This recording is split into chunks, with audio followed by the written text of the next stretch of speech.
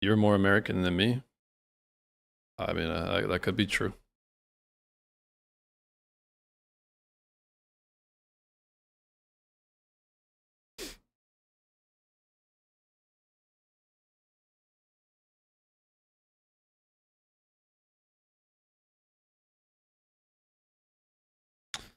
You can understand British English better than American English. Well, my accent isn't that good as far as Britain accent is concerned.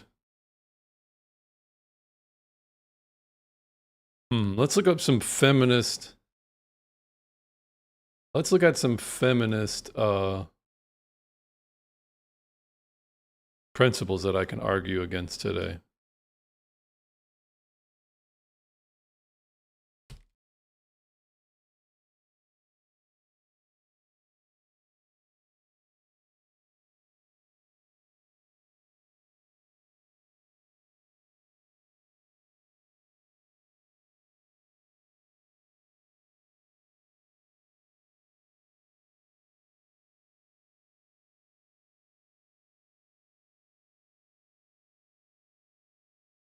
Boundaries.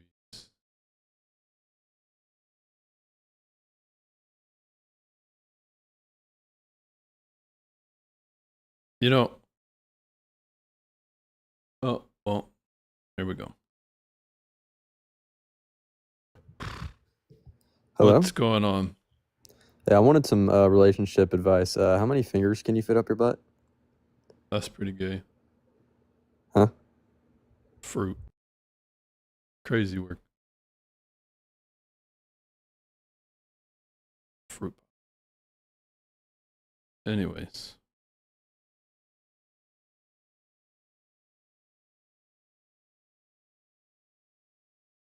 Anyway. Let's see. Americans sometimes speak unclearly in English to me, but if they spoke more clearly. Yeah, I guess.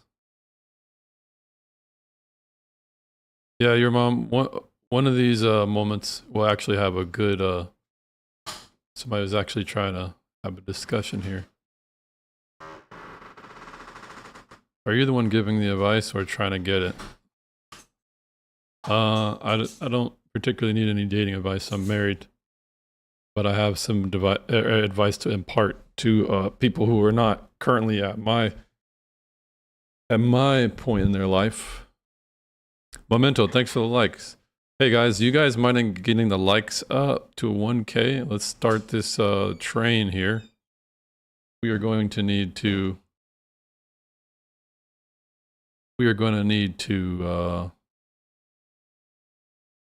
get this engagement going so we can get some I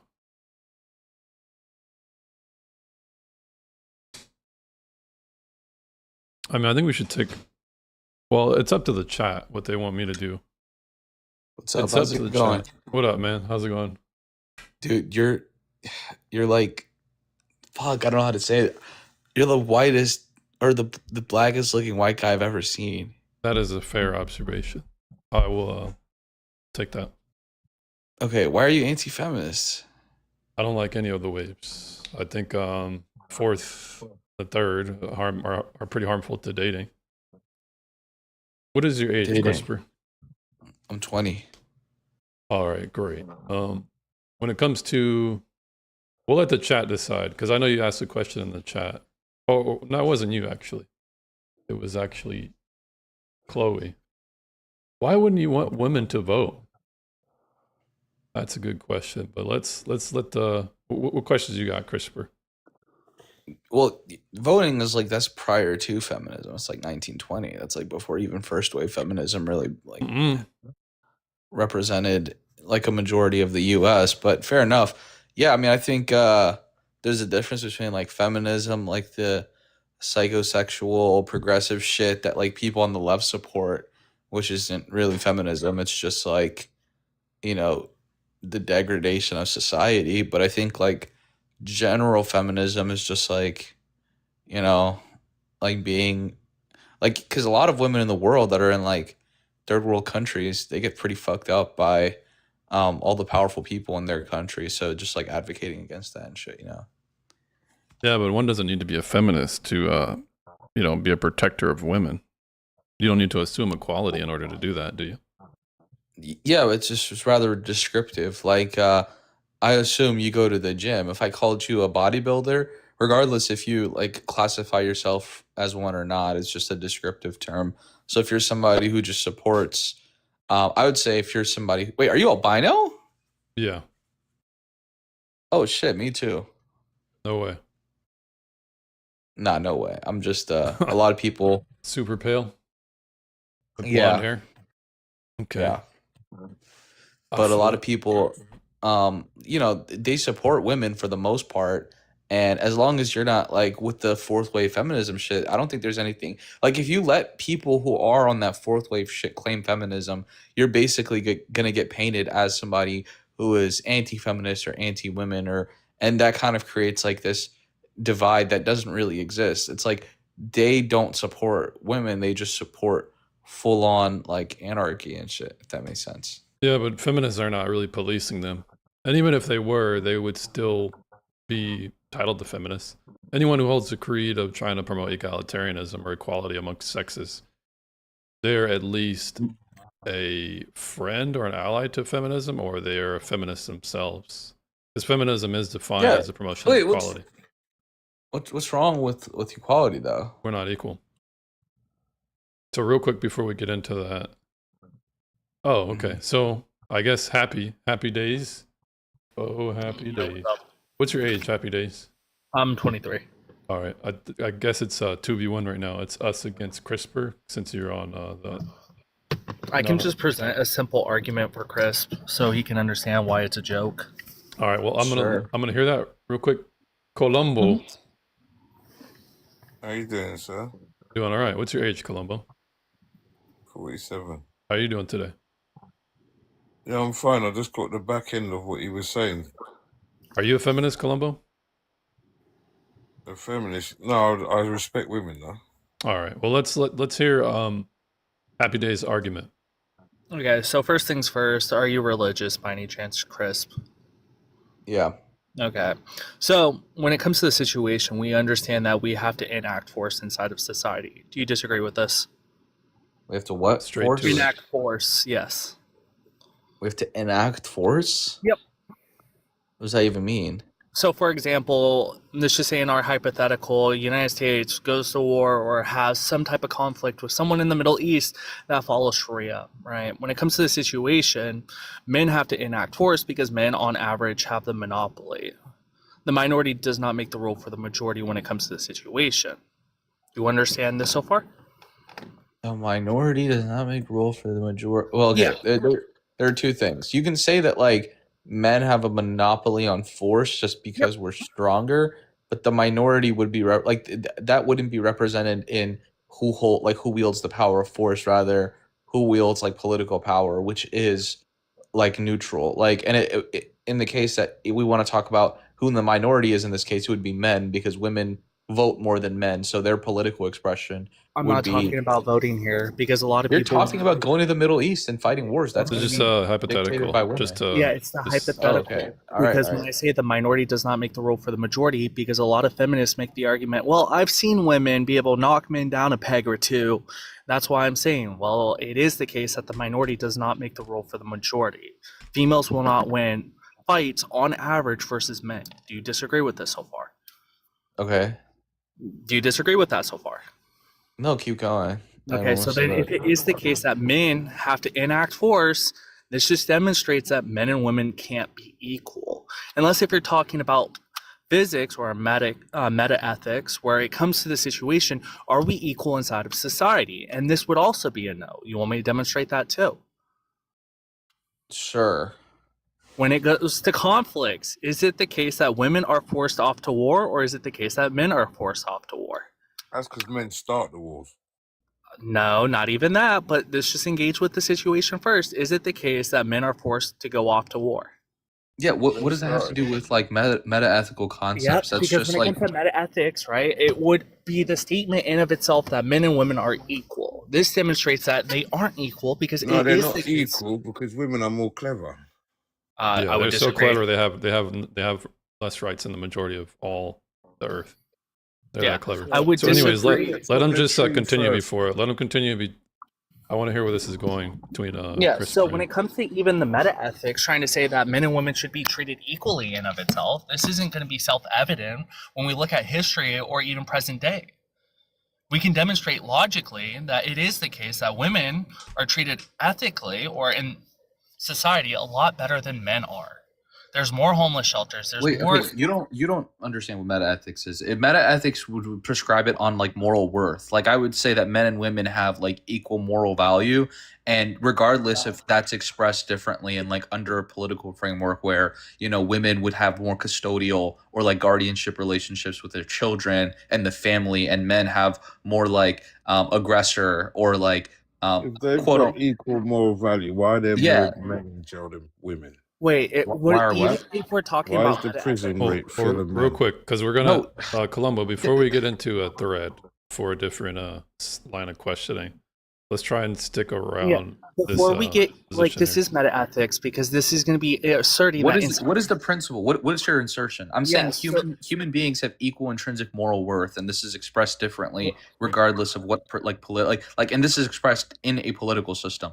But like the moral principle should apply consistently that The men and moral women have equal moral value. Violet, thanks for Yes. the support. Thanks for even the if you want to graphic. say that they're going to and be the equal value, roses. this wouldn't be self-evident when we look at society. We put truth. Some That's type not of what value- meta ethics is. Like Wait, hold like up, hold up. oh my god, you're Yes, retarded. one second. Meta ethics is going to be the I world gotta war drop ethic- him. Jeez, man. No, don't drop me. Don't CRISPR. drop me. Well, I had it. You're welcome back later on. It's just to use the damn R word. I can't.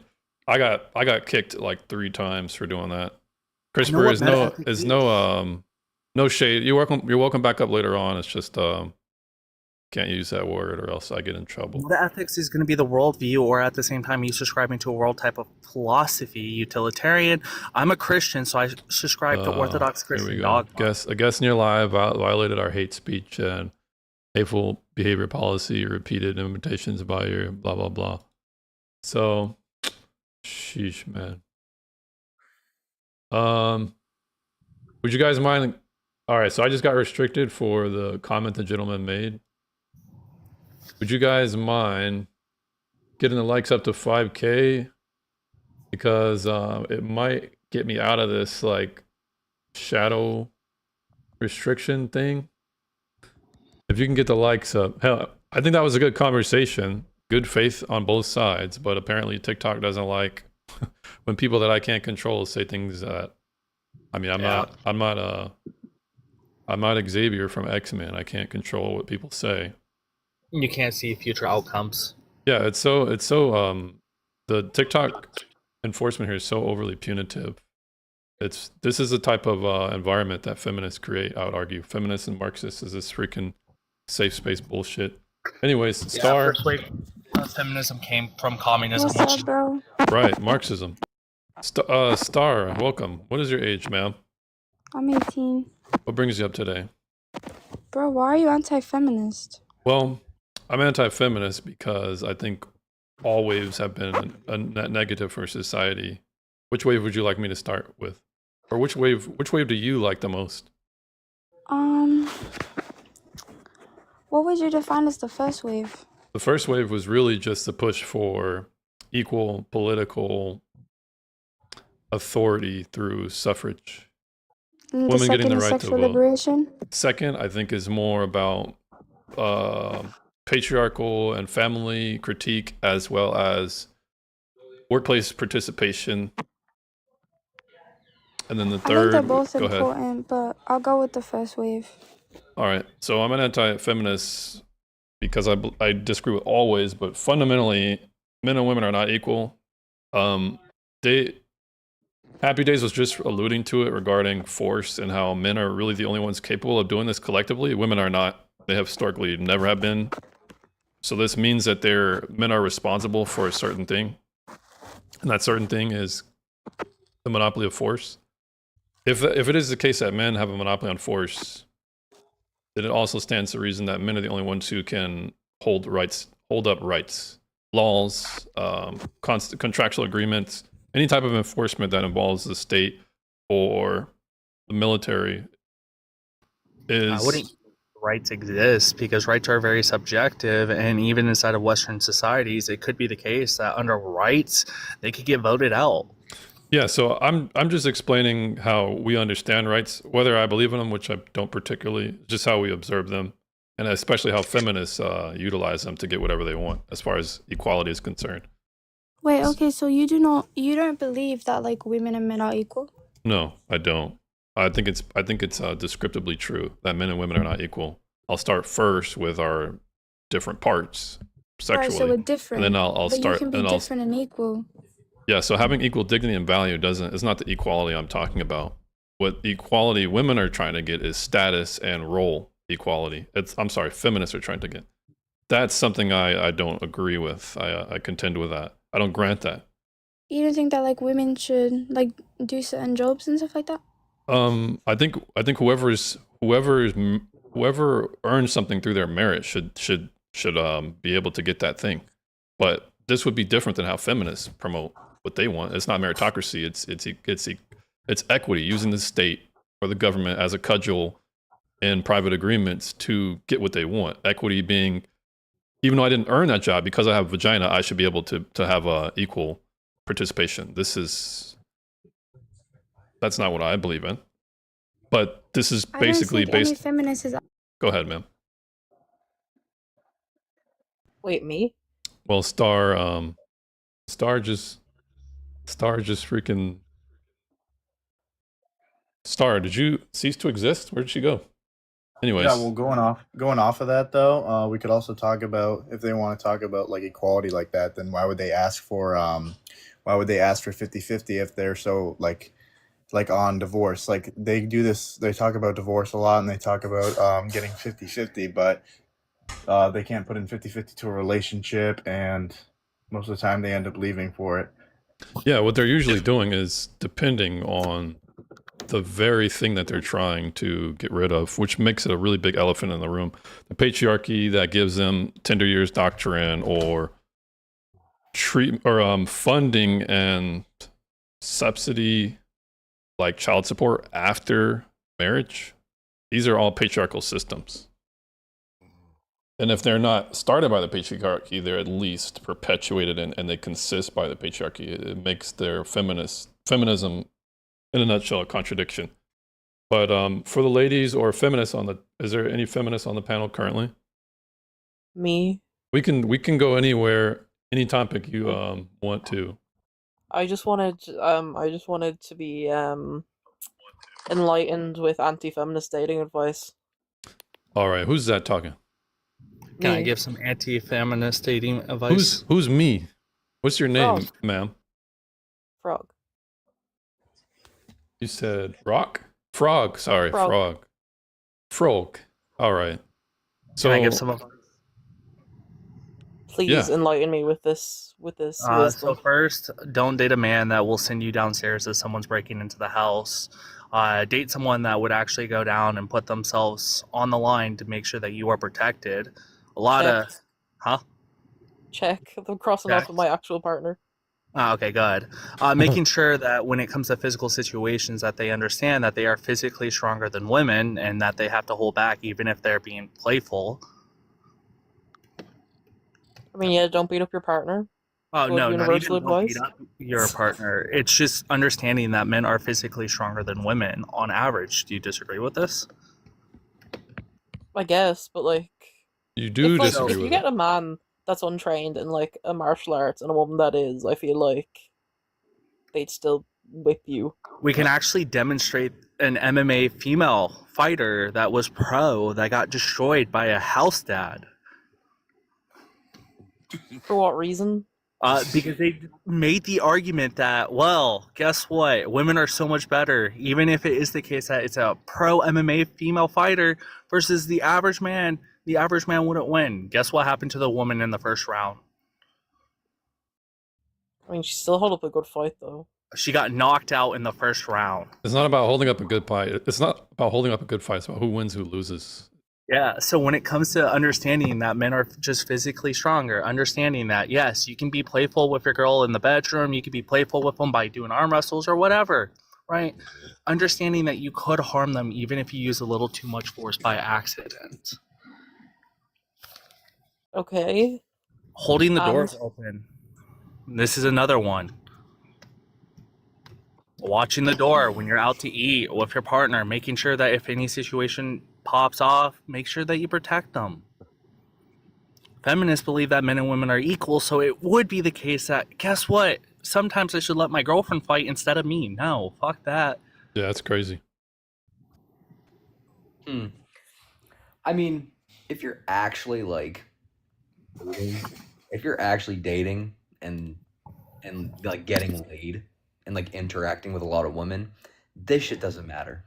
Oh no, This see, never- doesn't Yeah, matter. well, what do you mean? So doesn't matter. if you're just being All of promiscuous you as a man, being it doesn't like, matter. "Oh, Yeah, sure, you because a have lot to of watch women the door. who would You have do to such watch things the have lower door." standards than the ones who don't. Oh, you have to watch the door and you have to do this. You guys just need to get laid and get a fucking life. like, Sorry, do we Yeah, not but have hands? having Get having laid, get vagina a is life. not really like a. It's not a high Get a calling for a life. lot of men. We would Get a a lot, life. a lot of Open men the would door consider for that being myself. degenerate. If you're actually dating and meeting women, this shit doesn't matter. Yeah, so Look, just I gotta just be sling honest. dick around and have sterile relationships. Don't really take anything That's not- seriously. Look, Don't I take the gotta other be person honest. Going on seriously a date either. means you have to have sex. Going on a date does not mean you have to have sex. See, you Look, just want to what are date you women talking about? and just like sleep That around means and just your- none of this that means matters. your Like mind being a is a gentleman, little bit dark. being considerate of other people, especially the weaker sex. None of that matters. When there's a big criminals on the other side of the road, it doesn't matter. You don't have to put yourself in between But- her and them. Yeah, You but just who are you If you're a normal protecting doesn't really person, matter. You just have mutual respect. no. Yeah, We're talking you about protect about yourself. expectations here. That never comes up. That Okay, never just comes up. because you're not good at establishing a level of leadership or initiative authority over the women you date, that's not our problem. We're trying to You don't prescribe. need authority over a woman. They're You not a don't child. need All right, so authority. it's I've been in a interesting. re- I've So been in a Frog said relationship for check over to a the year. things. Frog said check to the things that Day was explaining. Basically, that she said check to being protected. Okay, with protection implies a level of authority that comes with it. If you don't do that, you're exploiting the man in this situation.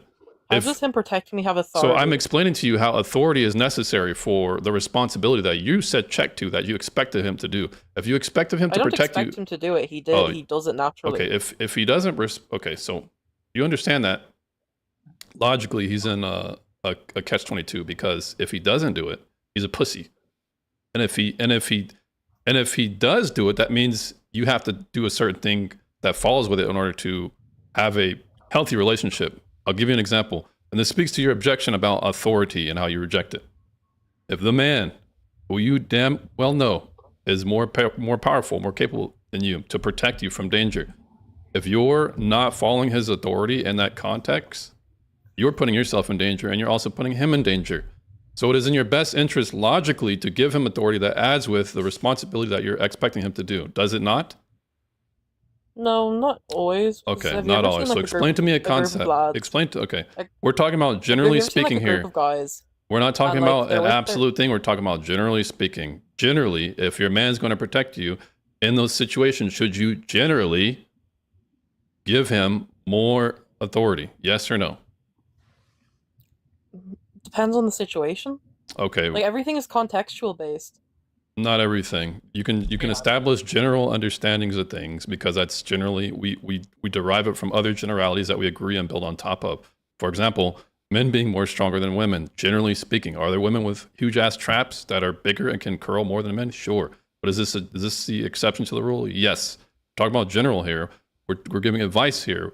We're speaking about wisdom, not necessarily these small little minute details. So back to the questioning. If a man is generally expected to protect, does that mean that you should generally add authority with his protection? Yes or no?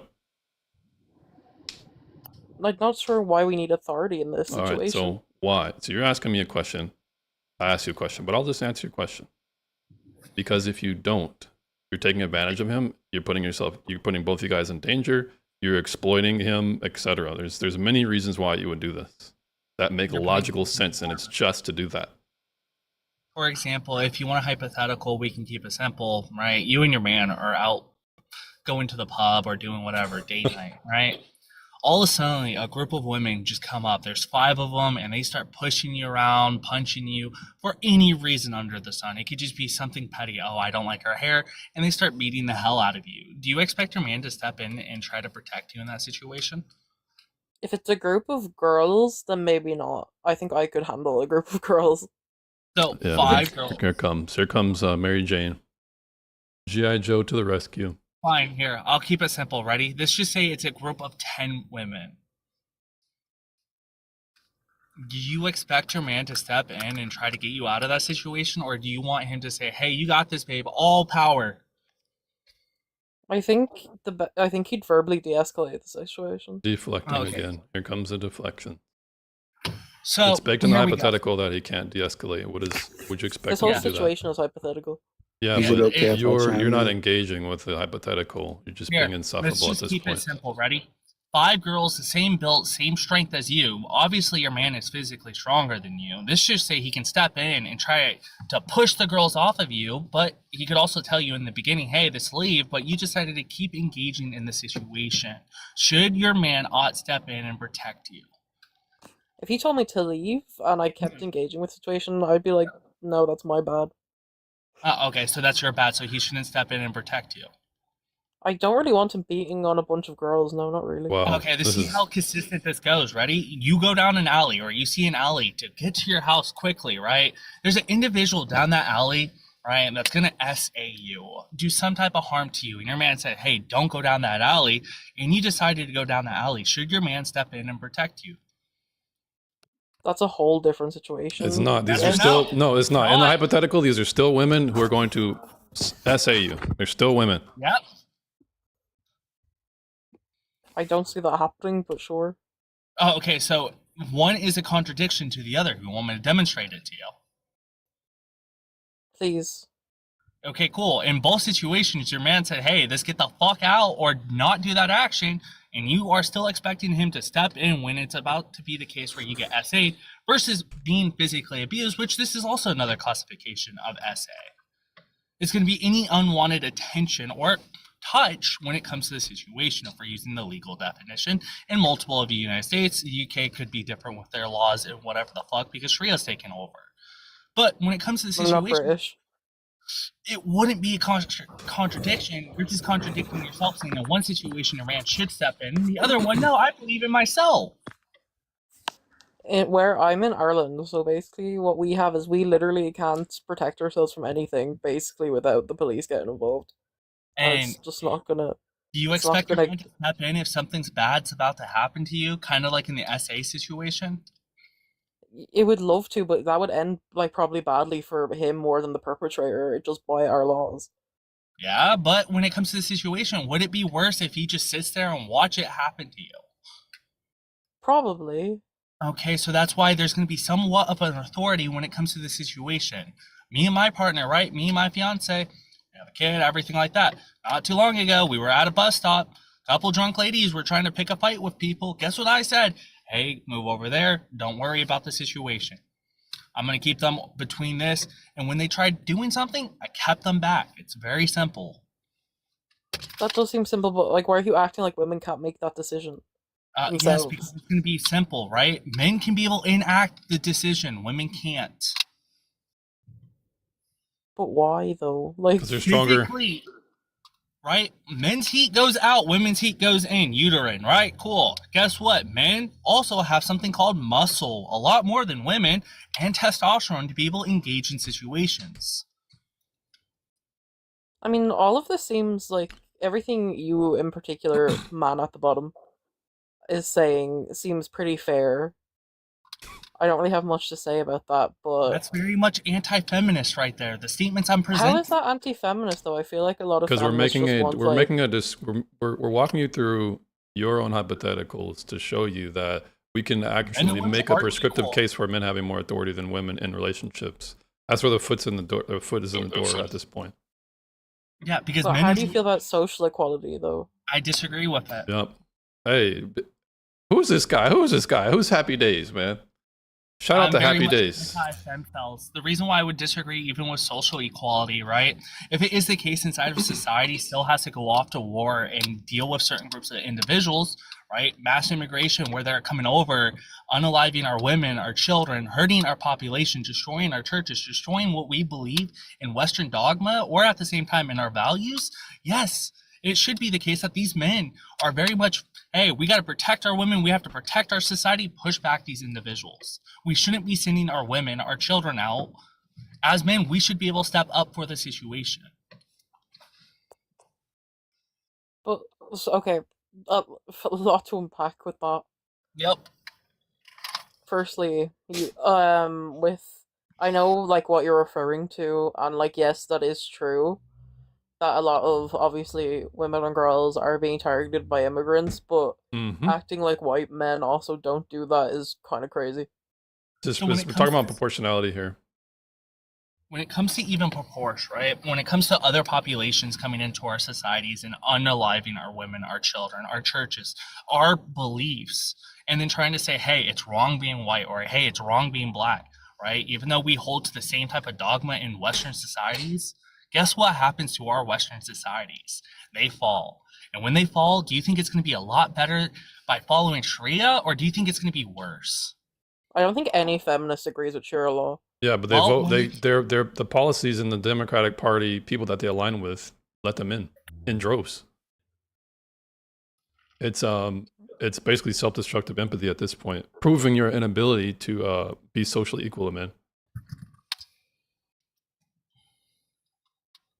You guys are letting in people who are going to give you even more a grape culture if there ever was one. Look at the UK. Look at the situation that just happened in Spain, right? Open borders. Guess what happened to the society? Within the first 30 minutes of all those people crossing the borders, guess what happened to a bunch of women? If you go look at some of those videos, there was a lady with complexion the same color as this shirt. She was welcoming. Yeah, look at her. Just got cooked. Look at her. Are So you talking about the lady in Spain? yeah, she was like welcoming them in. I saw a video and there's this white lady like, "Come on, guys." Come on. She got SA'd and unalived the same fucking day. Is that? Are you sure? Are you sure it's the same lady? Yes. In Spain, where Oh she's my out gosh. with her phone up and everything. Yes, you can look Oh at my this. gosh, man. That's crazy, man. There's your empathy. There's your empathy. Got SA'd by those guys and women that came into that society. SA'd, stole her cards, and then she was unalived. Her family reported her missing, and they found her body 2 days later. Dang, man. That's not even really funny as much as that's not funny, man. It's awful. It's not funny. This is the reason why we can't even be socially equal. Now, how long have you been doing this for? How long I have you debate been a on lot your of- anti-feminist tirade? A long time. I've debated Dean. I've debated Parker, Destiny. I've debated a lot of the femcells, individuals that are democratic or progressive, that whole men and women are equal. Yeah, man. I think you freaking cooked, and we were able to basically. It was like tag team wrestling at this point. Because this is one of the things I absolutely love, right? So, is it okay for me to show a baby picture? It's cool if not. Probably don't want to do that. Okay, so I had a kid not too long ago on the 7th of last month. When it comes to the situation, a lot of people don't understand, right? As a man, I would unalive anyone to protect my kid and my girl. It does not fucking matter who. Yeah, that is basically your father gene that was dormant, basically, or just fully actualized, basically what you're saying. And all this ire that you have, you're sharing, basically. I get what you mean. Being ex-military, or I was active duty Army 11 Bravo for 6 years, right? Deployed to Iraq twice. I've also been overseas in multiple other countries. I have no problem with saying, as a man, the second you see your kid, might not instantly fall in love, but over time you're going to realize that he is yours, they are yours, and you would want to do whatever is best for that individual. Look at Naomi crashing out in the chat. Naomi, why don't you come up? It seems like you're people on emotions Sometimes you emotion. need emotion. Sometimes you can channel your anger or your wrath. There's nothing wrong with there's nothing wrong with having emotion as long as it's righteous and it's just. Something you don't understand. You guys have an understanding of masculinity that's pathologizing at this point. Come up. Oh look at her run. Look at these guys. Can't even argue their own positions verbally. Everybody, thanks for the share. For everyone in the chat, could we please get the likes up to 7? I want to see if we can get out of this restriction that I was put under. Zeko, thanks for coming back, Zeko. Zeko is a good feminist. Well, a good person. I still hate feminism though, Zeko. I haven't met a good feminist. A lot of the male feminists I meet are very, very passive aggressive and dishonorable. I will make 2 exceptions. Zeko at this point and Drift. Drift, a soft-spoken gentleman, but still cool. Doug, thanks for the follow. Chaotic. I think I know who you are, Chaotic. Thanks for the follow. I'll debate you again soon, properly. No problem, Zeko. You're welcome back up. Why do you hate feminism? Because it's a cancer. It's currently destroying the West. It's driving down the birth rates. It creates antagonism amongst the sexes as far as dating is concerned. Okay, because you really like male feminists. Naomi, you're being a little gnat. Hey, who wants me to get Naomi up out of here? I can do it. Like to talk to Naomi. Does anybody want me to get Naomi up out of here? I'm not opposed to it. We're overpopulated as it is. And more Marxist propaganda. We're not overpopulated. We can fit all humans on. In Australia alone, actually, we're underpopulation. And when it comes to women too, they take 2 to 3 times unnecessary debt upon themselves.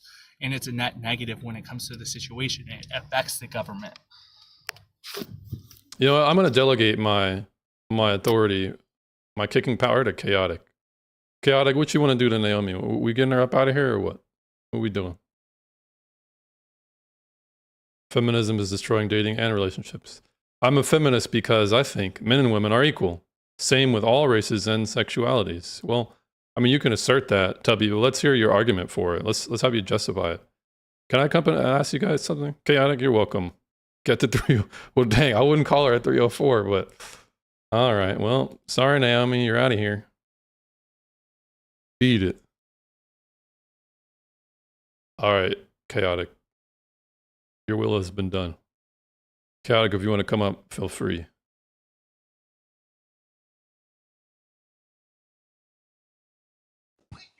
Hello. Hello, Chaotic. Are you the same Chaotic? Yeah, same chaotic. I just have a bunch of accounts because people hate me. Gotcha. What's going on today?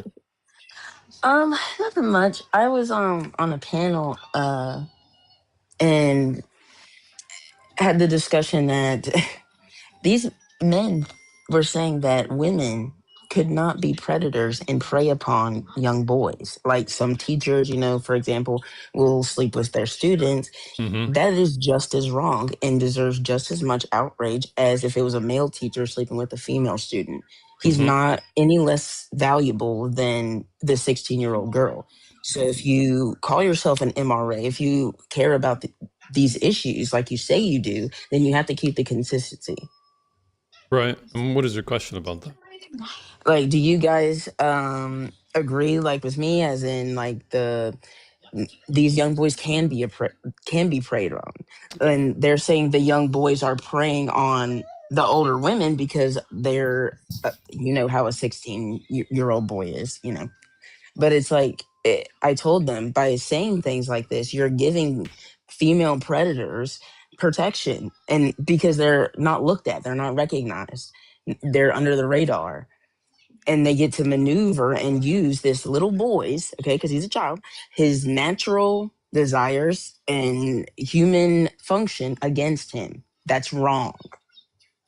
Yeah, I would agree with that. I think it seems to be growing now, or maybe it's just the news is showing it more. A lot of teachers doing this thing. It seems like you're probably more likely to be assaulted in that way than in a Catholic church at this point.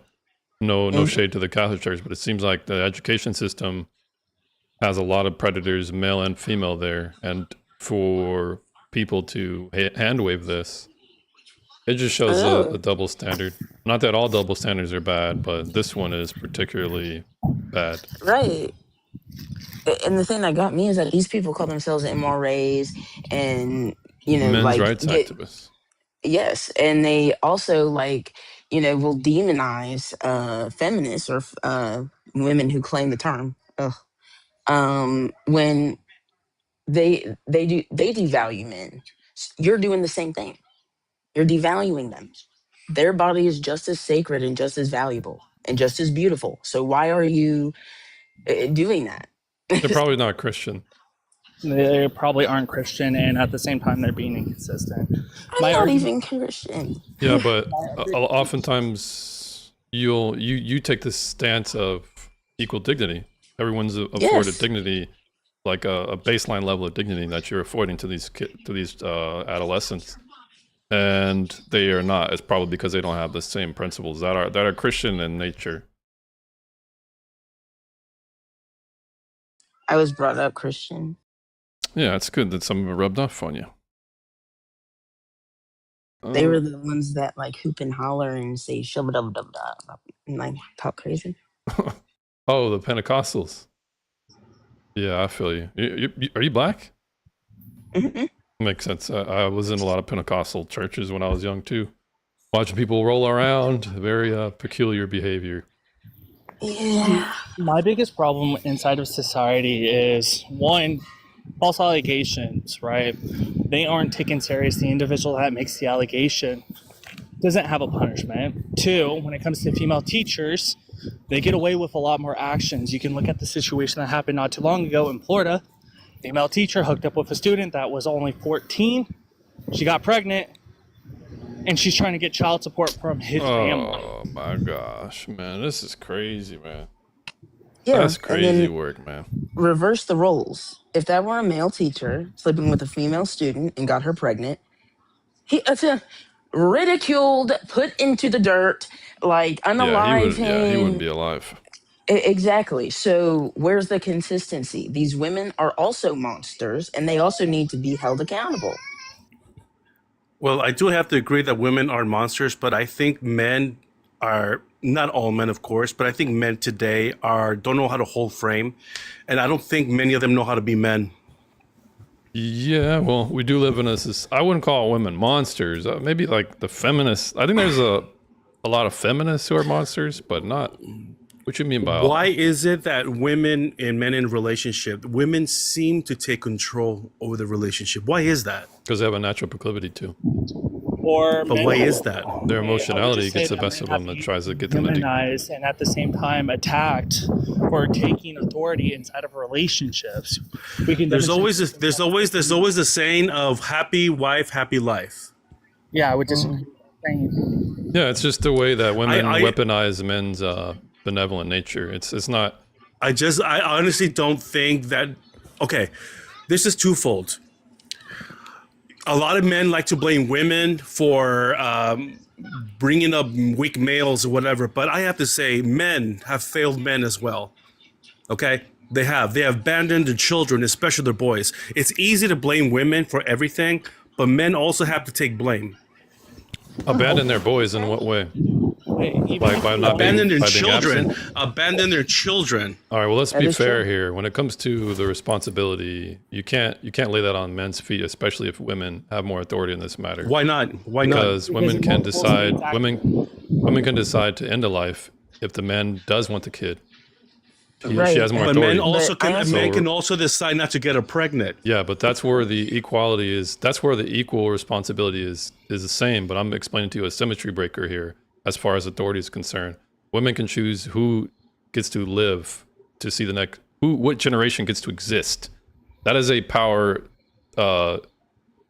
given to them solely in the West, or I mean, that's a sole power to them that most societies give them. So that means they have more authority. Is that correct?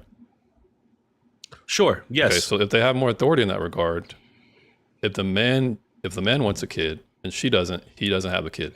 If a man doesn't want the kid, she does, the man But what is is tough that? titty. What I'm does that explaining have to you to do? I'm explaining to you I'm explaining to you the authority, how the woman has more authority in this matter. So she's more responsible for the men she picks than the latter. For childbirth? Yes. But Yes. I do Okay.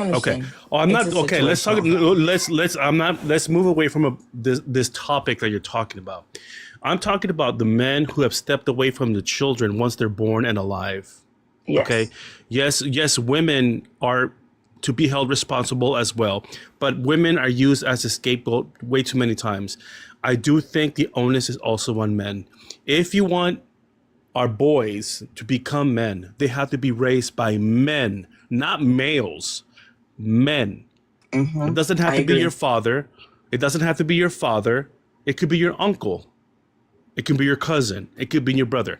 But my point being, there's a lack of masculinity in men. And I think a lot of men are afraid to be masculine. And I don't understand why. I 100% You could agree with lose your that. job. You could lose your job. You could lose your ability to work in certain areas. Your reputation could But be men destroyed. lose their life in You could war. be demonetized. Men You lose could, their lives. Men lose their lives creating the infrastructure that you and I enjoy. Men die in war.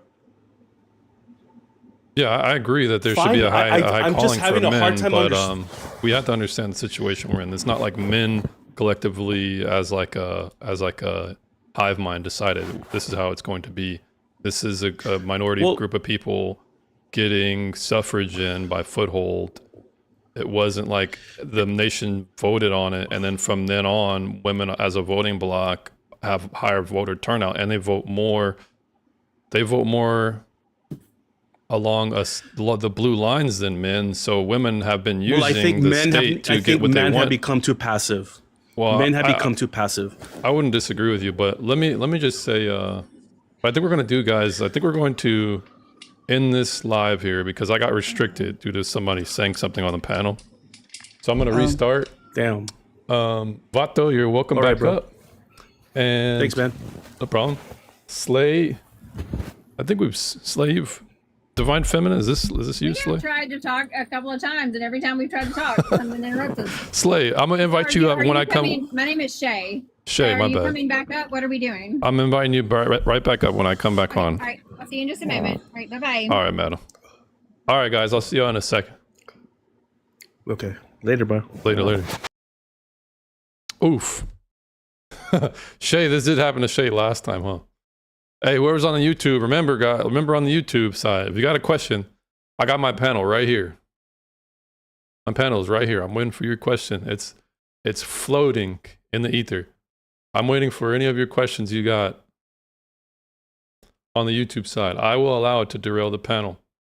Just make sure it's poignant, relevant, or if it's juicy enough. And I'm going to allow it to derail the panel. So I'm going to reset my live on the YouTube side or on the TikTok side. Here we go once again. Back at it. I'm inviting Shay. Damn it. Shay. How am I going to get Shay back? I think I can invite people. Yeah. Shay. Oh, I don't have anyone that I can invite because manage guests. Invite. I can't invite from here. I can't invite from the ether. I have to invite from whoever's here. Human being. Pokemon. What's going on, Pokemon? Oh. Shay, I see you, Shay. I will stay true to my word, madam. Bye. Pokemon, what's going on? We're gonna let Shay. Shay got something to say. I can wait, for sure. No, you got the floor. You in the hot because seat I now. because I am a traditional woman. I was married for 20 years, and I lost my husband. Oh, my Yeah. apologies. Thank you. That's very kind of you. I lost him in 2020 to a drunk driver. Damn. But what I try to talk about on panels like this is, there is such a difference in between being in your divine femininity and being a feminist. And in order for a woman to be in her divine femininity, a man needs to be in his divine masculinity. because a man keeps her safe, protected. He makes her a wife. He makes her a mother. You know, he's the one working 12 and 14 hours a day so that you can raise your children at home. Like, that's what a man is. We've emasculated men in this country, and it saddens me so much. I don't like to see it. I have a son. He's married, thank goodness, to an amazing woman, because I worried so much for him if he was going to find a woman that was what I thought was going to be the right kind of woman. And fortunately, he did. My daughter just got married in June to an amazing man who loves and respects her. The only criteria we gave her as parents, and this was something that was important to us, gosh forbid if something were to happen to her husband, is she had to finish school. She finished school in May. She got married in June. There is nothing wrong, ladies. Let a man be a man. Let him protect you. Let him love you. Because if you do, he will give you the world. All you got to do is support him. Do you know that a supported man, like, is 50% more successful in business? He lives longer. He's more emotionally successful. We talk about the male loneliness epidemic. I'm sorry, ladies, it's your own fault. You're treating these men like crap, and they don't deserve it. Like, you're looking at a man that might be 5'6" that makes $80,000 a year, and he's not good enough for you because you want 6'6" that makes 6 figures. Yeah, And that's you don't crazy. even deserve the hardworking man that's trying to make it work.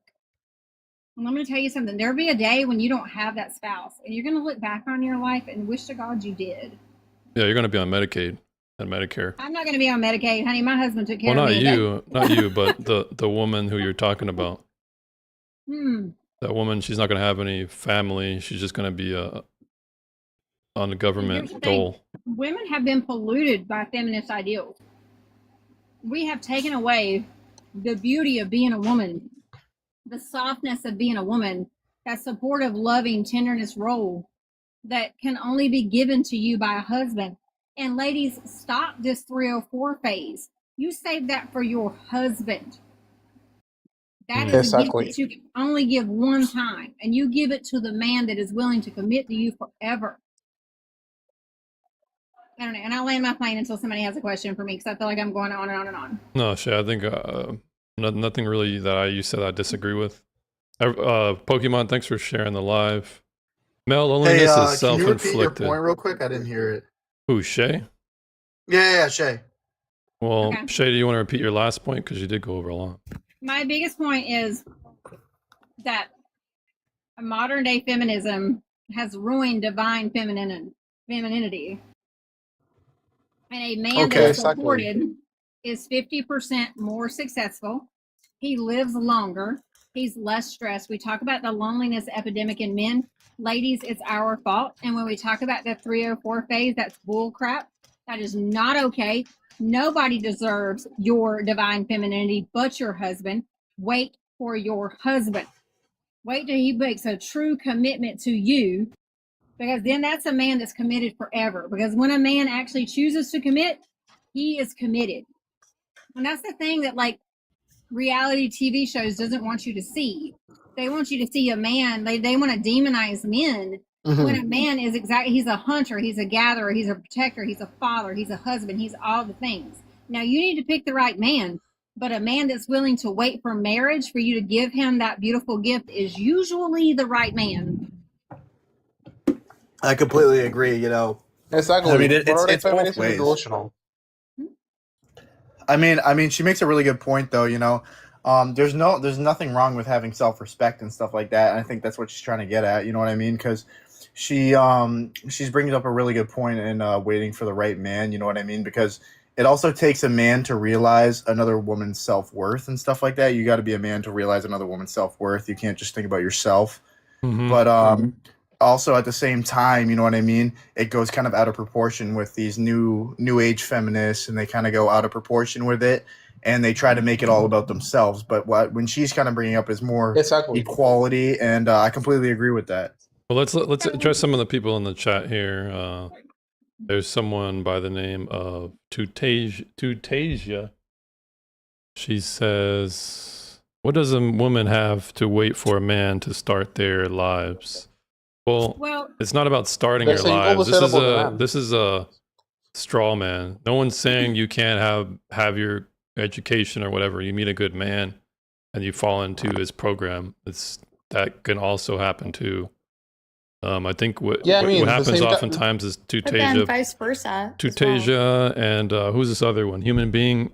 You guys don't really want to understand the other side. You just have a position and you want to attack a straw man. You're basically shadow boxing with a position we don't have. If I may, like, you guys can pick on me, for instance. I was 19 years old. I was a sophomore in college when I met my husband. He was a student teacher. Like, I didn't know what that sense of smell and what that feelings were, but he did. I remember being scared to death on our third date when I had to tell him that I still had my V card. He looks right at me and tells me, he's like, I know. Like, he already knew. Yeah, because men view that as a quality, a good quality. And let me just answer some of the people in the chat here. Let's see. Why can't a woman be? Somebody's could you mute up? Somebody's freaking. I don't know what that is. Somebody has an Xbox controller on their lap. Anyways, why can't a woman be single for her whole life? I think if women want to do that, that's fine, but that shouldn't be a societal prescription. Because if women are single, if women, real quick, if women are single their whole lives, they're either going to be baby mamas or they're going to be sterile, which doesn't really do good for a society on either way. James, why are you making it our problem that you're light skin? Yeah, how you doing? I don't know. Yeah, but I do have to say your prompt. I feel like it kind of goes against what feminism is. I'm glad. Anti-feminism. I'm glad. Like if we're going off the definition of feminism, would be you're going against women having equal rights. Yeah, I go against that. Yeah, but kind of building off of that. Wait, pause. Well, I just want to dive. No, hold on. I just want to dive a little deeper into that. Because here's So the deal. real quick, hold on, guys. Here's how we do. Here's how we do things. Guys, here's how we do things. All right, one second. So here's how we do things here on the panel. I don't mute anybody, but I do kick people if they're not responding or adhering to my my rules here. Okay. So given that, whoever is speaking right here, I think it's Cassidy. Yes, sir. Whoever has, or there was a gentleman speaking as well, right? Yeah. If he was speaking Cassidy? prior to me. Oh, it was Yid. My bad, Yid. Yeah. Cassidy, are you a feminist? I'm not. That's all right. It's okay if you are. It's not a safe space, but it's okay, Cassidy. What the definition of feminism is? Well, hold on, Yid. Cassidy, are you sure Okay, you're I not a hear you, feminist? I It's hear all you. right. We don't bite. I'm We do bite, but not definitely hard. not a feminist. Don't even say that. Don't even All say right, that. so- We do it, but it's crazy. So yeah, chill out, man. Let me just banter a little bit, okay? Yeah. So Do ma'am, your thing. we're gonna let the minority position, which is Yid. Everybody on the panel, if you're the minority, Yid, are you gonna hush up for a second? My fault. Do your thing. Dang, quit after everything I say, Yid. I honestly thought I was on muted. I'm not gonna lie. It's all bro. It's all good. It's all good. So Sorry. he has a minority position, so we gotta Keep let him talking, get but you know we what I gotta let can him do. get a little bit more airtime because he's basically outnumbered right now. So Yid, you had Yeah, questions. so let him speak. He has something that he Cassidy, wants to get off his the chest. leader is talking here. We don't need any co-parenting here. Oh, so my apologies. It's all good. Don't worry about it. Yid, what was your question? So anti-feminist. Wait, that's not Yid. That's Cassidy talking. I was asking Yid because Yid's the one with the bone to pick. He's the feminist. Yeah, no, not even a bone to pick. I feel like there's a wrong definition of feminism because you're saying your prompt is anti-feminism, and feminism literally is just women having the same amount of opportunity and rights as men. And I feel like when I said that, you responded and said you're against that. Yeah, I am against that. So we have to define it first here because Okay, so like what honestly, and I'm not gonna get I just want to know like what makes you against that. Like, well, we have to define genuinely. it first and see if we can come to an agreement on the I definition. just defined it. I just want to clean up the definition here. Okay. When we're talking about equality, Yes. we're talking about egalitarianism, right? Yes. Trying to flatten all Yes. hierarchical. Yep. But if there's a gendered power dynamic, they want to flatten it, especially if it's a men over women dynamic, right? in a real genuine, what you say in that society, it would be flattened out, but it's not where we're at right now. Well, That's it's not where what we're it's, but feminism is the movement towards egalitarianism, right? Yes. Okay, so it's a constant strive for that by trying to get away from the patriarchy. Can we agree on that Exactly. definition? Yeah. So if I'm an anti-feminist, it's because I'm a patriarchist. I believe in gender roles. I believe in But I you believe don't in you men, understand women. you don't Okay, well, understand how hold toxic on. that is. Hold You on. not understand. Toxic. Okay. Toxic. Toxic. Yes. I don't yes. care. But I don't care. no. I'm gonna let you keep going. Though. But I'm gonna keep toxic. going. It depends on who's It seemed like defining you were it. working. Can you Yeah, let yeah. It seemed him like you speak, were working please? toward. I hear you. I hear you, Yid. I hear you. So when it My comes bad. on how it's perceived, of course, a person who has a presumption of egalitarianism being the highest principle, the highest moral virtue that we should all strive towards as a society, of course they're going to find that nasty or mean or it's going to give them the ick. But whether it is another thing, because whether it's descriptively toxic, I would disagree, or prescriptively toxic, I don't think you can make a case for that. It kind of sounds like no matter what argument I present to you, you're gonna stand on your patriarchal view on society. I mean, I That's haven't kinda been what I'm convinced. hearing I haven't from you. been convinced at this rate, so I'm pretty much entrenched. Okay, so I respect that, and I mean obviously I don't agree with it, but I get that, and I'm not able to sit here and I get that. Please don't go. 'Cause I I get that. had something. I No, wanted no to problem, get Yid. out. And Can I if you say have any, something? Yid, if you have any disagreements or if you want to stay up or whatever, you're always welcome back up. I mean I I'm appreciate here the to back. listen. I'm here to listen. So Yeah, no I'm problem. down to listen. So we're just going to open the panel up. If your Yeah. line of questioning is done, let me just address some people in the chat. Guys, do you mind getting the likes up here?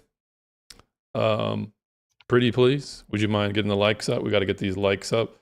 We got to get our engagement up. I think the reason why we should is because I want to attract some feminists. I'm chomping at the bit right now. Do you guys want to see me debate It's feminism? honestly insane that I feel overpowered. I'm gonna be honest.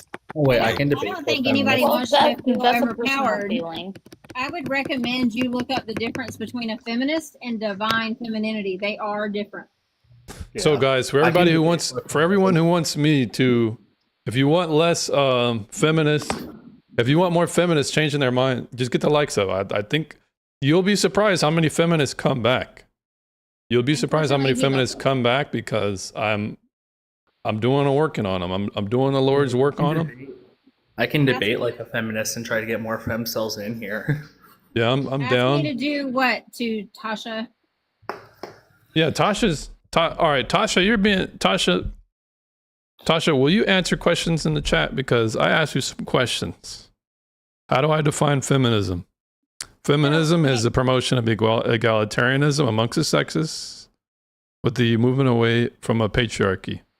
Do you agree with that definition, Tutasia? Let's see if you can answer that one.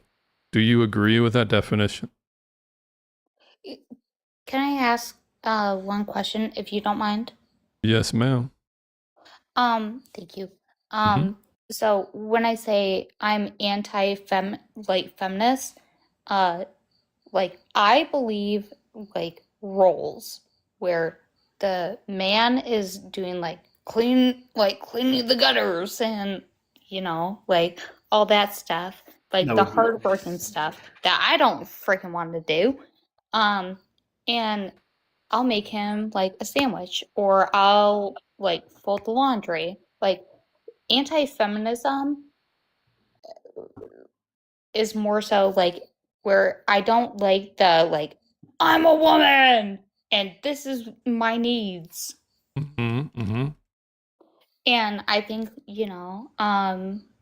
where I'm at mentally and whatnot, where it's like, okay, I'm anti-feminism because there has been, rallies and stuff like that where it's like equal pay. Well, are you gonna clean the garbage? Are you gonna bleach it down? No? Okay, then no equal pay. Not even just that. So when it comes to men and women, we understand men will still go to work on average a lot more, even with them sick, hurt, broken, and more, versus women when it comes to the situation. We understand basic biology. Yeah, it's like, oh, I have a hurt ankle, I can't go in. And it's like, okay. If I may, what I was trying to when we were talking about equality, so this is the thing. We're not designed to be equal. We're designed to be complementary. Yes. And that's not a bad thing. you know, a husband will go out and work 12 or 14-hour days so you can stay home and raise your children. That's Yes, what a ma'am. man gives up. And just like what you said, it's like, you know, he goes and cuts the grass. He's perfectly happy with a grilled cheese sandwich and some soup, you know, he's perfectly happy with that. He just wants to know that you care about him. It's like, how Yes, difficult ma'am. is that? Why are we taking these men and we're belittling them to the point of, it's like, gosh forbid you expect for a woman to be supportive when, I don't know, it just breaks my heart for these younger ladies because you're giving up so much I'm so glad it's called feminist versus divine femininity, because just understand what you're giving up. You're giving up your God-given right to be a divine feminist the moment you decide to be a feminist. Snaps to you, girl. Yes. All right, so You phrased it Tutasia, perfectly. let's see. We have someone in the chat. Welcome to you in the panel who just came on. He's a One Piece fan. I'm gonna guess now he's not a feminist. Tutasia, hey, we gotta be gentle with Tutasia because she's not here to debate. We're gonna be a little bit I'm really gentle. not. All right, I'm no here problem. to just understand the thinking. All right. Well, what's your first question, Tutasia? Like I'm just hearing a lot about divine femininity, this and whatever. All But right. Well, I don't let me make the case regarding. I think let's try and steer this conversation around feminism and anti-feminism. I understand there's more of a abstract aspect to divine femininity, but if you have questions to the panel or to the prompt, do you have anything towards the prompt? Yeah, I have something to what Shay was saying about losing. What will a woman lose by being a feminist? Great question. Well, so you lose your divine femininity because feminists are out in the street wearing pink hats acting a fool. You're celebrating 304 culture. You're celebrating high body count. You're not in church. You're not in college. You're not looking for a husband. You're not looking for the right things in life. You're looking to just go wild and have an excuse for, well, I'm a feminist. You know, I've got a body count of 30. Why don't you love me? And then explain woes me. Pardon me? Yeah, she's just building on to what you're saying. She's just building on to what you're saying. Okay, I'm sorry, but I'm not going to back down from that. But Tutasia, does that? Sorry, Shay. Tutasia, does that answer your question? Unfortunately, it doesn't because. All right. Well, let me just distill it down. Let me just distill it down. So just restate your question. You asked, how is a woman giving up her femininity if she becomes a feminist? Yeah. Or what does a woman lose by becoming a feminist? She loses oftentimes her understanding of her value, which is her motherhood, her womb, her reputation, her sexual market value. She loses a lot in the pursuit of an education. She loses her eggs the longer she stays in school. She loses her ability to recognize good men because she's been taught that they're toxic if they behave traditionally. She loses her ability to pair bond, perhaps, if she's doing what Shay was saying, which is collecting body counts. So actually, there's two things I want to address. There's a lady that's like picking on the fact that I've got like a wig on that's got pink real hair. quick, I actually Shay, recovered from cancer. Shay, real quick. Let's I understand you want to address some people in the chat, but let's stay true to Tasia's line of questioning. Does that answer your question a bit more?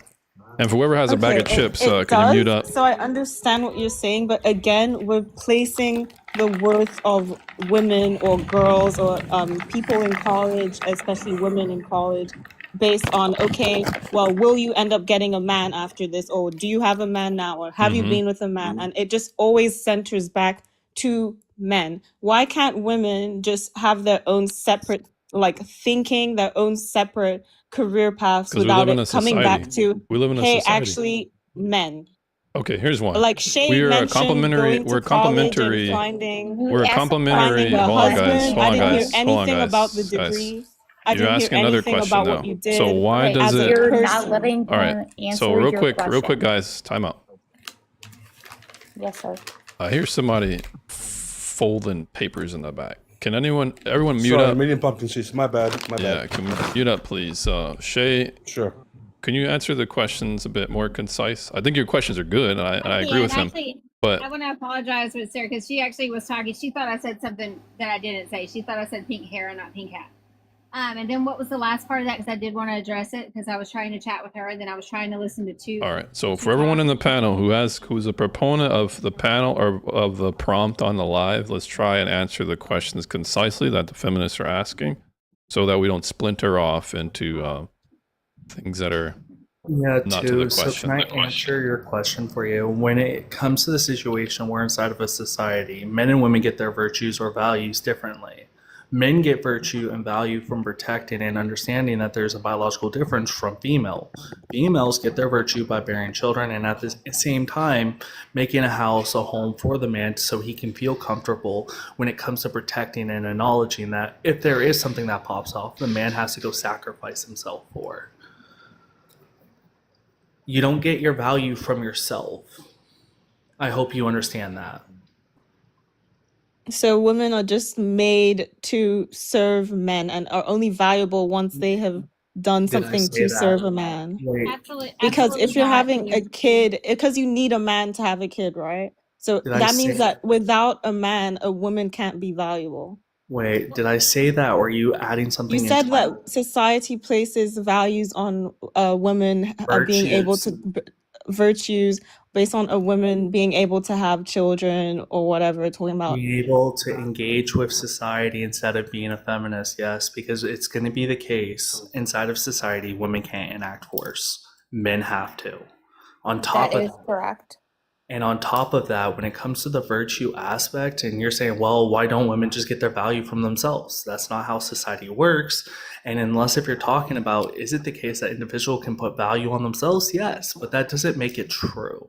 For example, Bonnie Blue, if she comes out and says that she is so virtue, her body count, everything like that makes her so virtue, would you say that that would be the case? That's silence. Wait, can you repeat that? Sorry, I was reading the comments. All right. Okay. So if you're I'll asking restate it. questions, if you want them answered, it would be in your best interest to listen to the questions. Well, I don't know because like I really can't deal with like the, Women, the women. Why incel y'all? talk. Like just talk Why y'all to women me just like love a normal person. women? Just For talk the to me ladies, like a for the ladies on the normal panel, person for the and- ladies on the panel, don't stare into the Yes, sir. abyss. If you find it, if you have a difficulty staying in context to the lines of questioning to the topic at hand, don't look at the chat. I'm Just covering listen up to the the chat. sounds I'm of our covering up the voice. chat. Although Here, the I lady got- did apologize to me. It was a misunderstanding. All right, I'm He glad was you just guys. talking a bit like I'm sorry, I do have ADHD. He was talking a little bit too long for me. Like I just want a I'll straight keep it one short. sentence Yeah, I answer. got here. All right. So I'll keep then, it so then, short. how about this, guys? I'll keep it Tuteja, for would you one mind sentence. restating the question? Yeah, so one sentence for you. Ready? Hold on, Is it the case- Hold on. Tuteja, restate the question, please. My question is, does a woman not have any worth in her individuality or her as being an individual unless she bears children? So I would say we absolutely have value and worth, but one of the most beautiful things that you will ever become will be a wife and a mother. So it's not to say that we're don't have value, but is our value increased by having a beautiful, loving home and family? Absolutely. One of my most beautiful memories is I woke up in the hospital after having my first child.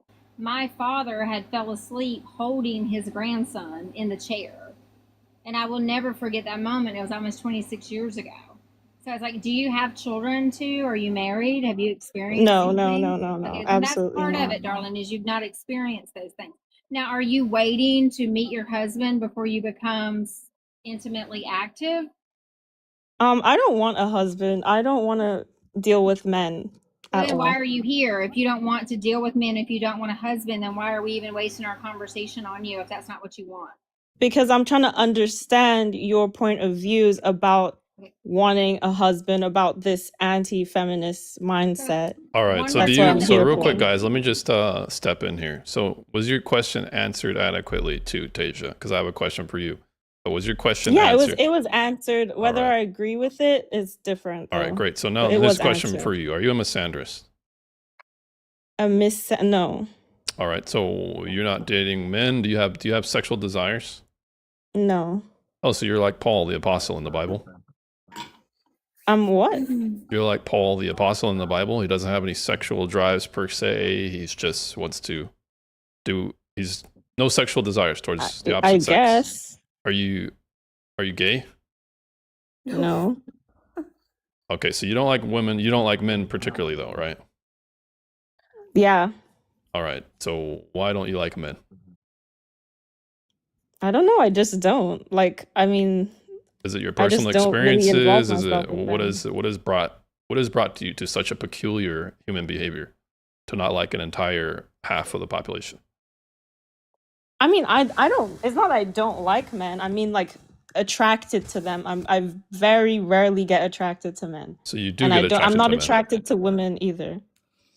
Or do you rarely get attracted to women, or is it only men? Men. All right. And you don't know why this is, why you're not attracted to Well, most I men? just think it's because I don't know. I just haven't been around men as much in general, so I don't really. Get outside, girl.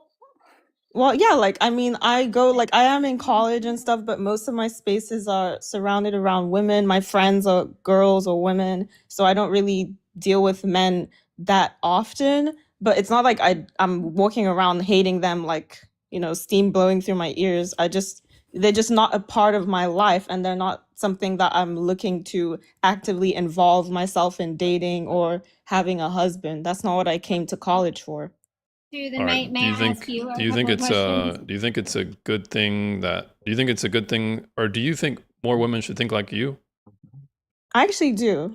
I do think so. All right. So basically be sterile until otherwise. Because it's also I have a hard time understanding the value process of it, because I know that women are very valued on their virginity and stuff, but then afterwards they need to, lose it for a man. So doesn't that mean you lose your value once you're doing that? Or is it just because Absolutely he's your not. It means husband? you give So something it very does precious it's to the man different? you all right. love. So when it comes no, to no. we have to Because distinguish you still had to open it up. Tasia, we have to make a distinction here. When we're talking about value, does a woman lose sexual market value if she has an added body? Yes, she does. Yes. But Yeah. does she lose value as a human being or as a member of society? No, she doesn't. As a matter of fact, No. she gains value because we respect mothers more than we do maidens. We afford to mothers more because they have more responsibilities at home. So society usually does a good job at placing more status on mothers than maidens. Does that make sense? Yeah. Okay, so that answers your question about this value thing. So when it comes to what is your best case for why women should think like you?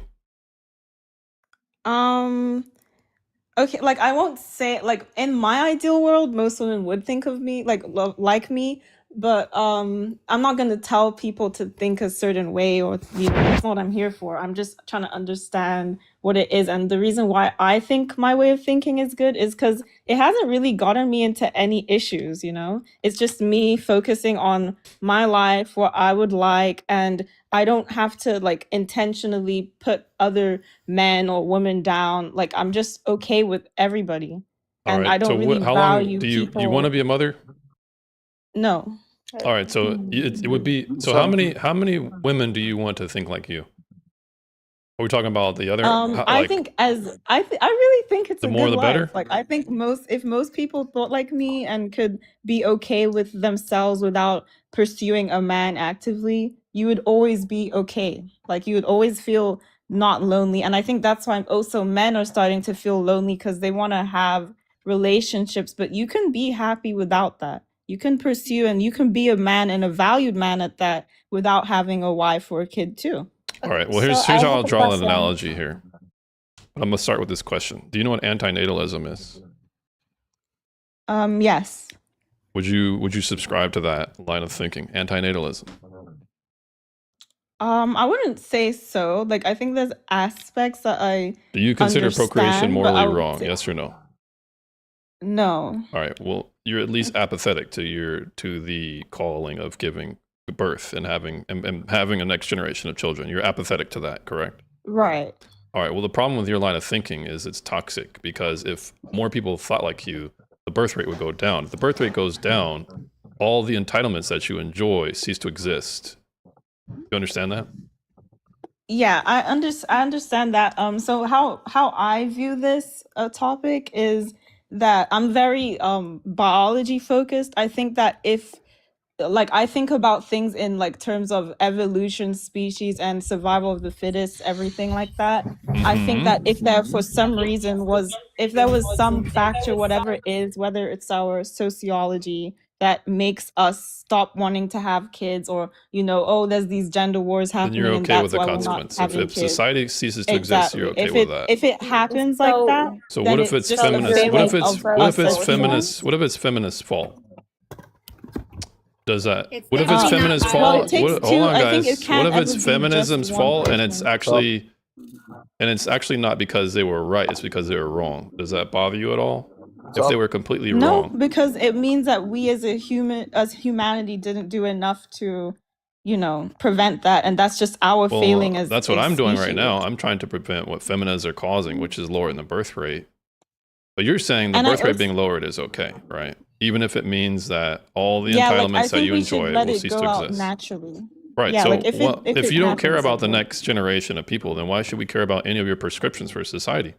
If baked into all of your motivations are your apathy for whether or not society continues, literally the next generation, if you don't give a shit, why should we care about anything that you promote or prescribe? Well, it's not that I don't give a shit about humanity. I'm just saying that things play out naturally sometimes, like there are events in Oh, okay. all populations where, the birth rate declines, and whether it's because of us causing our own birth rate to decline, that's just what it is. It's not like I really feel towards that or feel negative about it or feel like it has to change, because in my opinion, that's changing with nature. Hey, for And you everybody should in the change with chat nature. here, can you guys get the likes up? I think I've just showed a good case study of why people, a Yeah. particular type of person, shouldn't be voting. Sorry. It's complete apathy, I think no that the sense true- of duty, no sense of responsibility to their fellow men. They'll just continue to mooch off of society. All the benefits that they get, they'll just continue to do it. And if I think society that- and if society crashes and burns, hey, just whatever. Que sera, sera. Fuck it.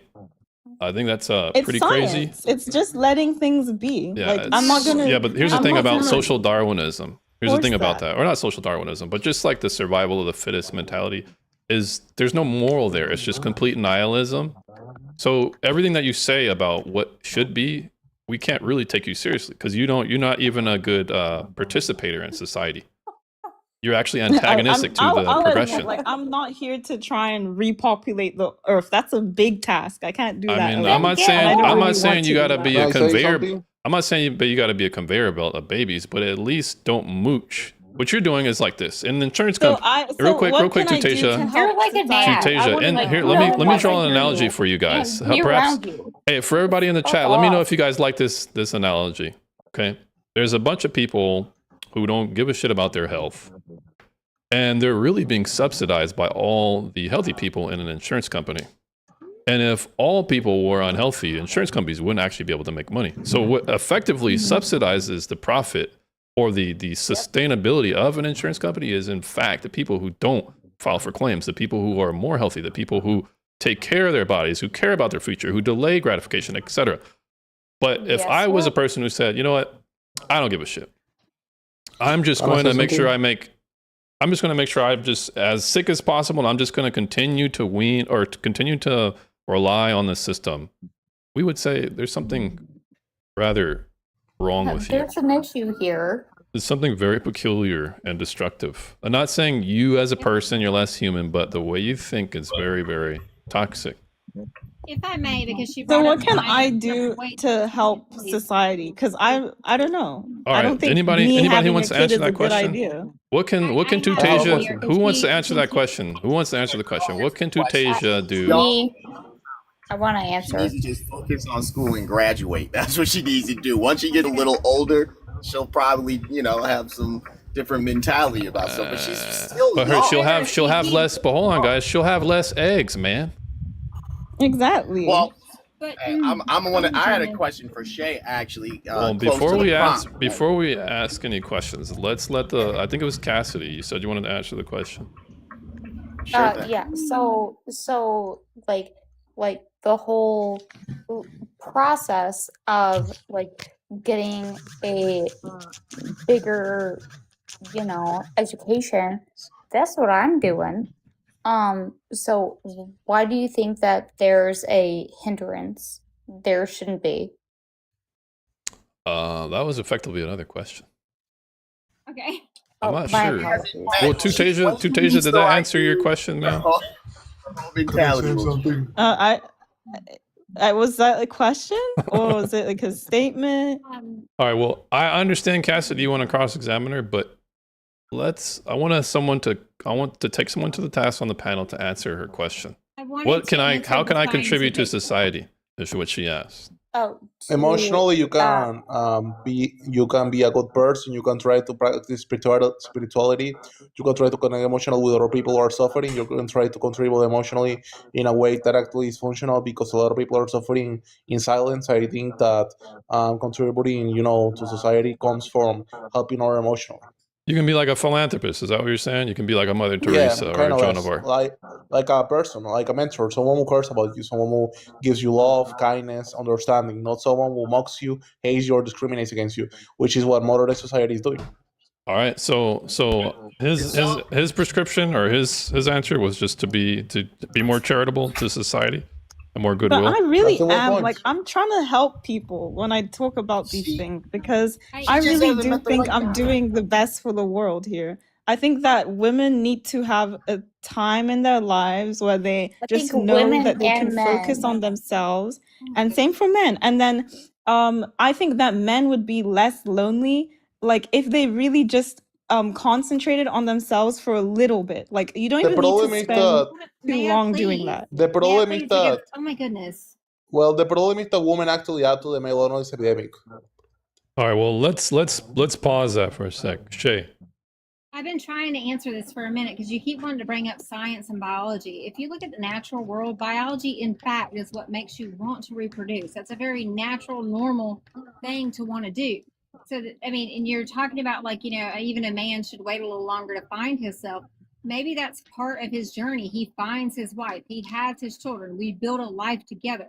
That too, my friend, is biology. That we are hardwired to reproduce. Shay, you can't get away from that. Matt, I'm sorry. I've never had that. When it comes to all right, well, real quick, let's let the gentleman up top answer. Well, I was gonna also suggest it's hey guys, thank you. This prompt hits close to home. I've been in a relationship for 10 years, engaged for 5. What happened? Biologically speaking, Shay, because I heard you talking to her about once you have the experience of having a kid and a husband, I respect and appreciate that. Well, is there times where that same woman that you're speaking can all of a sudden one day just not love you or not want to touch you anymore, or just all of a sudden go from I love you to you're my worst enemy and there's nothing you can do right? Is that biological? Is that something that comes and passes? And I don't know if that ties in a little bit to what Taisha's saying, but this is coming from a 40-year-old man versus a college student. So. And I'm gonna do my best to answer this question as kindly, because you kind of threw a lot at me, because I actually I am a biologist. I did finish my degree. It took me till I was 28 because I got married and I had children. However, yes, you can have mental illness. You can have you can have societal illnesses, is what I call them, because you're looking at the TV, watching the Kardashians, thinking that their life is perfect. Or Love Island. God, fuck that's a big AI-generated reels. I'm truly trying to answer the question. But actually, in my marriage, no. I loved my husband from the moment I met him to the moment he passed away. I understand that's not the norm. But I loved him very much. I was excited every day that he came home. I used to play this. You remember the Usher song, Daddy's Home? Like, if he knew that song was playing, he knew I was up with something. So I very much loved and cherished my husband every day that we were together. So I don't know if What I does just it got Well, wait a minute. the most luckiest thing in the But world or what. perhaps I can answer. Twizzle, are you? Is this a hypothetical? Are you asking for a friend? No, This no, current this is real. situation. I'm literally going through right now. Like, And you're not married? My wife. Well, no, because we're engaged. She got a ring 5 years ago, and I always thought that maybe she was just. We were busy. We were working. We just had a kid. You know what I'm saying? So I never really thought about it. But then all of a sudden, 5 years later, all of a sudden out of nowhere, we move into a new apartment. She comes home. She says she doesn't love me anymore, and it's been heck and All right. hell ever Well, since. you guys I have don't know kids why. together now. You have kids together, so you're gonna need to. Wait, are you married or just All right, engaged? guys. So real quick, Twizzle, I have an opinion. I'm speaking to the prompt. Would you want to? Who do you want to take advice from? Because I don't want to have this whole cross chatter thing. We're not going to do that. Right. No, you're the host, but I All know right, that so Shay then- seemed like she was the one. So Shay, if you wanna support, that's fine. Now, would you want any opposing viewpoint? Would you want any opposing viewpoint, Twizzle? Because maybe Tasia wants to just tell you, It's like I'm trying to keep my family together, but she resists I it know, and baby. doesn't I'm really so give me a sorry. good reason why. I don't know. I mean, first of all, we're talking about a really long relationship that typically a couple that is really serious about each other is going to get married within 2 years of meeting each other. That's statistics. So that when that didn't happen, that dropped down a lot. And you're like, we've been together for 10 years. We've been engaged for 5. Now she's coming home and saying that she doesn't love you and she wants to do other things. I think because I didn't have that experience, that maybe James is better equipped to answer those questions because I didn't live that experience because I was literally with my husband for 21 years. All right, I was married Twizzle. for 20 years. So, is there any infidelity currently on either side?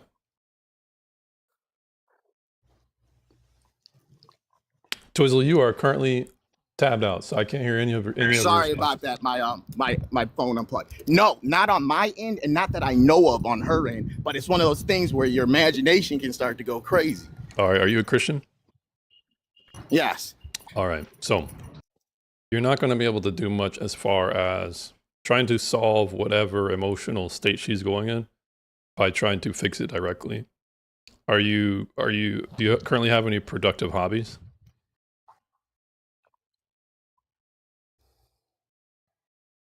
I'm sorry. You said what? What was Do you that? currently have any productive hobbies? Yes. I mean, I do art, music, my kid, you name it, content. Are you okay? So how long have you been doing that for? I work 10 out 12 hours a day. My whole life. That's how she met me. That's what she fell in love with. All right. So what I would argue is you need to continue what you're doing. Are you going to the gym? Yeah. Are you in shape? I mean, I'm in the best shape of my life. I get hair. It's like the more I try to make myself attractive, the less she wants to have anything to do with me. Well, have you sought any type of premarital counsel? She doesn't want to.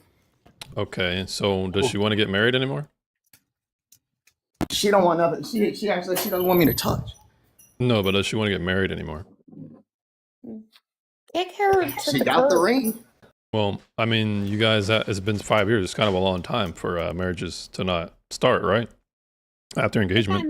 Does she? That's why I don't know. She's older than me. She's 3 years older than me. I'm 41. She just turned 44. Kick her Thank to you. the curb. I wouldn't say that because you already have a child, and if you guys, that needs to be like She said take a ring. he's saying someone said get rid of her. I don't think that's a good idea, especially since you guys have a child. No, I said it. I would say I totally agree with James here. Like, work out. Like, if you're a man of faith, like, devote yourself to your faith. Talk to your pastor. Like, get the within, point like, where- a men's group or something, because this is going Well, south. In a hurry. I'm listening, and I'm so And sorry she's that also we're both reading the Bible. together because I've kind of rediscovered it recently since what I've been going through. And she's someone who's familiar with it too. Right. But she won't let us do it together, or she feels like she wants to do her own praying on her own. There's something going on. There's something going on. So kick her to the fucking curb. No. Disavow. Emotional conversation with her. Disavow. So for anybody who's currently saying get her out, she's what is your best done so. reason? If right now we're trying to counsel, okay? So what is your best reason why he should? If we're trying to get Twizzle canceled, so whoever said kick her out, what is your best reason for that? The reason for that is like, so it was for me. And I've been cheated on multiple times, so I know like the antics and everything like that. So no, kick them out. Okay, so Twizzler, I would say this. I hear the pain and devotion in your voice, especially being a father and you want to be a husband. So the first thing I want to say is I hear you and my heart goes out to you. I'm going to stick to my foundation and saying, stick with your faith. If she doesn't want to read the Bible with you, go to men's group at church, read the Bible with them, work on you because you can't control her. You can't, unfortunately. I'm so sorry you're going through this. I sent you a follow. I will be praying for you. But work on focus on the things that you can change because you cannot change her. And I don't want to say kick her to the curb, but she will have to make a decision to make a change on her own. I mean, you've already made her a mother. So the fact that she doesn't respect that's a problem for me. I'm not going to make accusations against a person that's not here because that's not fair. But I hear the pain in your voice, and I just want to say I care. I'm sending you a friend heart, friend heart energy. But just please work on yourself and talk to your friends, talk to your pastor. All right. And that's So what I've been doing. Thank I you. think God bless. now here's another thing. What about your internal state of mind? Have you accepted the fact that sounds to me that she's repulsed by you, or she's drifting away? Or have you internalized that? Have you accepted that? It's been about, I'd say it's about 5.5 months, and I've gone through a lot of different stages. I went through I thought I was doing something wrong phase to, is there anything I can do? I put down all my habits. I wouldn't drink. I stopped doing anything that I had fun with. That didn't work. Then I tried to be extra nice. Then I started getting mad, and then that didn't work because it just started giving her a reason to argue and fight. Right. And I don't want that to happen in front of my baby. And so I just got to a point where I just went kind of docile. Okay. Are you guys so after your docility, what is the current state currently? I guess you're hearing me right now. So you're trying to you have a problem. Hold on, guys. You have a problem. Is you're seeking help for a problem. We're gonna be hold your on, guys. outlet. Guys, hold on. Oh, so sorry. No problem.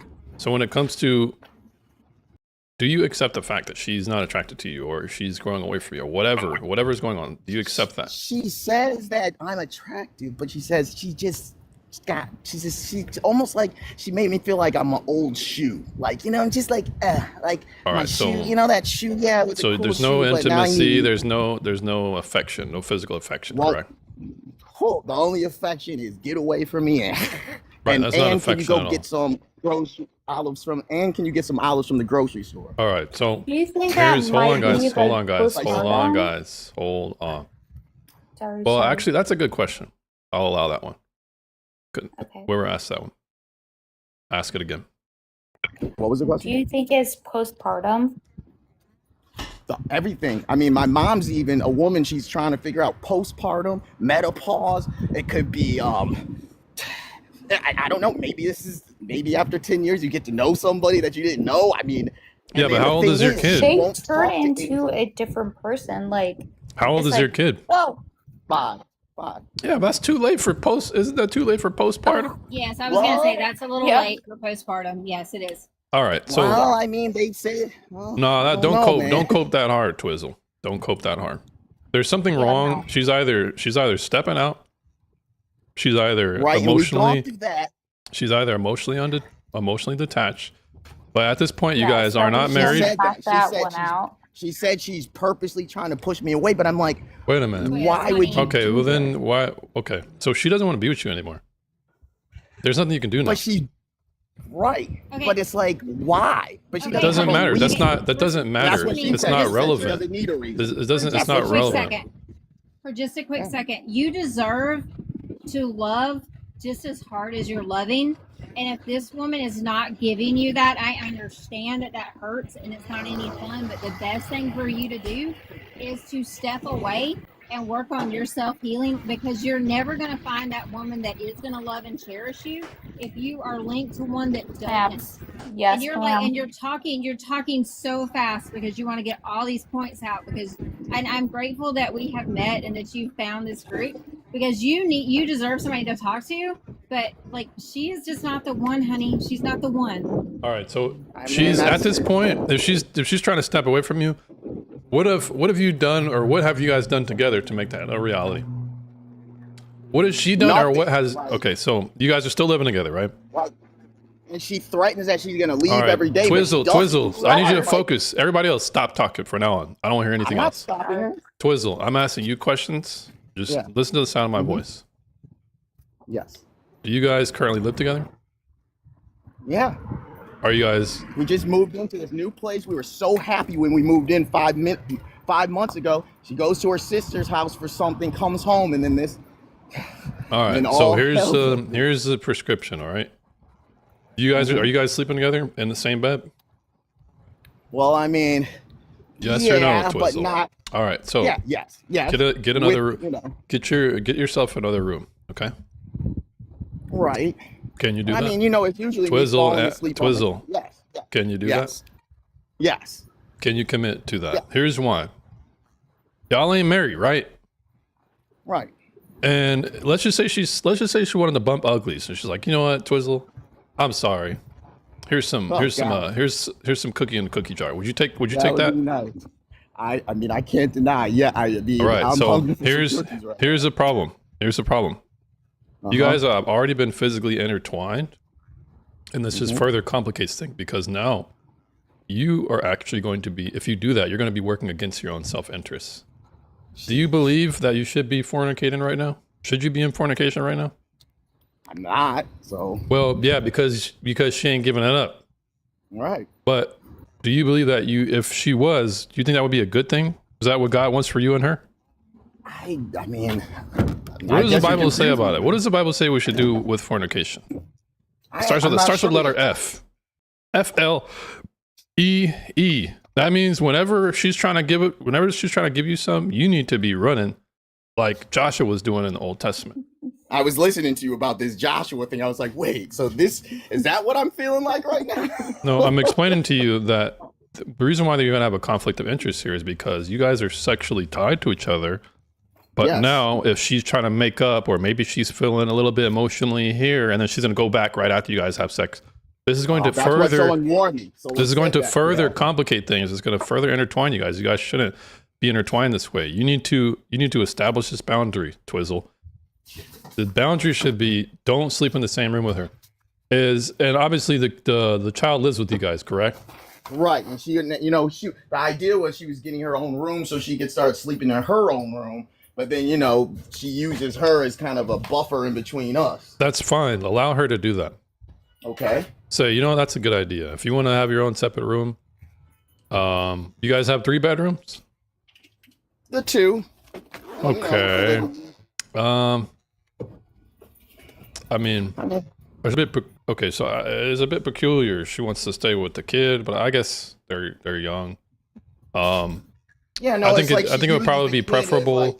Instead of hugging me, she hugs the kid. All right. So here's the thing. Here's the thing, man. You're going to need to accept this in its entirety.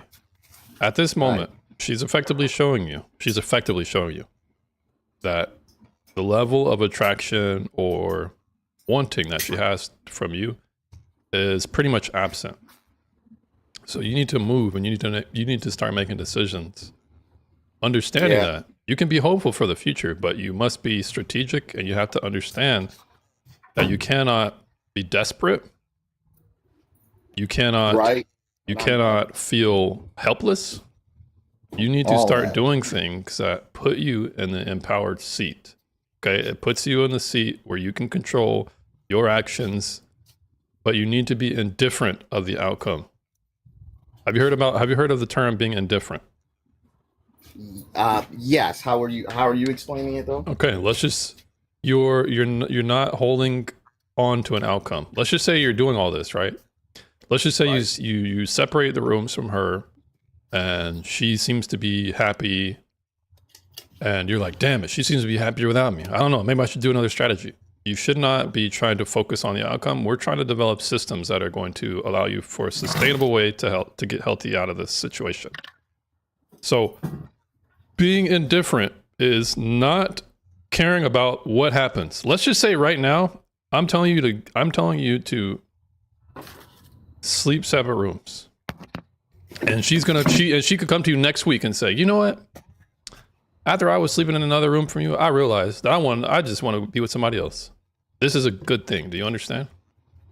Because what you're doing currently is good. I'm trying to get you to understand principally that what you're doing is good. It is a good thing to be separate from her because you guys shouldn't be tempted in this way. And if she doesn't even want to be with you like that, then agree with her requests and be the gentleman, right? Absolutely. That's gentleman first. All right. So if you're a gentleman, you're doing it not just because she wants it, but because it's good to be a gentleman. A gentleman would separate. Okay. All right. So this I'm trying to get you to understand that we're trying to get you to do things to get some cojones back, to get some. Yeah, I need my cojones back because you gotta understand, I'm a Leo. I'm a guy who stands on top of the mountain and roars, and when his woman is behind him, I can knock down anything. And that's who I. All that's right, who so I've been. Now here's the thing. Here's what you're trying to do. If that's how you feel, that's what's inside of you, then you're setting yourself up to create systems and behaviors around making sure that you can know that this woman is that person. If you are the type of person who has a lot of vigor because of the support that you get from your wife or the one you love, then it's very important that you're certain of that. But we're trying to get you to get around a level of certainty and confidence in the woman, because at this point you don't have that. So the scenarios that are going to happen, if you follow what I'm saying, is two. You're going to be confident that she is or isn't the one to marry. Okay? Right. So at this point, I'm like, if we're married, you're gonna have to ask me now, right? I mean, it's been lined up. You've got this ring, and it's so a family heirloom. What is your time frame? How soon do you want to get married? 5 years ago. All right. Well, now we gotta have a new time frame, a new reassessment. How much longer can you wait? Now I don't know it, and now I don't know if it's a good idea. It's almost like I'm more lucky that I don't have to deal with divorce or all the legal stuff. Yeah, because if she's acting this way, completely disregarding your emotions and how you feel about it, imagine what she'll do when there's a court involved or a lawyer in her ear. Trust me, I'm a child of divorced parents. All right. So now you need to separate your life and hers as much as you can, with the exception of the kid, right? When the kid wants to watch a movie and they want to watch a movie together, or when you guys want to go, when the kid wants to go somewhere and you guys are going to go together, but you guys are effectively divorced. You can be amicable, but you're not trying to be emotional. You're not trying to be tied to her. So if you're not sure, what is the time frame that you need in order to be sure? What does she need to do that would give you a peace of mind? Like you said, if I found, kind of like the infidelity thing, she has not given me a reason. If I actually found out that she had been with someone else, I think that would be enough. Well, that's an easy one though. It's easy. It's easy to kind of get some closure on that. But I'm asking you, what would it look like for you to be sure that you want to marry her again? I guess I haven't even gotten that far in thought. Well, you must think about this. You must think about this, because this needs to be your path forward. Either she's going to be that woman or she's not. Right. But it's not about. But it's not about her. It's about your internal state. Does that make sense? The ball's in my court now, is what you're saying. Well, it's always been. Yes. It's always been. But you're just not. You just didn't know it. Right. Because Opening remember, their eyes both were both blurred by parties, love.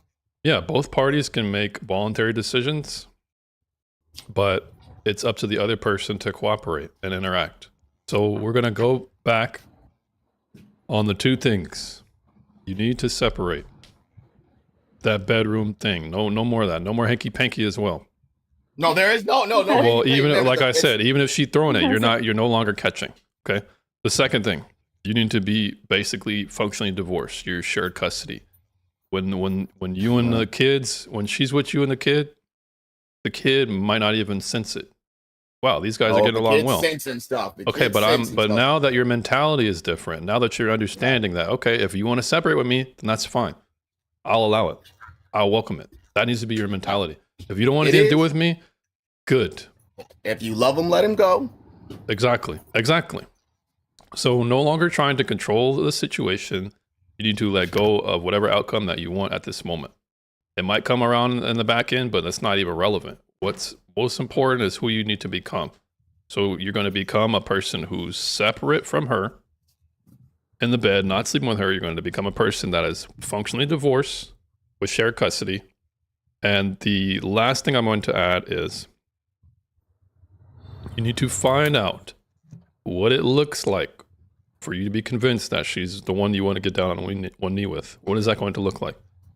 You don't necessarily don't tell her that. Don't tell her about there's no more, you're not going to be sharing feelings. You're not going to be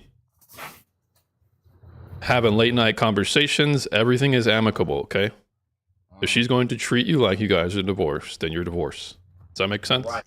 That doesn't mean, but here's the thing. That doesn't mean you're sleeping around. That doesn't mean you're going somewhere else in the back end. Right. I don't even have that desire. Right. All right. Well, That's you not- I don't great. know what- That's awesome. So then you'll be able to focus even further. So to those three things that I mentioned to you, they sound like something you can commit to. Yeah. Except when it comes to, part of the sleeping in the same room is that the baby's there. So it's got the All right. Well, then you sleep on the couch. You get a damn blow up bed in the living room then.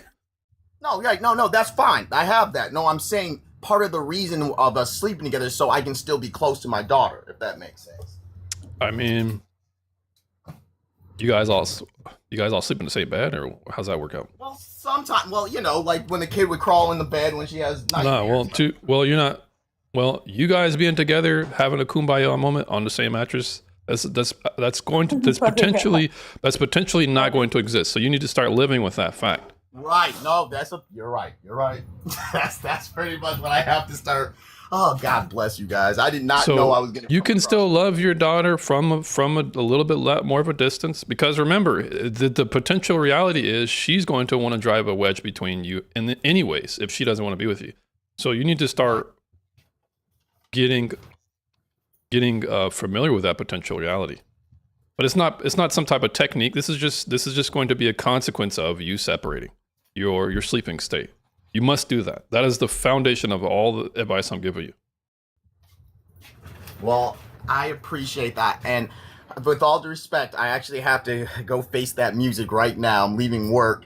I don't want to hold up your whole panel. You guys have been a blessing, and that I had no idea was coming today. I really appreciate you guys putting your time and thought into my hurt right now, because I promise I wouldn't wish this on nobody. Out of all the things I never thought could happen, I wouldn't wish this on anybody. Well, Twizzle, I'm glad you came up. It must have been fate, man, because to your response, I have to say Romans 8:28. You know what Romans 8:28 is? No, I'm gonna look it up. Romans 8. I'm going to. It's basically all things work towards the good for those who love God, for those who are called. If you're a Christian, if you're really saved, then whatever circumstance is going on, it will work in your favor. It works towards the good. So you just need to have faith in the decisions you're making, the advice we talked about. All right. Divine order is the word of the day. My mom called to let me know. All right. Hey, if your mom said it, that sounds prophetic. Oh, yeah. All right, Twizzle. Well, you're welcome Thank back you, up. guys. Hit me with a DM, or if you want to. I'll be back. All right, I'll man. pop back in as long as you're on. Thank you, All guys. right, man. Peace. Twizzle, I'm gonna drop you real quick here. Okay, so just conclude here. women are man. If you're dealing with anyone who doesn't want to be with you, you must accept their requests. If she wants a divorce, you know, you can't. If she wants a divorce, she needs to do it. You know, you're not going to be the one who breaks up your marriage. She needs to do that, or he needs to do that. But being indifferent and not focusing on the outcome is really how you get clarity of mind and how you stop becoming really desperate and making emotional decisions. So let me. Thank you guys for allowing me to handle that. Let me invite Shy up. Shy. What's up, my man? How's it going, madam? Good. I caught like a tailwind of stuff you're saying. I don't really know what that guy was going on about. Like, I don't know what he was saying, but I don't know what anti-feminist dating advice is unless your goal is to, like, you know, I can give a quick oppress recap women. on that man. He had someone that he was engaged to for 5 years, and she lost attraction and interest because he was non-committed, obviously, and there were other stuff going on. Had a child with her, and now he's kind of confused about why she's no longer attracted to him. So yeah, I think And the then host did is a there- great job at trying to save that, but you know, she Thank needs you. to be let free. She needs to be let he needs free. to let- Some things just won't work. Wait, but they have a kid or something too? Yeah, they do have a kid, they have a kid. unfortunately. Yeah. So it would But have how been is that nice if they could anti-feminist? Like be telling married, him but telling him to leave, telling him to stop bothering her is good advice. yeah, that's the feminist advice I would give too, actually. That's feminist advice. That's not anti-feminist, James. Sometimes, generally, my advice is going to be anti-feminist. If feminists agree with me, I mean, that's fine. But the principles that I derive from that would be antithetical to feminism. They're patriarchal. If Like what? if women agree to it, that's fine. Like what Wait, principles does do he you derive that Leading, from? leading as a man, as your responsibility, as your duty. She left him already. He's just bothering her. So That's not even leading. That's literally stalking. reconciling the marriage is, or the marriage is still a potential there. But a woman, a feminist, would often argue, well, do whatever you want to, queen. Go and No, a feminist would argue a that woman, you should do a woman would what's- say there should be no fault. Whatever you want to do, I support. It is my feminist imperative to support whatever decision you want, especially as a woman. That would have been the first thing a feminist would have said. She wouldn't have tried to steer her either which way. She would just say, whatever makes you feel, however you feel about it, whatever is most true to you, do that.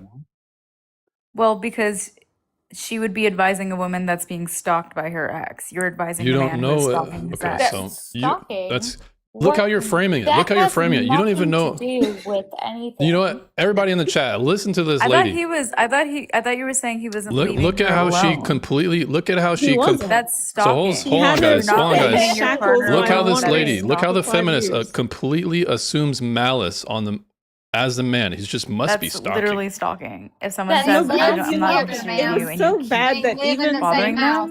them, That's actually bothersome. like because- stalking the doesn't have to be just situation is physically kind of showing up different though, into her because his bathroom. situation Pause real quick. is Shy. Let the host- Tasia, you got I'm sorry, Taisha. Is that how you say your name? Yeah, Tasia. Tasia. You even got Tasia. Me and Tasia were beefing, and you even have me and Tasia on the same. That's how dumb your take was. No, I think my take is pretty on point. You're So what are you're the not facts of the matter? What are the lying. facts of the matter? Feminist dating advice. What are the facts of the matter to that you people know about the whose situation? Women do not want them. What are the facts Like, of the matter that? Be real. Like what? So I'm asking you a He's saying question. his What are woman the does not, facts his of the ex does not Shut want him, up. and he's still Let trying ladies, to get ladies, at her. ladies, That is ladies? stalking and harassment. So Shy, what are the facts of the matter that led you to How do believe? you define stalking? Okay, so I'm asking you a question. Are you going to How do answer? you think the law sees it? I'm Okay, let him ask a question. What are the And And I facts of don't the know matter? who Tasia is. She could be a bird and a bop. Like Damn, that's I don't crazy. know. Okay, then fuck That's off. crazy. She's not credible here. I don't know, ladies. Not What do to you me. guys? No, Paul- Why am I you're- a bird and a you're bop? I so just said that I credible. don't deal with men. Like what? Now she's getting emotional. You see how she Bop, doesn't bop, feel. bop, bop, bop. You see how she feels attacked or whatever. Yeah. Yeah, So she doesn't like it, and Just because you don't but understand the in nature the of new like domestic panel, violence, which I'm includes begging post here, I'm begging separation, here, stop, stalking time out, bullshit, all right, time hold out, on, time and then guys. out. playing So the Shy, real victim, quick. Shy, if real she quick. says no, Shy, that's a hello, hello. no. I'm And talking. a All feminist would right, tell so her Shy, you to have do what 3 she seconds to thinks is stop talking, best or else because you're there is no out. right 1, answer there. When you are 2, being stalked, it is not your 3. imperative as a All right, you're victim still to talking. be. Get the hell out of here. Look at these insufferable women who can't. Tasha, I don't want to put any of that on you. I know your ideology comes in all shapes and sizes.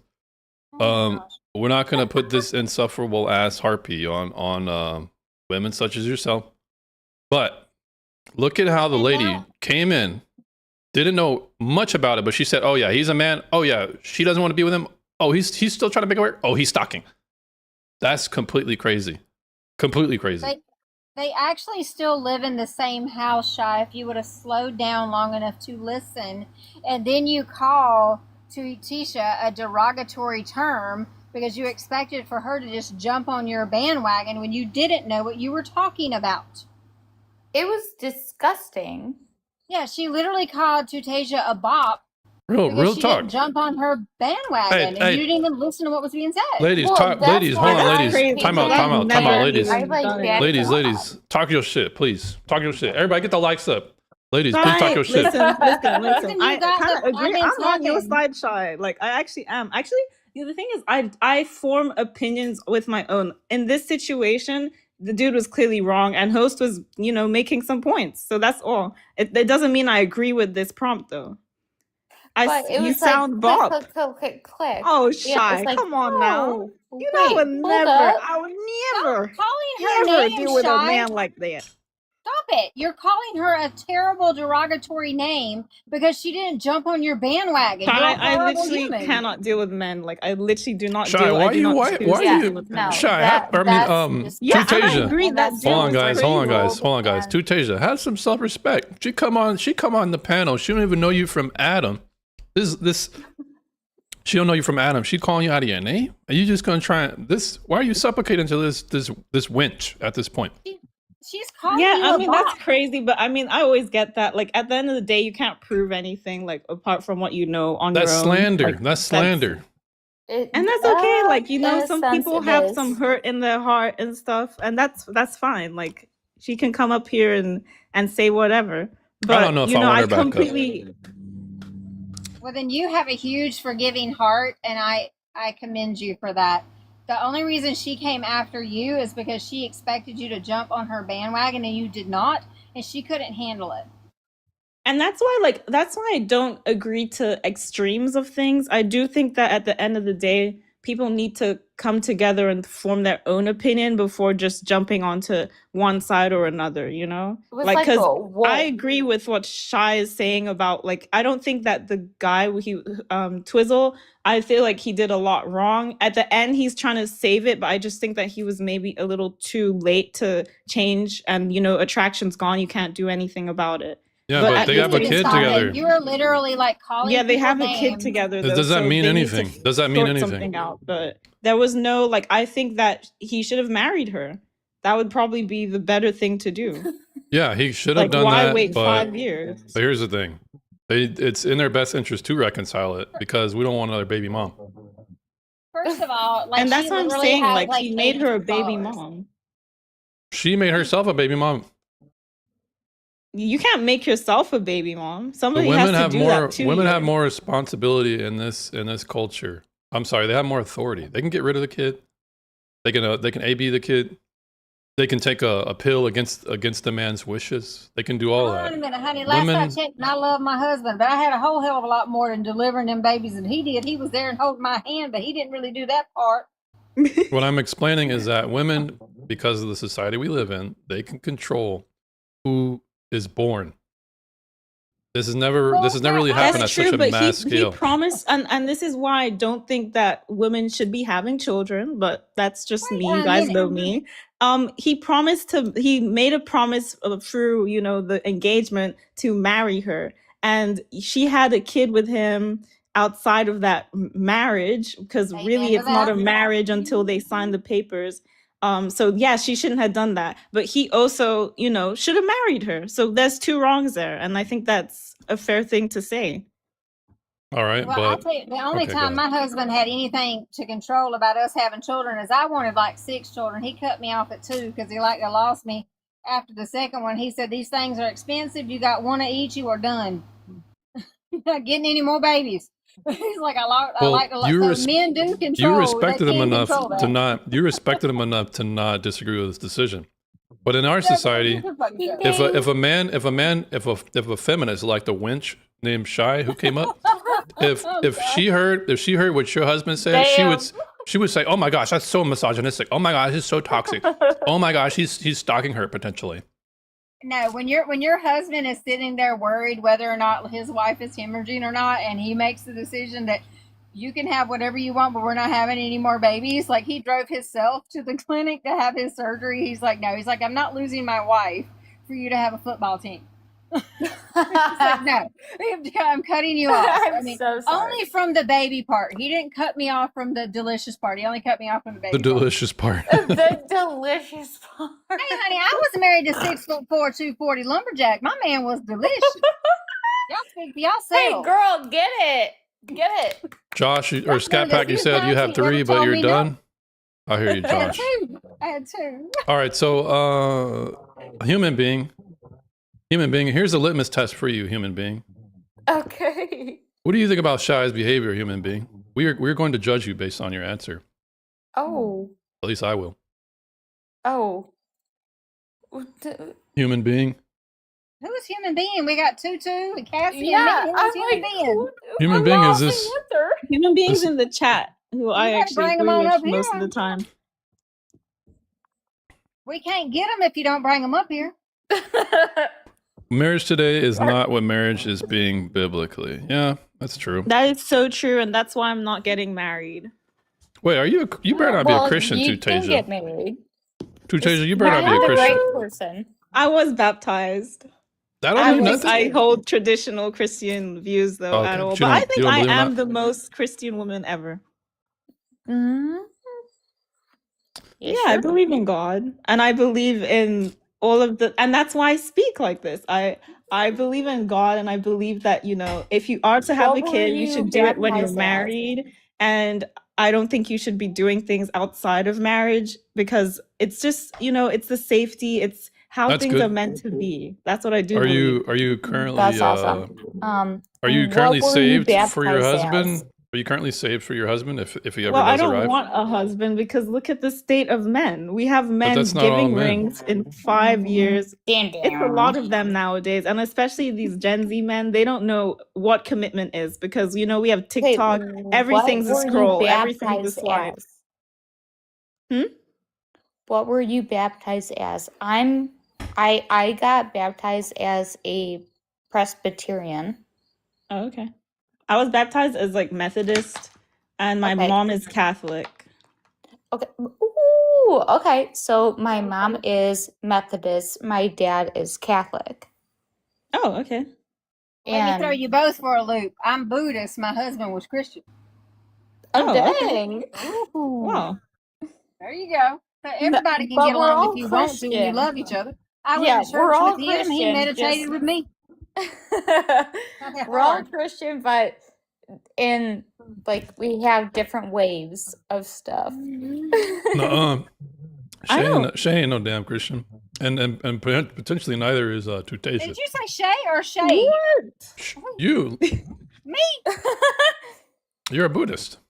I'm a Buddhist, but I was married to a Christian. He would meditate with me, and I would go to church. I love the story of Christ. It's a beautiful story. I truly Yeah, believe it it. is. And, you know, And the God is story of calling me Buddhist. to be single. So what can I do about What God that? are we talking about? The God of the Bible? Yeah, like I Yeah. might have to be a nun. Like that just is just Oh, gonna have to be I like might that. Like have to be a seriously. nun. Like Well, like that's your actually. calling, you know. That's Look fine. at the I state mean, of men.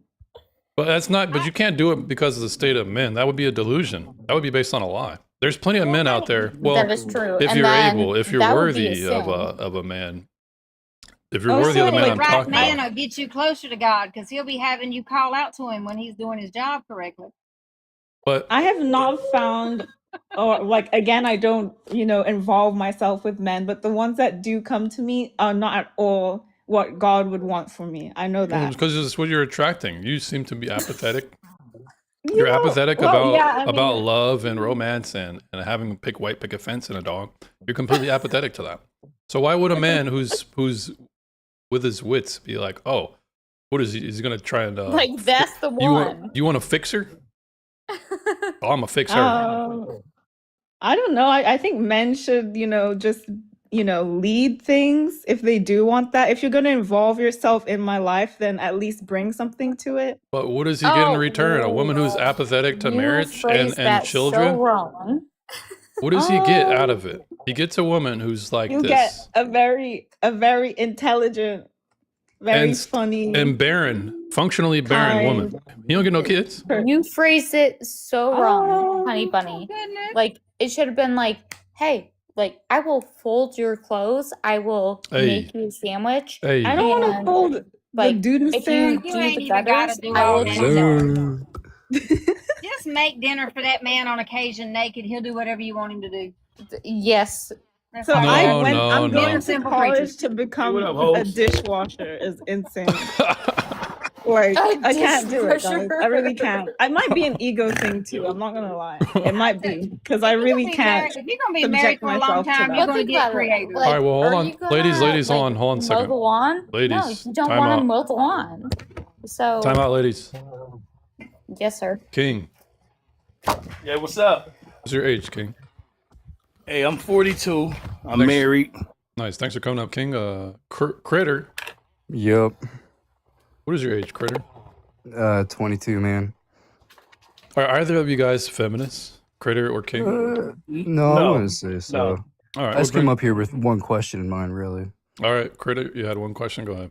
Yeah, when was the last time you even like saw a pussy? Was it your mom's or like Well, what? I'm married. Are you married? No, but I mean, so I at see least, tw- at least, I I, see at least quite a I few was able. pussies. Wow, so you're a degenerate. No, Congratulations. I mean, You had a bunch of I just- relationships I that get failed around. at this point. You don't have marriage. Yeah, man. Right, At least so- I've had more than just one shitty one by the sounds of it. That's interesting. So you measure your worth based on how many sterile relationships you can have that failed and didn't end in marriage. That's very peculiar. You call me sterile? Well, you're a relation. Well, are you a baby daddy? I work in a nuclear plant, bro. I can't have You're- kids. I'm sterile as fuck. Oh, so you have a genetic dead end. Yeah, Congratulations. sure. You played but yourself. Fuck them kids, anyways. You played yourself. Oh, so you're another antinatalist. Yeah, you All got right, a lot well- of anti big words, bud. I mean, if you don't understand them, I'm sorry you don't understand them. Yeah, I'm just saying they don't make you sound any smarter. Do you know what antinatalism is? Do you know what Right. getting Another bit- question with a question. Congratulations. Let's see here. All right, so yeah, Go I don't ahead, know King. what his beef is, but He's just one of those emotional, effeminate men. But go ahead. yeah, I feel like this. There are a lot of good men out there, and there are a lot of good women out there, and I think that these platforms that promote, division and stuff like that are just louder, because most of the good people that are out there are not on the platform, protesting and doing all that crap to make themselves loud. They actually enjoying their life. So when I hear stuff like men need to do this and men need to do that and women need to do this, it's like, to me, I just feel like those are the demographics of people that you deal with, and I think you should just change who you deal with, because there are so many good people out there. It's just that the bad people are just louder. And So- I think that Go being ahead, King. feminine is just a Like, counter. well, I'm sorry. I you're think being a pretty loud. feminist. Hold on, let King finish.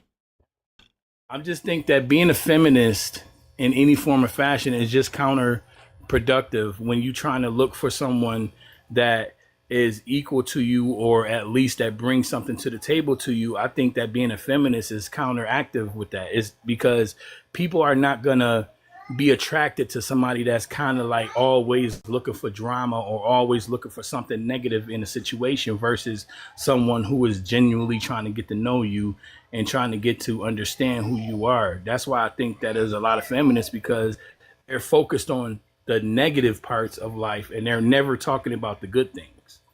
Now, King, I want to piggyback off of what you said, because you said looking Uh-huh. for drama, looking for something to disagree with, looking for problems. It's funny. Speak of the winch. There was someone who came up about 20 minutes ago who assumed something very malicious about a man who she didn't know, a story she didn't even know. And she basically put slanderous things on this man, calling him a stalker when he's just trying to work his relationship out and save his marriage, his potential marriage for his children and the future of his family. She was calling him a stalker, even though that was not the case. The women on the panel can speak to that. Basically, here's the thing about feminism. Feminism is a political and cultural ideology that allows women to assume malice in men because they hate how men organize. They hate how men set up societies, patriarchies. They hate how men behave. They call it toxic masculinity. They hate how men have their feelings about sexual past. They say he has a little dick or he's insecure. They hate a lot of things about men, and that's why they act this way. That's why you should never date feminists, because, as you said, they're always looking for problems. Yeah, I think that because to me, it's always funny to me because when I was growing up, I used to hear the slang always, money over bees, stuff like that. Like these things are always a negative when it comes to unifying, the couple. Right. And it's weird though, because a lot of times men in the feminism world, men will get criticized for just being existing. And to me, that goes hand in hand with like white supremacy, gang activity. Like all these things are the same to me because they all bring destruction to the family aspect of the human relationship. So if I'm gonna be honest, I think that it is a political thing, but I also think that it's more of a cult thing too, because when you see it's literally a group of women who has never dated a man, who hasn't had a man, and some of them are still virgins, but they hate men. And to me, it's like they only hate men because they are joining the group of women that are, coaching them, grooming them, or they're like-minded. And that right there is an issue, because sometimes you'll hear a person say, well, this is why I don't like men. And they'll have these whole like tangent stories about what they don't like about men. But then you'll say, well, when was the last time you had a relationship? And they'll either say they don't mess with men. Like I just heard somebody say they don't deal with men, but men do approach them. Or they'll say something like they seen it or they heard that this is what men do. And I think that without having the actual experience of good people, I think that these people are always going to exist. And I think it's just bad because it doesn't help neither side when it comes to being happy, populating, just having a family. You can't find a family if you're constantly looking at every person that's at least a potential family mate and always putting a negative label on them before they even have done anything. Yeah, it's like it becomes a self-sabotage. Right. So to Arianaz.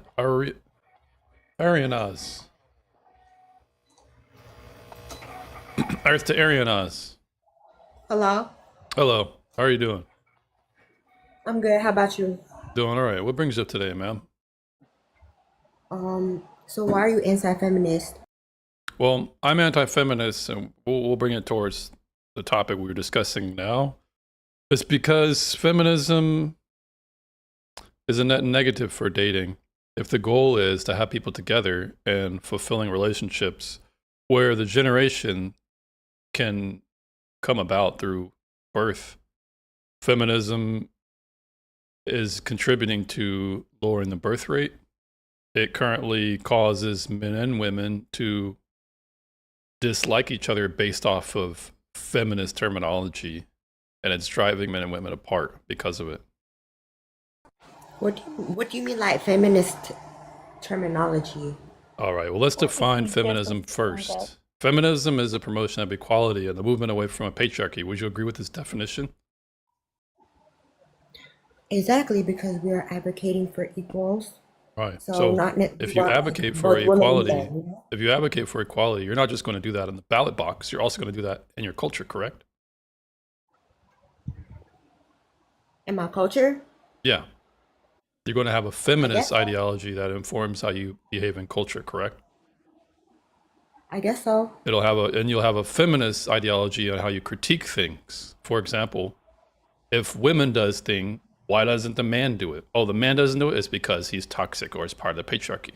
When it could be other reasons. But by this way, Okay. men, I'll give you an example. Toxic masculinity. The definition I find incoherent and not useful. Better yet, dangerous, because it pathologizes male traits that are a necessity for our civilization to survive.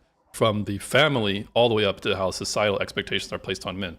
The reason why I bring this up is because a feminist will say he wants to provide, or he wants to be very choosy with who he picks, or he wants to only pick a woman who has less bodies. All these traits are biological. They're biologically informed.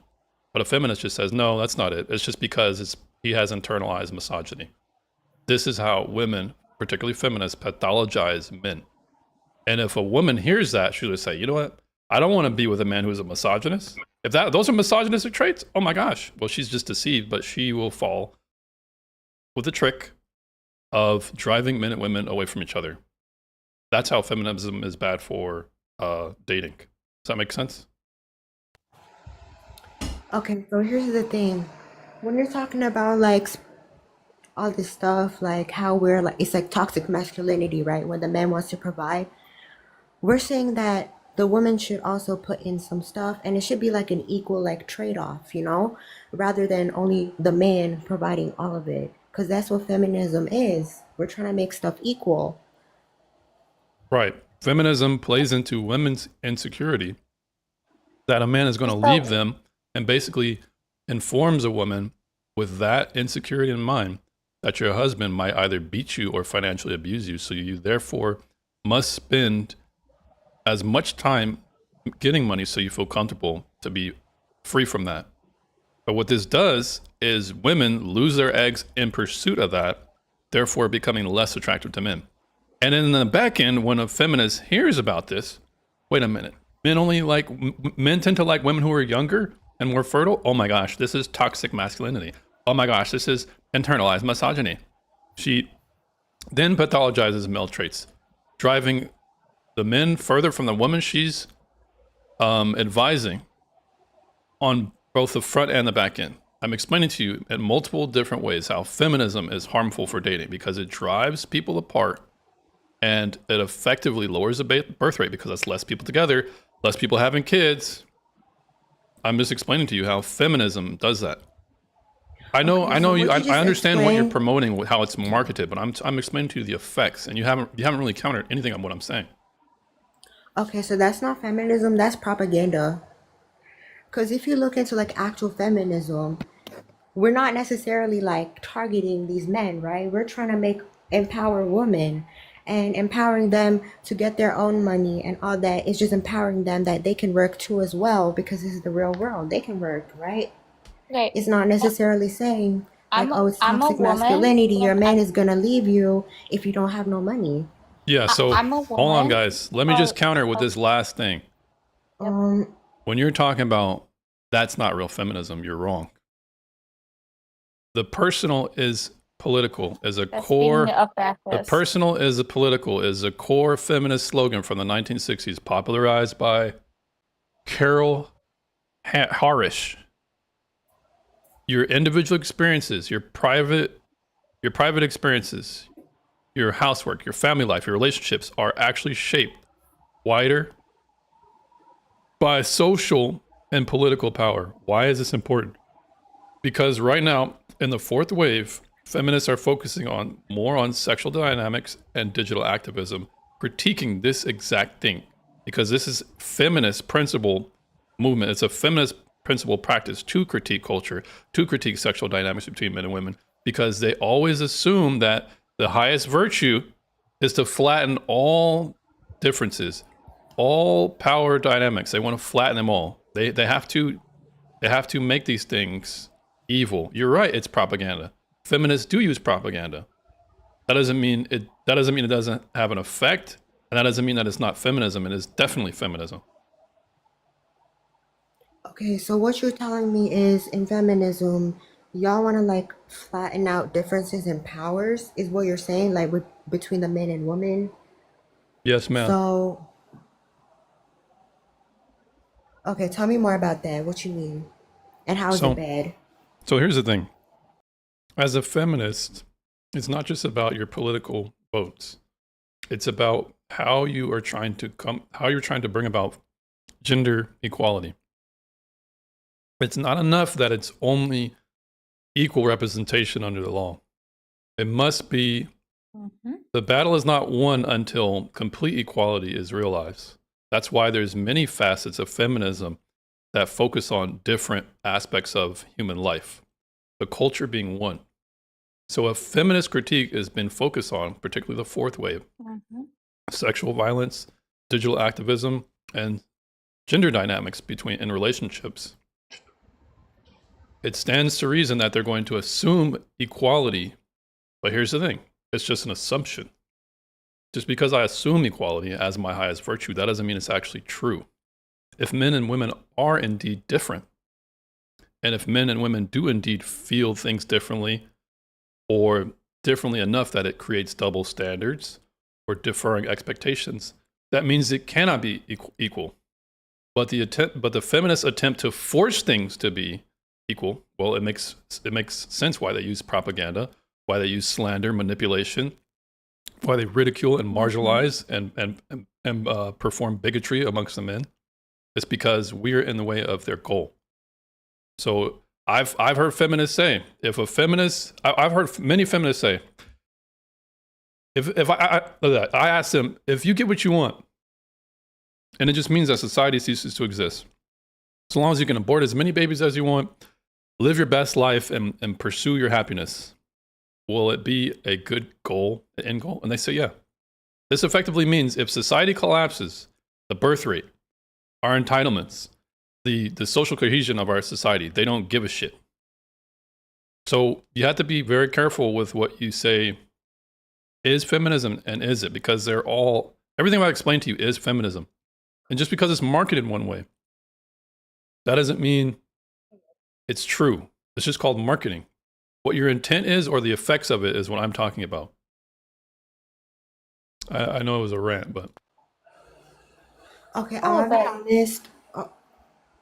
Okay, I'm gonna be honest. Girl, you go. No, you go first.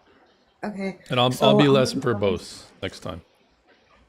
I'm like not too informed about like feminism and dating and stuff, but you did bring up abortion, so are you against it? Yep. Absolutely.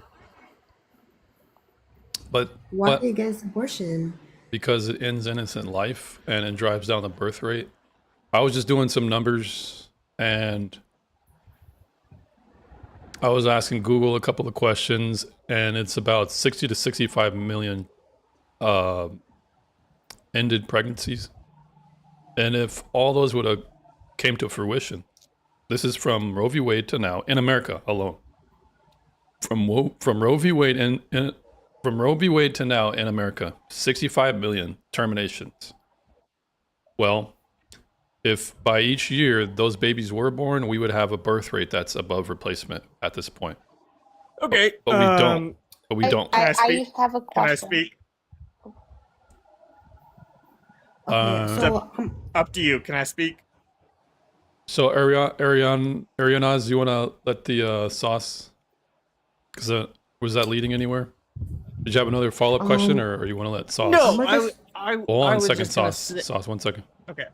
Arianas. I'm gonna just continue the debate with abortion because I am more informed about that rather than the debate, like the dating stuff. Is that okay with you, or I'm not are you only particularly focusing interested on dating? whether abortion's right or wrong. I'm focusing on the effects it has on society, not so much whether it's morally correct or not. It kind of veers away from the topic. I'm more discussing its Okay. effects. Does that make sense? Because I wanted to talk about like abortion and stuff like that, but if that's okay with you, I will be leaving because No problem, man. I'm gonna be honest, I am more like informed about abortion and stuff. But yeah, thank you. No problem. And if I'm more centered on abortion, you're free to come up. If you have any other questions, you're welcome up, ma'am. All right, sauce. Hey, yeah, no, I just wanted to ask. So you brought up the amount of abortions that take away from our general population, correct? Yeah. Okay, so how do you feel about the amount of suicides that take away? Try and be TikTok friendly here, man. No, I'm not, but I'm not. All right. Well, if you're not going to be TikTok friendly, you're out. So Okay, are you okay, going to be okay. TOS? Sorry, hell, dude? unalivings. Unalivings. How do I feel about those? Yeah, they seem to be a problem. So how do you specify the difference between an adult person choosing that versus an adult person choosing the other one? Is my question for you. Two lives are involved with the ABs. And Two lives are involved in both self-deletion ways. and self-deletion and self-deletion. It's just It's one life. It's always at least two. So we're talking about who's directly involved, as in who doesn't have a choice in the matter. The child does not. The life but that the will child be doesn't exist. right. So, So I mean, you then- don't have a No, like it I just does. said. You and I can disagree on the historic or the For sure. but the effects is what I'm more trying to. Let me backtrack a little bit. No problem. What happens when you can laugh, Cassidy? It's totally fine. I definitely am because you don't have your stuff together. No, wait, hold on, guys. To be fair, he wants to backtrack away from that position, not because he doesn't feel confident in it, but just because he wants to. Let me just finish. Sauce. I think I'm about to say what you're about to say. You're confident in your position. I highly doubt that. All right, well, let's see. He's not backtracking because he's not confident in his position against or for ABs or being pro-choice. He's just going to Yes, level sir. with me because we're trying to have a conversation around the topic of its effects. Or perhaps he wants to Yes, go sir. somewhere else. Is that what you're Yes, trying to sir. say, Sauce? Nope, not even. Slightly. Okay, great. So then what were we trying to say, Sauce? What were we trying to say, Sauce? No. Let the laughs go. Let them go first. Well, I'm not laughing. Have you ever had children, Sauce? Do you have children? Are you a father? Oh, Hello? thank you. Are you a father? Oh, sorry. I'm allowed to speak now, right? Well, I wasn't the one laughing at you. I was No, just okay. asking you a No. question. I said let everyone who laughed go first.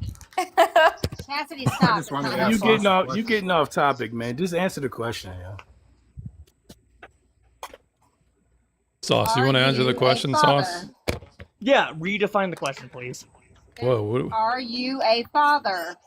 Do Yes. you have children? Yes. Well, then why in the world would you come up here advocating for the unalivement of innocent children? Because children do not have the choice of being made. It's And called some of them are facts. smarter than all of you in chat. And Honey, you're not very smart because you can't even stay on topic and make an actual valid point. And I'm No, usually not that very is valid, but you are exactly making the a answer point. to the question that you asked. All right, so let's pause that for a second. Let's I introduce give up on that one. Fair enough, Shane. Doug, what's going on, Doug? I was going to ask Sasa a couple questions about. Yeah, go for it. All right, if a man fatally harms a woman that is carrying a child, should he be sentenced twice? Should he get 2 convictions? Yes. No. No. He killed one person. You know what? Stop it, Sauce, because you keep trying to say stuff that you know is not TikTok friendly. You've done it multiple times, trying to get the live No, taken down. I So why have don't been you TikTok stop it? friendly, No, and I was asked to be You know TikTok you're not friendly. supposed to say that word. I'm going to actually call you out because you've done it 3 times now, and you need to stop it. All right, Sauce, Thank you, ma'am. last chance, Sauce. Okay. Thank you, okay. ma'am. Fair enough. Fair No enough. problem. man. No problem. Say- So let's say the woman- hold on, say- guys. I'm not interested in having a conversation about AB. I'm genuinely not. I'm an anti-feminist. Whether or not abortion is right or wrong is not particularly what's at discussion here. So, Sauce, if you want to have a conversation about that, it's just not going to happen. No, I will listen. I will stay back. I am sorry. I will, no problem. And I'll bogard any questions about that so you don't have to answer them. All right? So, the lady perhaps I'll refresh you on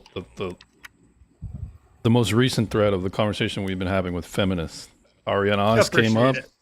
No problem. Ariana Oz came up and she asked me a question about why I don't like feminism. I explained to her it's because I think that feminism doesn't help dating if the goal is to have a cohesive relationship and start a family and have kids. It actually works against that because it's teaching men and women not to like each other for potentially inherent traits that they have.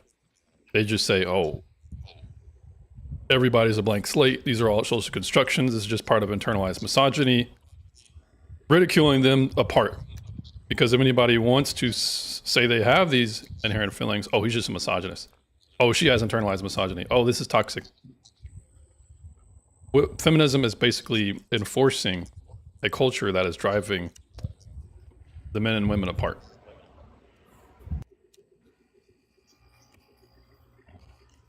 Do you disagree with that, or? All right. So, anyways, can everybody mute up? Because I'm trying to see. It's not Sauce. I'm trying to see who is giving me some feedback right now. I don't quite know who it is, but when I'm talking, someone's voice is feedbacking back into me. Let me just try and cut a couple of people off. My friend Doug. Doug, I'm gonna ask you a question real quick. Doug, I just muted you, but I'll come back off mute, Doug. Okay. Oh, interesting. I just want to point out that where did Sauce go? Oh, looks like you didn't have any positions on that. Interesting. Did you guys notice anything? This is the second feminist who basically couldn't engage with my position. Perhaps they know it's true. But anyways, Doug, what's going on, Doug? I know Sauce isn't here for you to cross-examine anymore. What's going on, man? I just had some questions that would have made him kind of put him in a situation where he'd realize that men lose rights in when it comes to that. Well, Dave, and I believe that Scott Peterson did get 2 sentences, didn't he? One for Lacey and one for the unborn baby. I think that might be a case that they did both. Now, the main butler says, you tell me what a feminist stands for. I'll tell you how that's inaccurate towards current feminist goals. Yeah, but that's just marketing. Oh, we didn't really mean for that. Oh, well, that's just an added side effect. It's a bug, not a feature. That's just feminist cope. But are you actually a feminist? Because I'd rather not have such a complex discussion on evidentiary claims in the chat. If you want to come up and have a discussion, we can. And for everybody else in the chat, can we get the likes up? Pretty please. Can we get the likes up closer to 10K?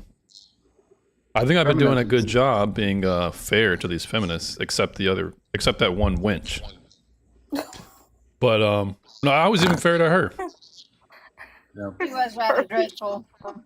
She wasn't a real feminist though, because there are some people that just like say whatever. Like, hey Doug, do you mind muting up? Because am I on speaker, Doug? Yeah. You got any headphones? Good, sir. Because whenever you come off mute, I get this tinny ring in my ear. I appreciate the likes, guys. All right, well, let's refresh. Let us refresh. Tasia, you're still here. yeah. What do you think? In the comments. What do you think about body count? Oh, I think that, again, I said it earlier, you should only do that in marriage. So if you have a high body count, whether you're a woman or a man, I don't agree to that. Do you think there's a societal stigma on both men and women, or do you think it's unequal? It is unequal. Do you think that makes sense to you, or do you think it's an injustice? It doesn't make sense to me at all. All right. Do you think men and women are more sexual, or who do you think is more sexually selective, men or women?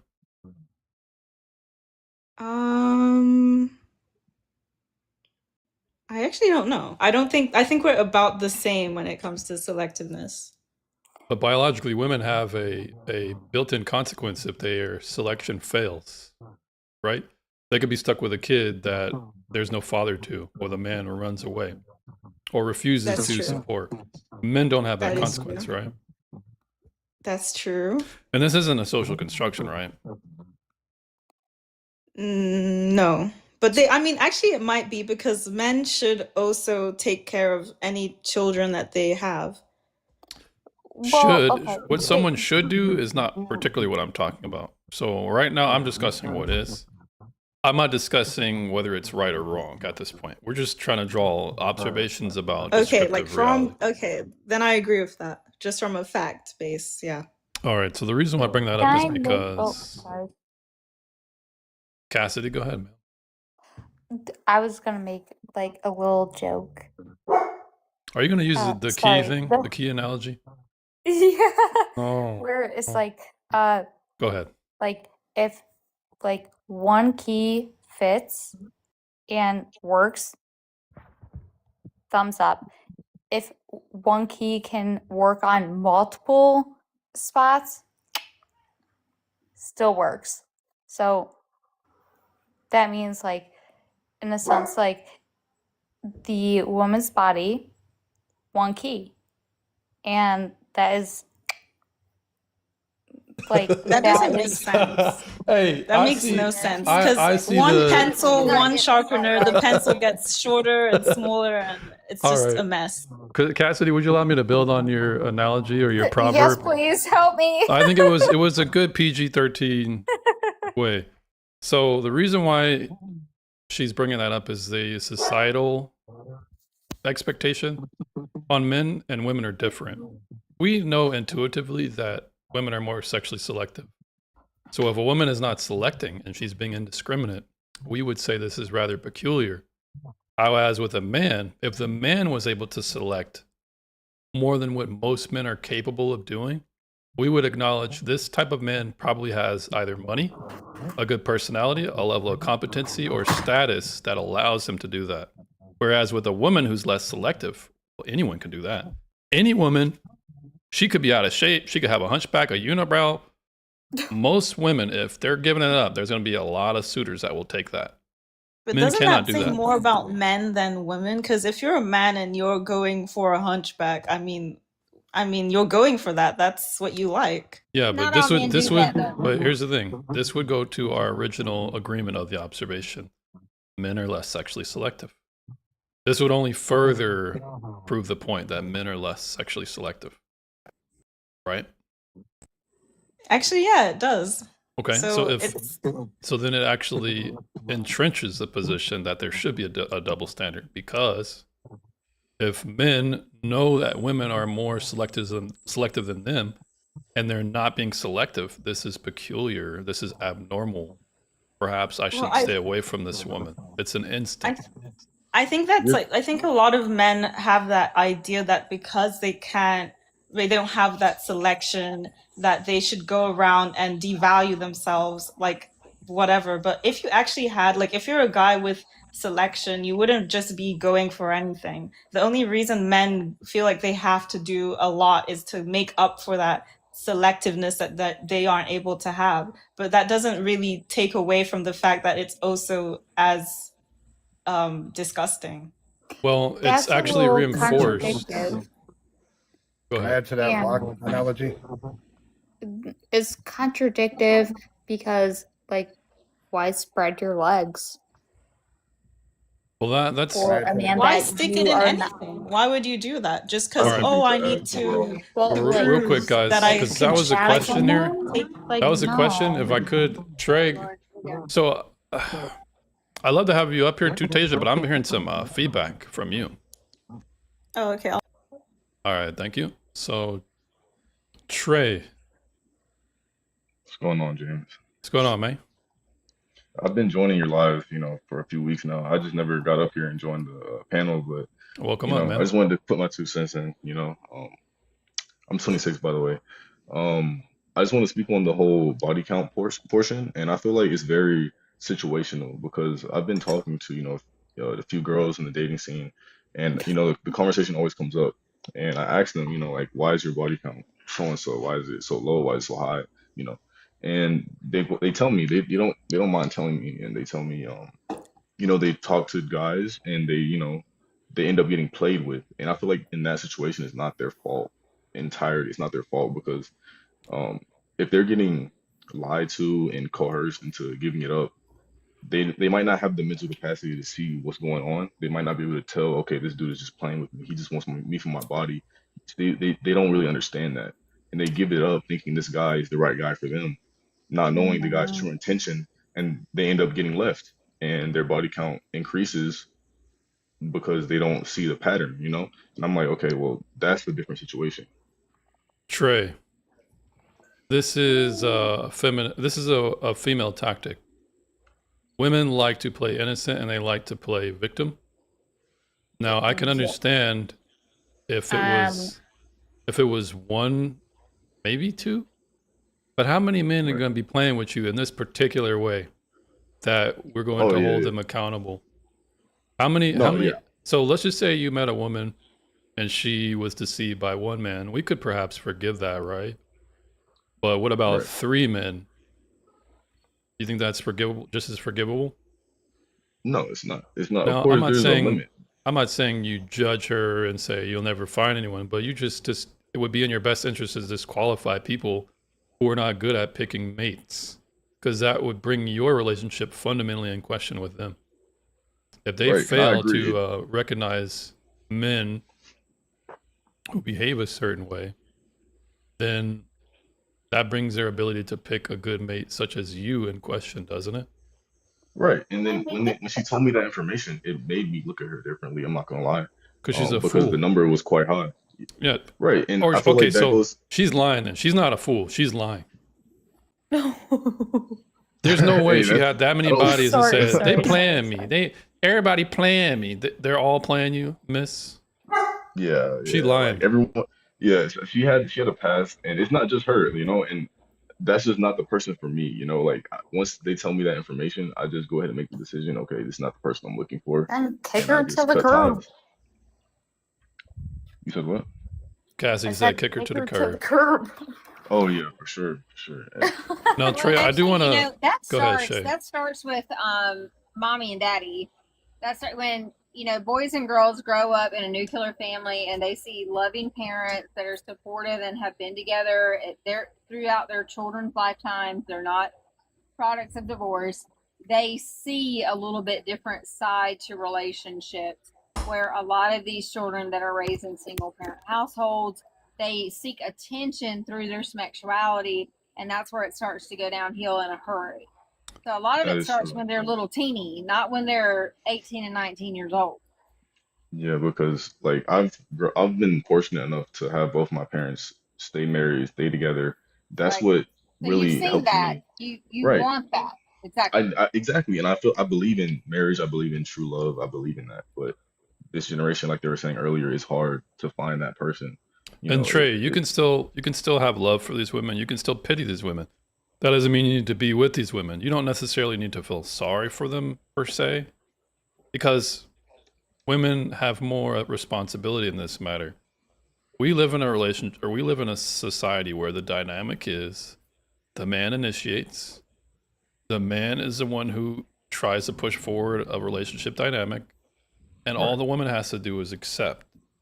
We live in a culture where men are the ones approaching, men are the ones paying for the date, men are the ones deciding the environment. So the woman has the advantage because she gets to lay back and not have much effort. And exist, yes. So Just exist. because she has more power in this regard, she's more responsible for the men she picks. So you don't need to feel That's a fair point. sad because this is No, I don't feel just sad. she's responsible. You're holding her responsible for her actions by not being with her. If she's reached a threshold that you're no longer comfortable with her history, tough titty, you know what I mean? That's on her. Yeah, exactly. That's how I see it. That's it.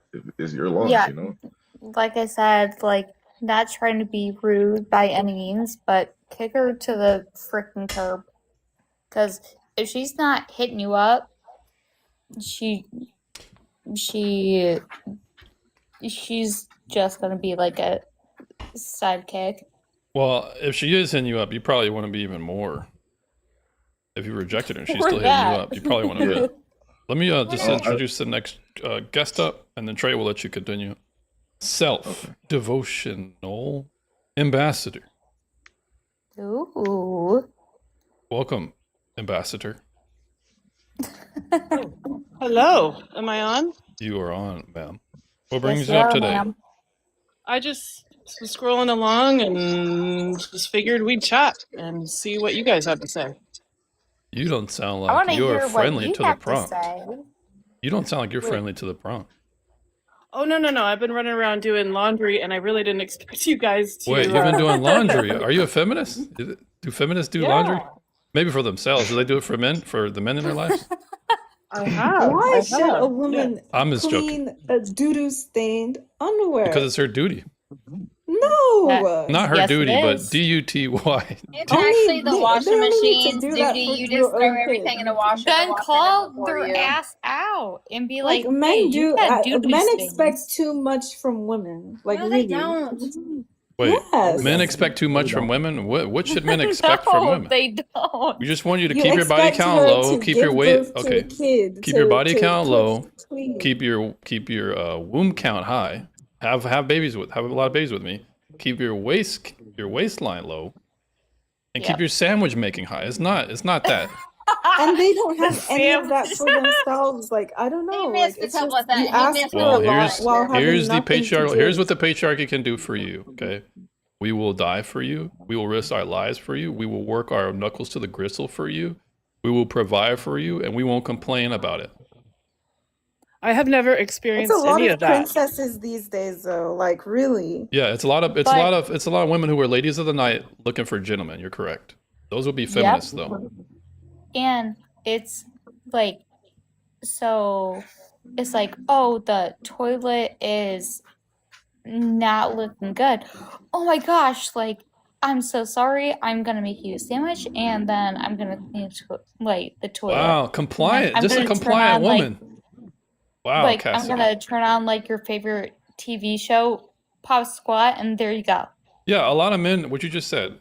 Hey, the toilet's dirty. Oh, I'm gonna go right Am away. I'll I get it. included in this conversation? You're It's included. dirty Yes, because he ma'am. keeps peeing Okay, on I the just didn't know table. why I was called up.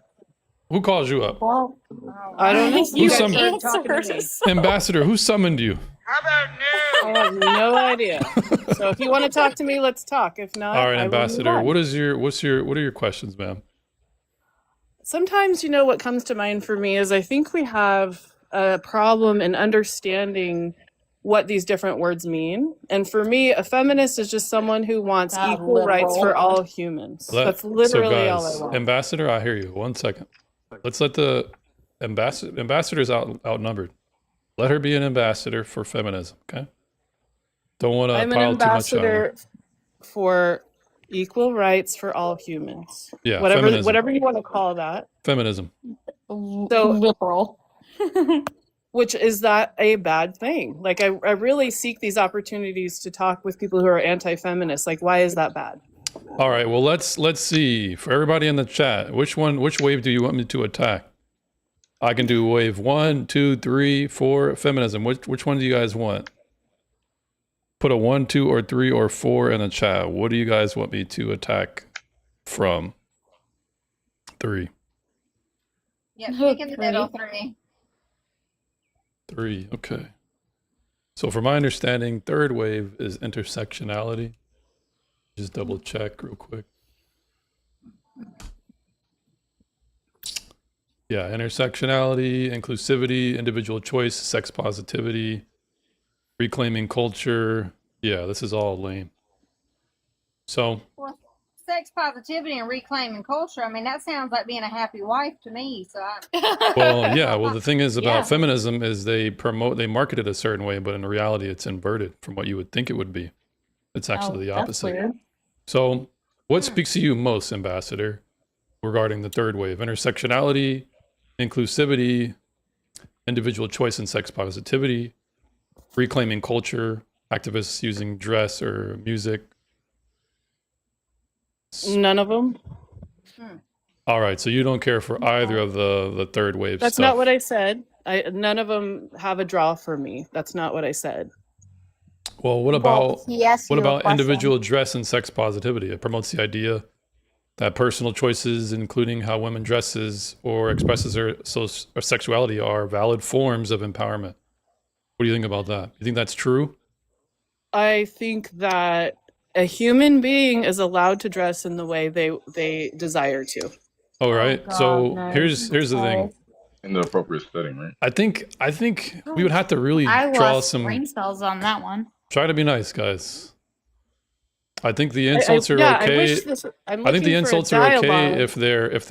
if they're throwing insults at you, but let's try Yeah, to keep I'll it have a civil. dialogue with you. I'm new. I'll have Hey, I'm new here. But I continue to seek mature conversations where we're not like jabbing each other. I'm literally trying to understand you guys. So if you want to insult me, that's fine. But I'm I not don't want going to insult you, so if I No, don't. the But I do, hold dialogue on, is Cassidy, right please. up front. Well, hold on, guys. Let her. Because Let her. anti-feminist. One second, guys. So we don't want to scare the feminists off. It would be counterproductive to our goal. I don't even want to Yes, be Lord. rude, but I do have a couple of questions so that I Before- know that Self and I are on the same Well, thing. let her. Jesus. So the only Can I one who's please going to be ask talking. this lady a couple of questions one so I can second. get to know her so that we can have the One dialogue? second, That guys. sounds really good to me. That sounds awesome. Yeah. So if you want to step ahead of what I'm doing, you can just have another conversation somewhere else. We're just gonna follow the sound of my words here. I'm the pilot. Listen to me on the intercom. Now, you spoke about sex positivity and individual choice. How you think that. I didn't actually. We were talking about how people dress. Right, you did because you said you believe anyone should have the freedom to dress however they like, right? That's what part of freedom is from my corner of the world. Yes. Are you in the Western? Are you in America? Somewhere in the west side of this earth. All right, so Western civilization where we have constitutions or free Yeah. speech, etc. Yes. All right, so Shay, did you have questions regarding that? I just wanted to ask her a couple of questions to see like what she and I may have in common since we're on opposite ends of the spectrum. Sure. So I wanted to ask, are you married? No, Have you ever had children? I have two. Okay. Okay. And are they by the same man? They are. Okay, but you didn't marry. No. Okay. How is this related, Shay? It's related because it's like, is that what led you to be a feminist? Are you upset that he didn't marry you? That he didn't make that actual commitment? Like, where did it stem from? Is where I'm trying to get to. Sure. It's an excellent question. What happened was I was 18, and I think science has proven that our human minds are not fully developed until late 20s. So I own my part in things. I made my choices, but I showed up for my kids and raised them, the older one, on my own. And come to find out, shockingly enough, this man was 28 years old and manipulative, bit narcissistic, and again, I own my part. I was 18 years old. Also, he manipulated me into a situation that I wish I wouldn't have gotten myself into. So that's not a man I would have wanted to marry. He was very unhealthy. Okay, so then did you grow up in a nuclear family where mommy and daddy were married and together? Yes, it was a very miserable marriage, but yes, they were together. That tells me a lot. I'll leave it up to James now so that I'm not but I think that gives us all a different perspective. Yeah, it's helpful to know people's histories. So Are you in a relationship now? Real quick, what did you do wrong in that situation? You mentioned that you were manipulated. What did you do wrong? I left childhood thinking all I had to offer was my beauty. and I didn't have an environment that nurtured that I had a lot more to offer than that. So when you grow up in a narcissistic, authoritarian, Christian conservative home, you know, you really have to suppress a lot of yourself. And so there wasn't an opportunity for me to develop who I was as a human being. And therefore, I thought all I had to offer was my body. So a Christian home taught you that all you had to offer is your body? An And it's authoritarian also Christian narcissistic. So yeah, if I could just all of it. All of it. And I'm not saying all Christian homes are like this. I'm speaking on my own experience of a narcissistic parent, authoritarian environment with Christian conservative values where they shame you for being a human being. The whole combination was not the environment I needed to thrive as a child. have you ever had a psychologist diagnose your parent or your subsequent mate? Absolutely. Well, not my mate. No. My parent, yes. And all of my siblings, unfortunately, have had their own reactions to the childhood we had. And again, I will say, my parents did the best they had with what they had going on, for sure. But that doesn't mean people don't leave childhood a bit damaged. All right. So I guess for the topic of the discussion, it would veer off to kind of investigate that, whether or not who's the narcissist or whatever. So let's just get back to this third wave thing that you subscribe to, which is that everyone should be able to dress however they want. Is that an absolute position you hold, or are there exceptions? There are exceptions. What are those exceptions? Children shouldn't be exposed to sexuality before they're mature enough to handle. And what is mature? What age is mature? I think we'd have to loop in a psychologist, but What does your intuition tell you? I wouldn't want my... We don't have a psychologist here. What does your intuition tell you? I understand that, and I'm trying to finish my sentence. I wouldn't want my minor child to be exposed to a man's body inappropriately, or a woman's. I am weary of women being shamed more than men around this topic. But under 18, I would rather he not observe, cheeks hanging out or too much skin being shown. All right, so we can come into agreement then. We should have decency laws, because how else are we going to enforce this? We should have decency laws that men and women create. This would have been applied in the past. What do you mean men and women create? What do you mean by that? Because in the patriarchy, men are centered. And in the matriarchy, children are centered. And I think children being centered is a much healthier societal dynamic, because then we create healthy humans. I am weary of centering men. All right, well, we had under the patriarchy that you guys don't like so much, there were decency laws that would have prevented the things that you're saying are bad, that I would agree with. So why can we not have those?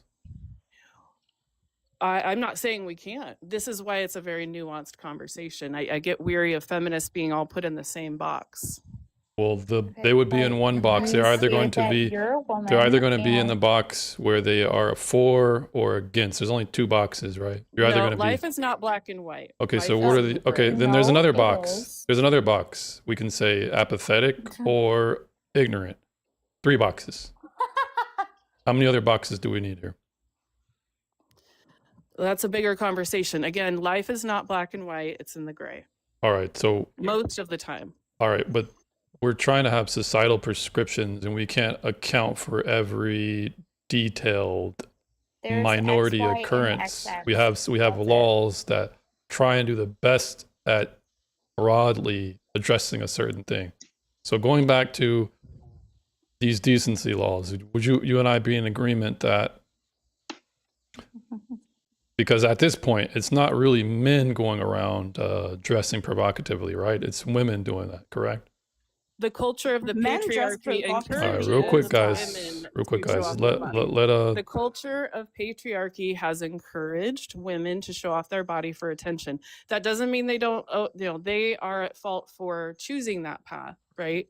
But the patriarchy encourages it. What is your evidence of that? And also, if we're going to be talking about decency laws, what are we doing about pedophiles in churches? What are we doing about the pedophiles? So, ma'am, real quick, ma'am. Watch the hot words, please. Lady, you're going to have to be TOS friendly. I'm trying to maintain a monetization here, okay? Just say Deal. P What's vowels. TOS friendly mean? Terms of service. Say, you gotta Right, say right. No, PD. she's new here, Oh, so I didn't realize. Thank you. it's all good. Yeah, you just have to be careful. All right. So No problem. what about ism? I'm not particularly interested in. Let's just go back to the first point, because it's when you bring up a lot of points, it gets a little bit hard to remember. I have a lot to say. It's very nuanced.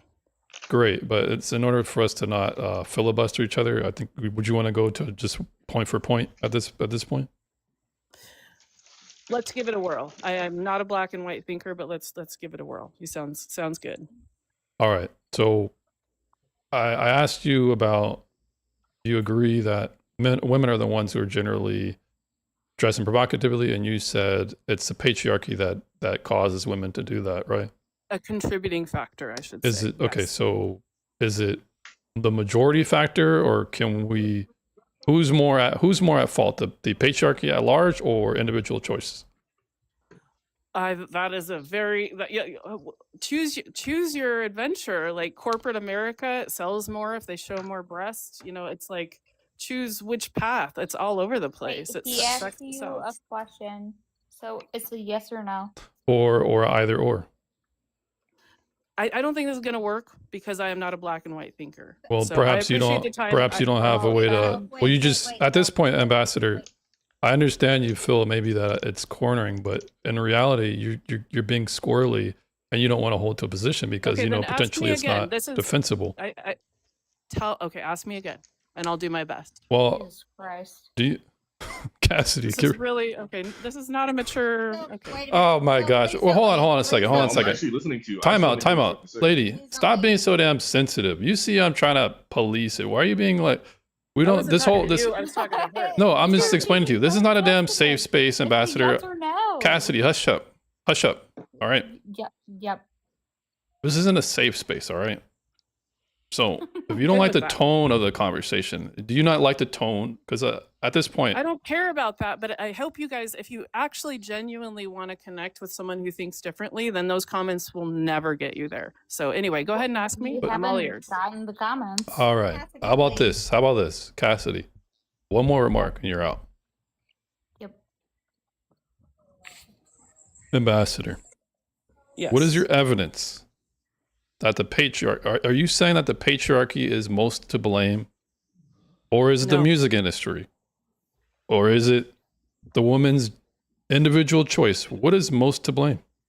I really can't speak to, but of Okay, course if it's you're not the sure. woman's choice. Of course it's the woman's, but it's also the system in which we live that encourages it. Hollywood, wherever you go, even the clothes you buy at the store, sometimes you're only can get whatever's in front of you if you're in a small town. So These are there's feminist many principles, layers. though.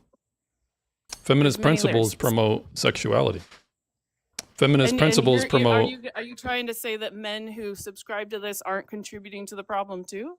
Sure, but the principles at large is most important on how it's caused, how it leads directly to a certain behaviors. If feminists are going to promote through the second wave and the third that women should have bodily autonomy such that they should have freedom to dress however they like. Even you disagree with that, but that would Do be you what would be think men promoted. should dress the way they like? No, I don't. Okay, that's helpful to know.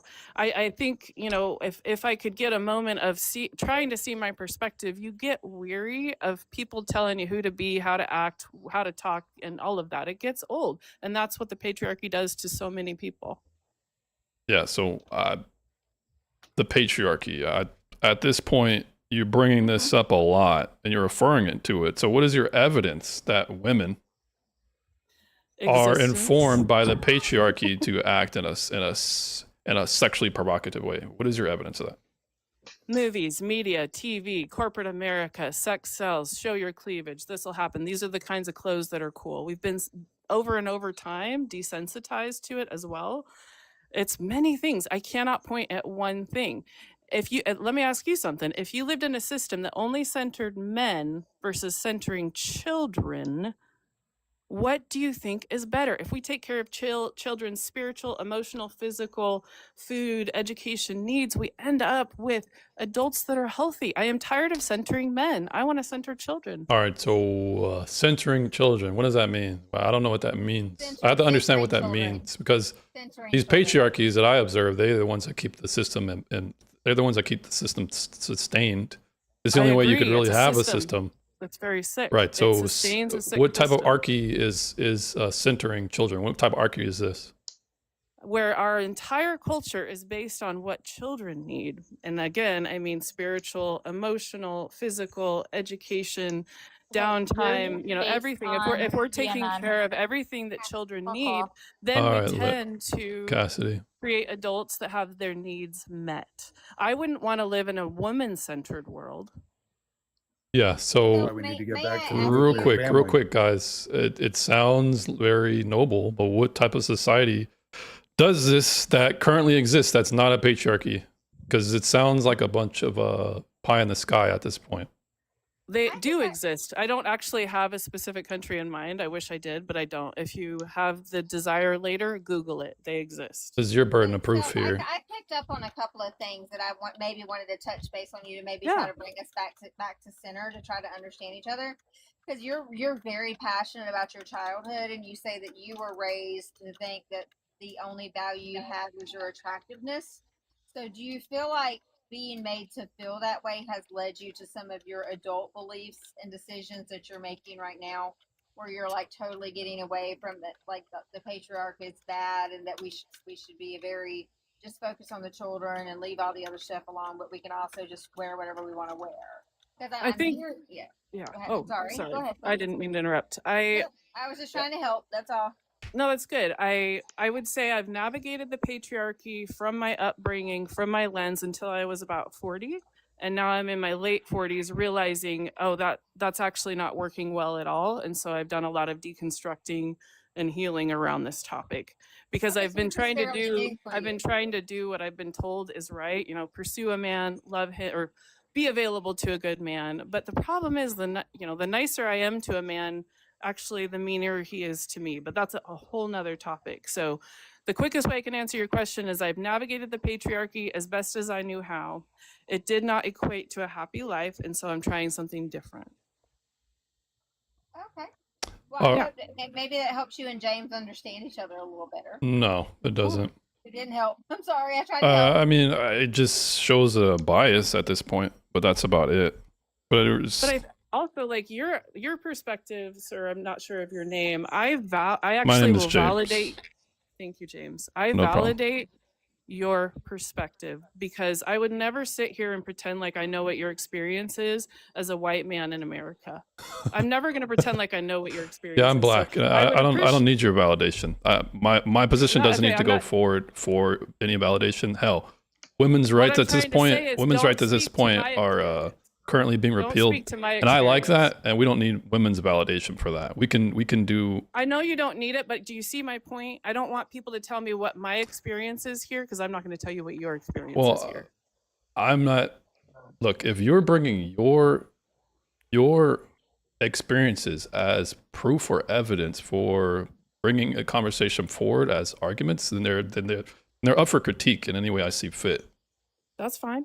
I'm not bringing up any of my personal problems or traumas or bad things that Maybe happened to you me in should. the past. That's I'm part not of the interested puzzle. in talking about my feelings. I'm interested in talking about observations that you and I can agree on. So back to the patriarchy. So you said you don't really have any evidence of this child-centered archy.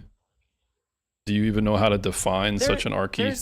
Yes, I have told you twice. I'm It's not about taking Googling care of it. children. I'm not going to Google it. Please Okay, and educate you've me. hit so many marks already. The fact that feelings don't matter tells me how patriarchal you are. Feelings don't matter. That's For clear. this context, it And does not. my perspective doesn't matter. So my perspective is a fact that I have experienced it that way. But this is a classic moment with a patriarchal man where my perspective doesn't matter. Right. So the one who was curious about your family upbringing was not me. You'll realize I really didn't ask any questions that brought that about. I may have tertiarily asked a couple, I don't need anybody but I to ask. constantly. Okay, so It's part of my story. okay, ma'am. But if I'm not interested about your traumas at this point, because it's actually hurting you more than it's helping you. You're telling me that you have bad feelings, therefore the patriarchy is bad. But that's like saying my math teacher hurt me, so therefore math is wrong and I no longer want to do math anymore. It's completely dubious at this point. So you're negating 47 years of experience. I'm within the taking it into account as showing that you're proving my point. It's a bunch of hurt women where feminists really appeals to them because it offers some type of societal prescription. But in reality, it just gets the worst outcomes. For example, if sexual empowerment is a principle of feminism, which it is, the ability to actualize yourself sexually, this will actually lead to self-objectification. It will lead to more relationships that are sterile or traumatizing because a woman gets victimized by men who want to treat her in such a way. This contributes to the trauma that you're trying to run away from. If men are taught to do the same thing and treat their body like just an object of their own desire and others, then of course they're going to be Machiavellian or manipulate others. This would be par for the course, but this is feminist principle in practice.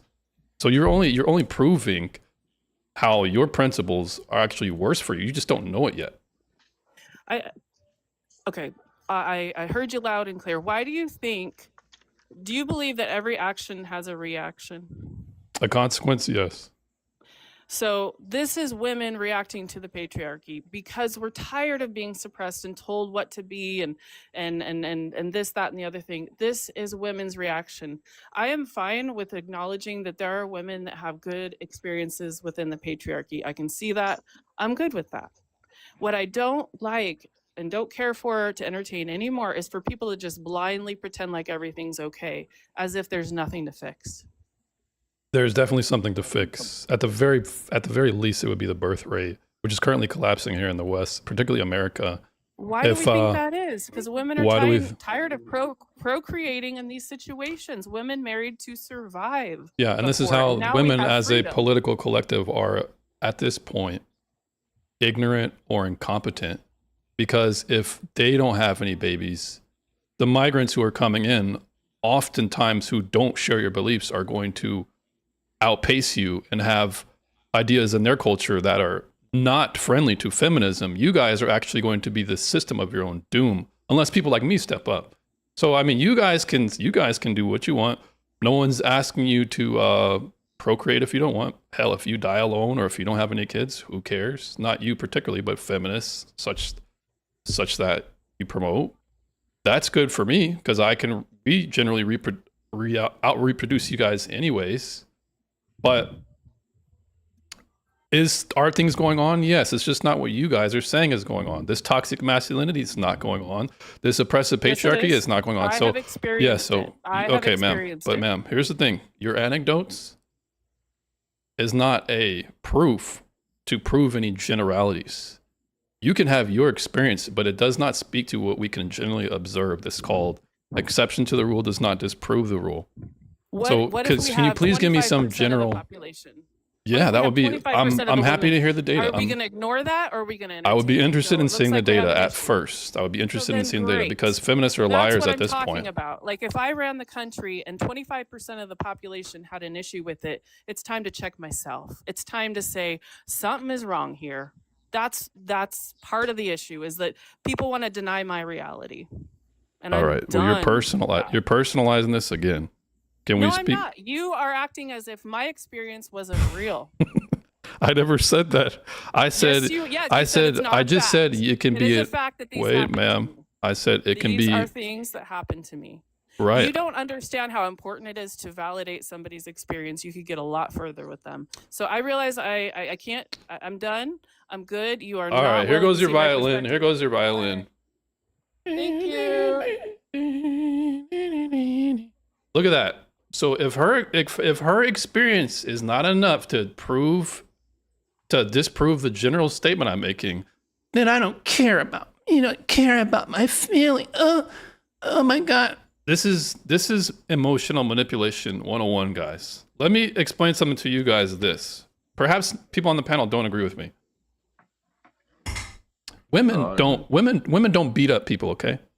They don't beat people up.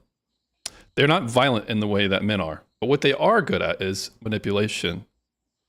They show aggression through manipulation, reputation destruction, rumor spreading, etc. They do it with their words and trying to manipulate your emotions. I never said that what she said, what happened to her didn't happen. I said this. What happened to you can be the case, but it does not disprove the general statement I'm making. That's philosophy 101. Hell, I'll find you guys a damn fallacy. I'll find you guys a fallacy. But the floor is open for anybody who wants to talk.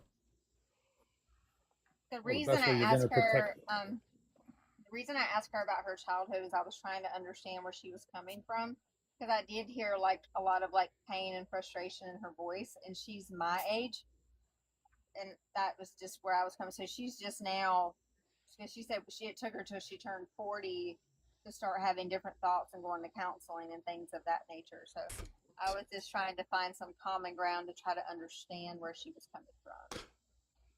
Shay, isn't that interesting how you said, you know what? I kind of figured, I heard all I need to hear.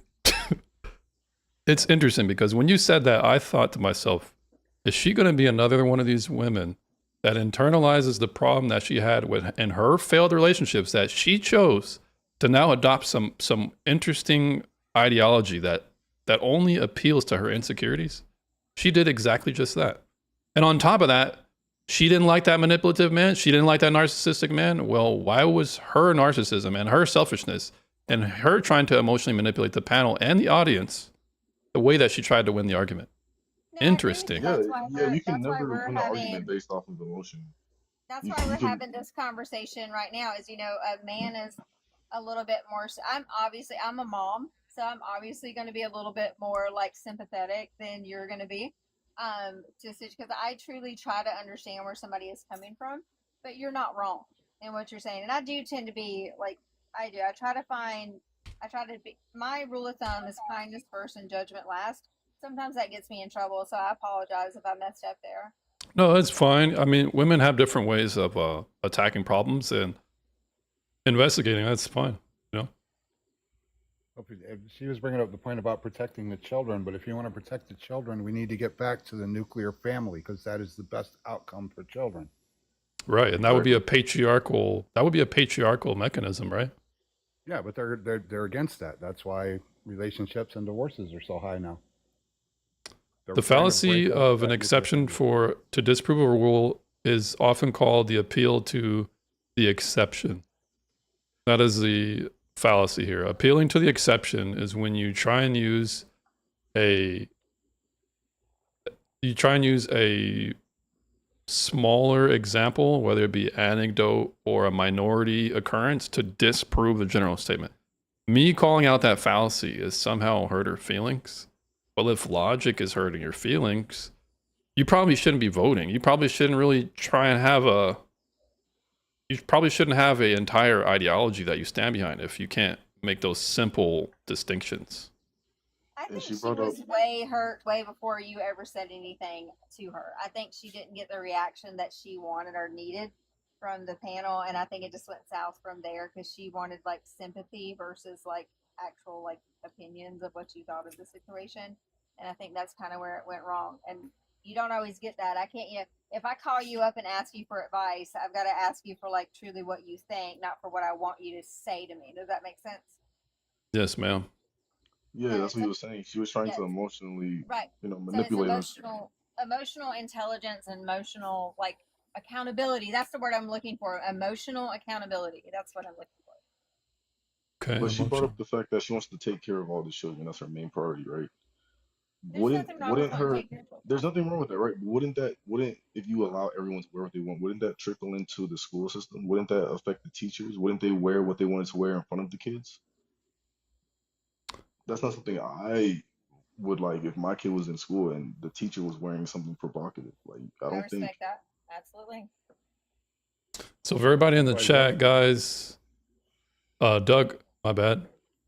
I was going back. She was on the topic of women wearing what they want, but a lot of women nowadays, if they're in a relationship and she's going to go out with her friends or whatever, and the man doesn't like her outfit, he's labeled as controlling, which they don't realize it's our protection because we know if you go out looking like that, we know what other men are thinking. Because we are We are men. trying to protect you, but they throw that back on us as insecurity. Men are No, protectors. that's our Naturally. protection. That's not protection. You know, other men are trash, and so you're trying to protect. That's That is not protection. protection. Well, is that it is is That's the easier? definition of What's protection. what's No, it's easier not. to Tasia? What's easier? Is it easier to Self control those protection. men or control your woman? I know you don't like the word control, but I'm asking you a question. Is it easier to control those men or your woman or wife? Well, if you were somebody who's able to protect truly, then you'd be able to control those men. Dun dun dun dun. You want me to be Captain? Dun dun dun. You want me to be No, Mr. You're Dun meant dun to dun? do you as said a that. man. You are meant to protect. Okay, you're so smiling let as me you're saying let's. that. I can hear it. Then You you're don't even failing believe as a that. man. All right. You don't Okay. believe that yourself. May Wait I a minute. please Let's. speak on this? Can May I we? Can please? we? Because I've got something for you that's kind of cute. All right. Back Shay in the got some day, heat. Shay got that heat. every Thursday was ladies' night when I was married. I lost my husband in 2020, but we would kind of make it hot. So first of all, like he got to inspect my outfit before I went out, and he would always take me to girls' night, and he had the option to come interrupt me anytime he wanted to. No, And I understand. I thought it was sexy. Okay, so I understand that there are a bit less often occurrences where people might placate to this as some type of fantasy, or I'm not particularly speaking about that. No, I'm not saying like it's voyeurism or anything. It's just more like you guys get the hots, whatever tickles your pickle. I know you don't have a pickle, but I understand some men are like that, but I'm just talking about general understanding of how we observe safety here. If I know there's a bunch of men who are sweaty and drunk who are willing to be adulterous with you if you're married, or break up or be in an affair with you if you're in a relationship with a boyfriend and girlfriend, then why would I want to put you in that situation? You might get grabbed in such a way that's not expedient. I might have to be called to defend your honor. Why do I need to put myself in that position, Totasia? Why? Why can't you just? Put you in that position? Why can't you just wear some sweatpants or outfit that's less revealing? Will not stop men from doing what they want to do. Yeah, but that's a straw You can man. get- I didn't say that the apparel would stop. I'm saying you're going to be less likely for this to happen. Is it true that you're less likely to be gawked at, less likely to be approached if you're wearing a certain outfit? Is it true?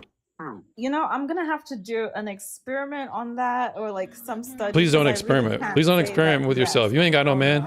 You might get snatched up. Please don't do that. Well, I like facts and I like, science. And if that is true, and I find out that is true, that a woman is more likely to be, how do I say this friendly? But you guys know what I'm trying to say. If a woman's more likely to be annoyed by men, Annoyed?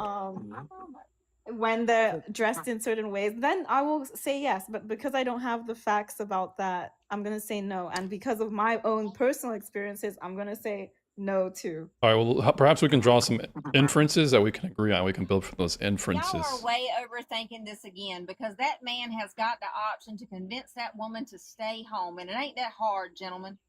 So what's being discussed isn't really the praxis on how to make a woman stay home or convince her. It's just more about whether a woman should do that and whether she should have carte blanche to do it.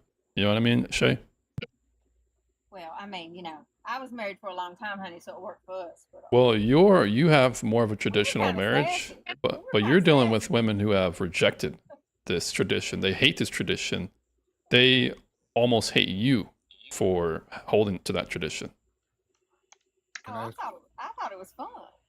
Can I ask Tasia a question? Yeah. Okay, let me ask you this. If I'm in a relationship and my woman wants to go out and I don't like the outfit she's going to wear because I know how other men think, between what we're talking about as men and you as a woman, who do you think knows how a man thinks more? You or us men that are trying to protect you? The men. Thank you. All right, to Tasia, That's why answering we don't want questions. you.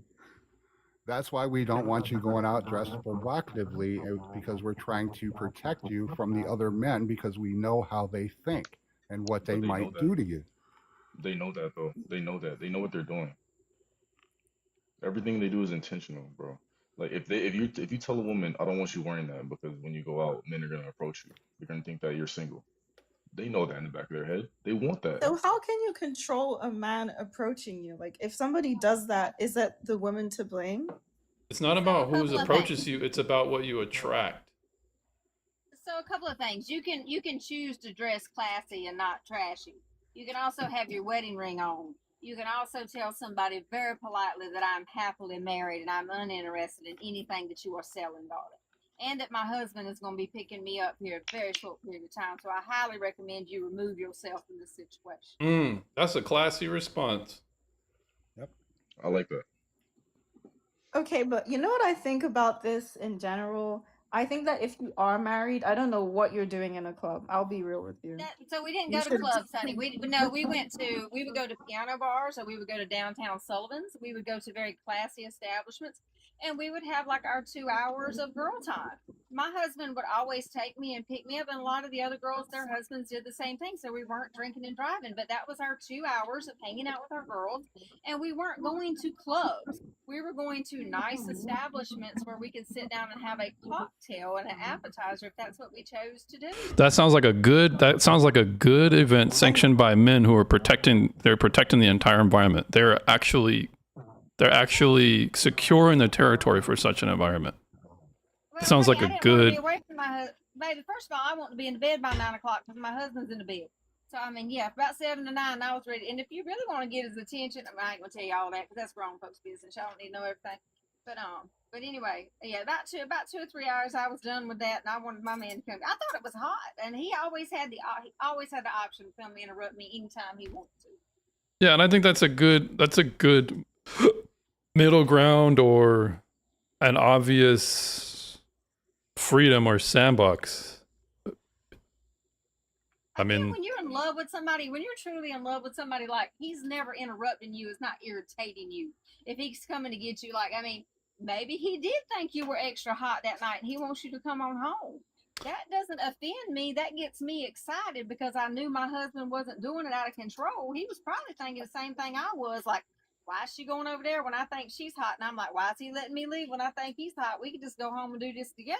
So there's plenty of married couples out there that think that way. I think to Tasia, the problem is your perspective. It's preconceived and it's there before the relationship even starts. You're assuming malice before the relationship even begins, and this is the problem with feminism, is it teaches you to be hyper suspicious and paranoid on how men are when they could just have your best interests in mind and could do it out of love. Well, you see, that's exactly why I do it, because as you guys said, right? If I don't want to be, or like say this is true, if it were true, say if I dress in a certain manner that it's going to attract negative attention, then I should try and do things to prevent getting myself in that situation. And that's exactly why I do things to prevent getting myself in any situation, so I don't deal with men. And it just comes back to me, being single. That's Yeah, but this is a exactly why I cope. do This is it. cope. This is a coping It's mechanism not a now. cope. But honey, It's I get just that, but you don't want to me- be alone the rest of your life. Yeah, I It's saw just your me comment earlier. You choosing said, to not engage with that because I know how men are. So I don't want to okay, deal with that. I have a That's question exactly though. what it Yeah. is. So you But not all genuinely men are think? that way. I have a But I question for can't Tasia. prove that to every man that I meet on the street. If I have to assume that every man has my best intentions, oof, I don't know if I'll be here today. We're not saying that either. But basically, your position You is can't be naive. you don't really have much evidence of your position, but you have your experiences. So let me just say, let's just say I owned a 7-Eleven, and my experience was periodically it's only black people who rob my store. Am I justified by avoiding all blacks, particularly black men? No, Yes. that would be racist. No. Well, Come on, no. I mean, perhaps couldn't it be that you don't have enough case studies? You don't have enough data samples? Could it true. I be do need the more environment data you're in? Could it be maybe the data doesn't speak to it? I don't know, because I've been in so many environments, and men are trash everywhere. So I But think trash, just because a man doesn't think Oh, that, sorry. just because a man doesn't think that Majority you of should be men, able to dress not all and men, booty but hugging majority of stuff and cleavage showing stuff, that doesn't mean he's trash. And also, men are not traditional nowadays. If men actually Men were are more protective though, traditional and Tutasia. conservative and had good religious values, then maybe I would change my mind. But But nobody has why would they proven me be? correct. Why would you deserve a man like that if you don't really respect men? Why do you deserve a man like that if you don't respect men? You don't respect that man. I do respect men. I respect He can be the good total men. package, and you've done looked him over. I mean, some of the funnest part, if you're feeling a little frisky and this girl's not, all you got to do is ask your man when he's looking at your dress, be like, baby, can you see my panty line through this dress? I guarantee you that man's going to come get you up early from girls' night because he picked up what you were laying down. Well, let's deviate from that scenario real quick. Yeah, I'm not that. So freaked out, hold I really on a don't second. know. Hold on a second. Let's go back to the whole respecting thing, okay? As a man, if I respect myself and I want a woman who's a lady, I want a woman who's gonna follow my lead. I wouldn't look for a woman who's indifferent to marriage or who is apathetic to following a man and is waiting for a man to prove himself. He need to prove himself to me. Why would I not just go with women who are cooperative up front? Why go through the headache, Tutasia? That's a great point. But it's like, okay, I understand that, but how do you want women to respond too? Because we have to do things to protect ourselves, and that's just unfortunately how it comes out. Yeah. Don't give up your body. Wait till marriage. Dress modestly. Behave like a lady. To put men on notice that you carry yourself with a certain level of respect that they must comply with. That is how you can create boundaries and how you can attract a certain type of man, because by consequence, you're not going to put up with a certain other type. Men who don't care about how you dress, those men are going to be disqualified. Men who don't see how you're acting and view that as a high calling for them to behave, those are the type of men you're not going to, that you're going to. So let me give you an example. If I'm a woman and I am behaving like a lady and I demand gentleman treatment, there's men that I will disqualify.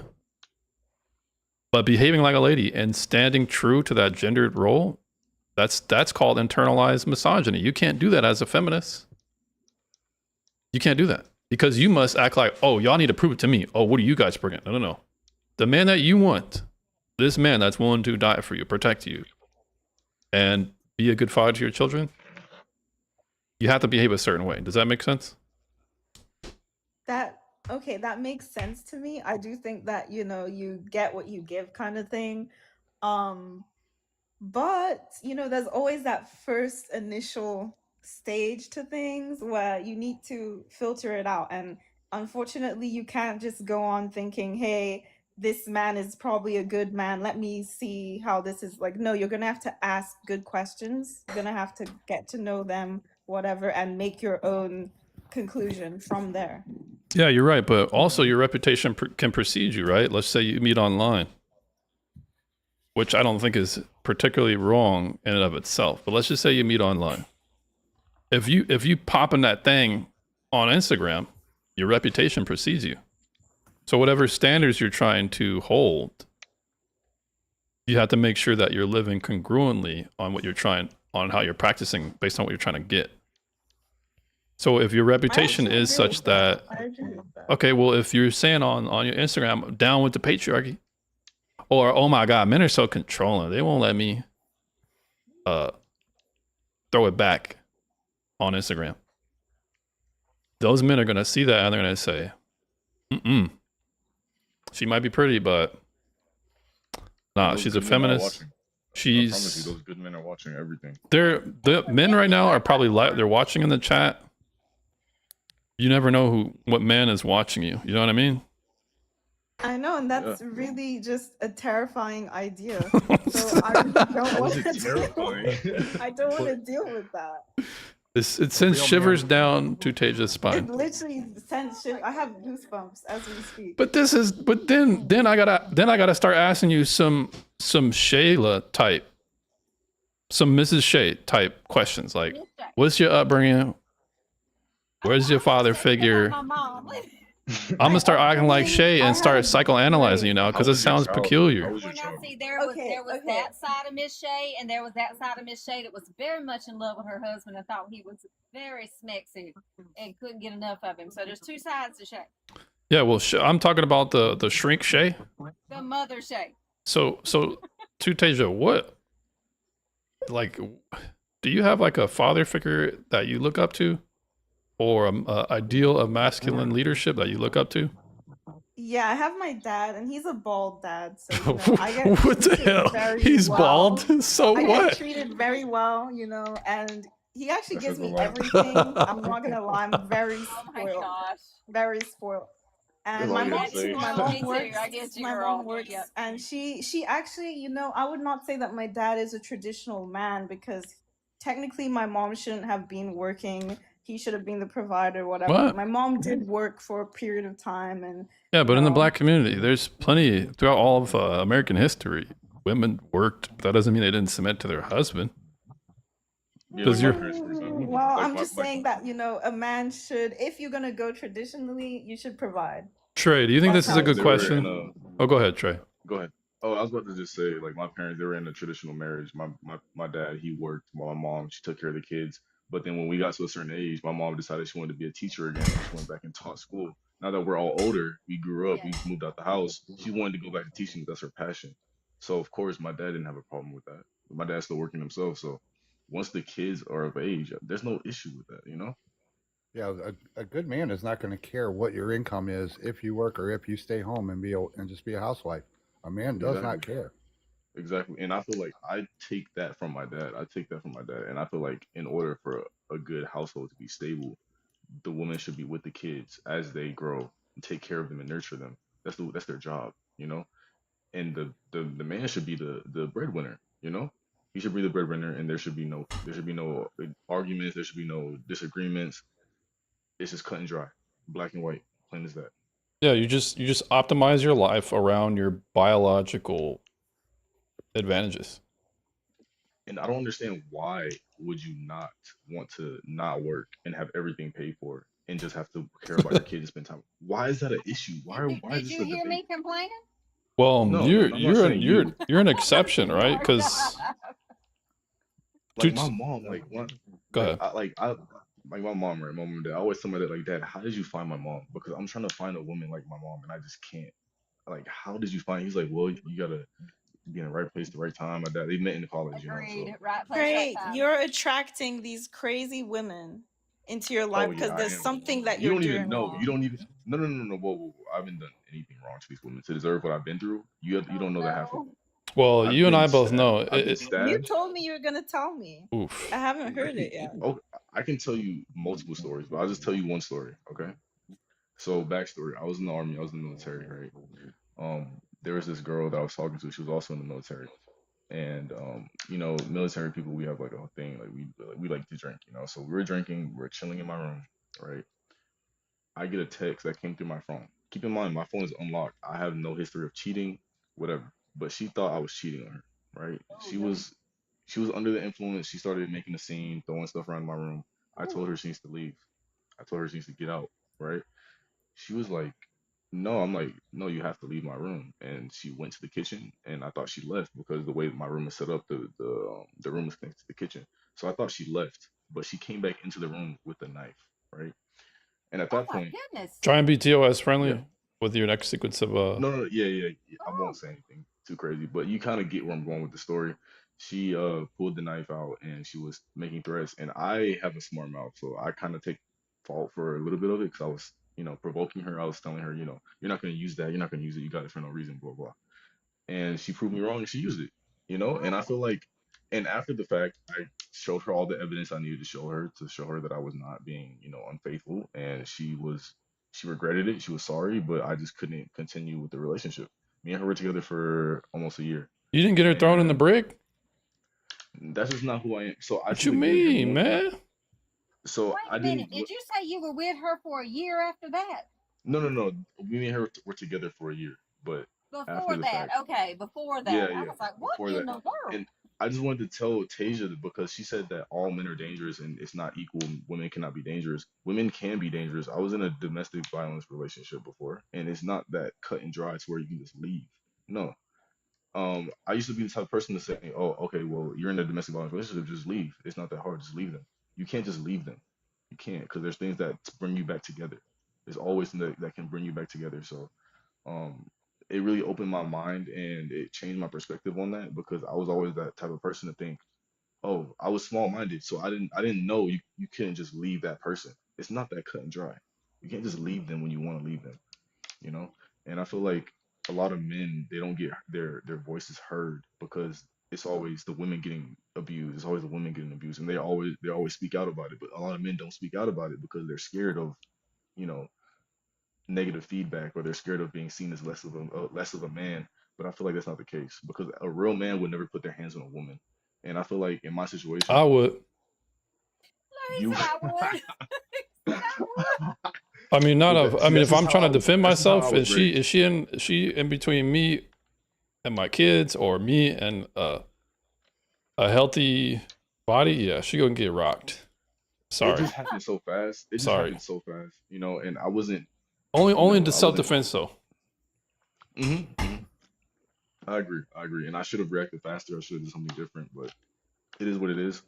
I ended up getting discharged, so medically. So it is what it is. It all worked out in the end. So it is what it is. C Star says, according to the CDC, majority of non-reciprocal DV is initiated by women.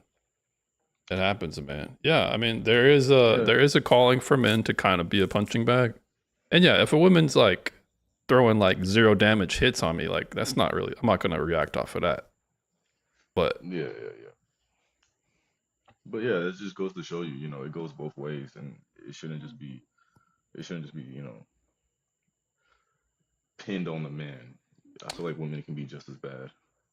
now for everybody in the chat, would you guys mind getting them likes up? Appreciate it. Could you get us 10K? We've gone 2, almost 3 hours without being restricted.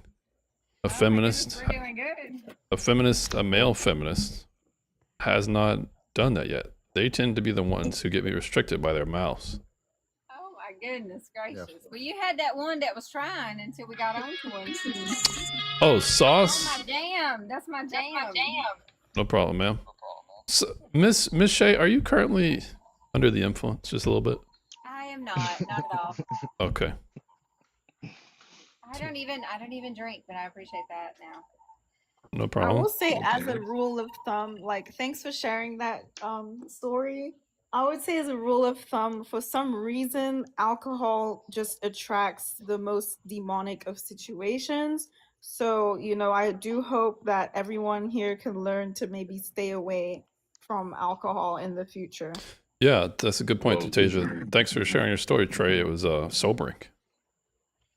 yeah. No, Stay away from I recovered from the C word a couple of years ago, and so some of the medications that I'm on, I can't drink at all. Is that crack? What did you just say to me? the C word. What is the C word? Cancer. Oh, sorry, ma'am.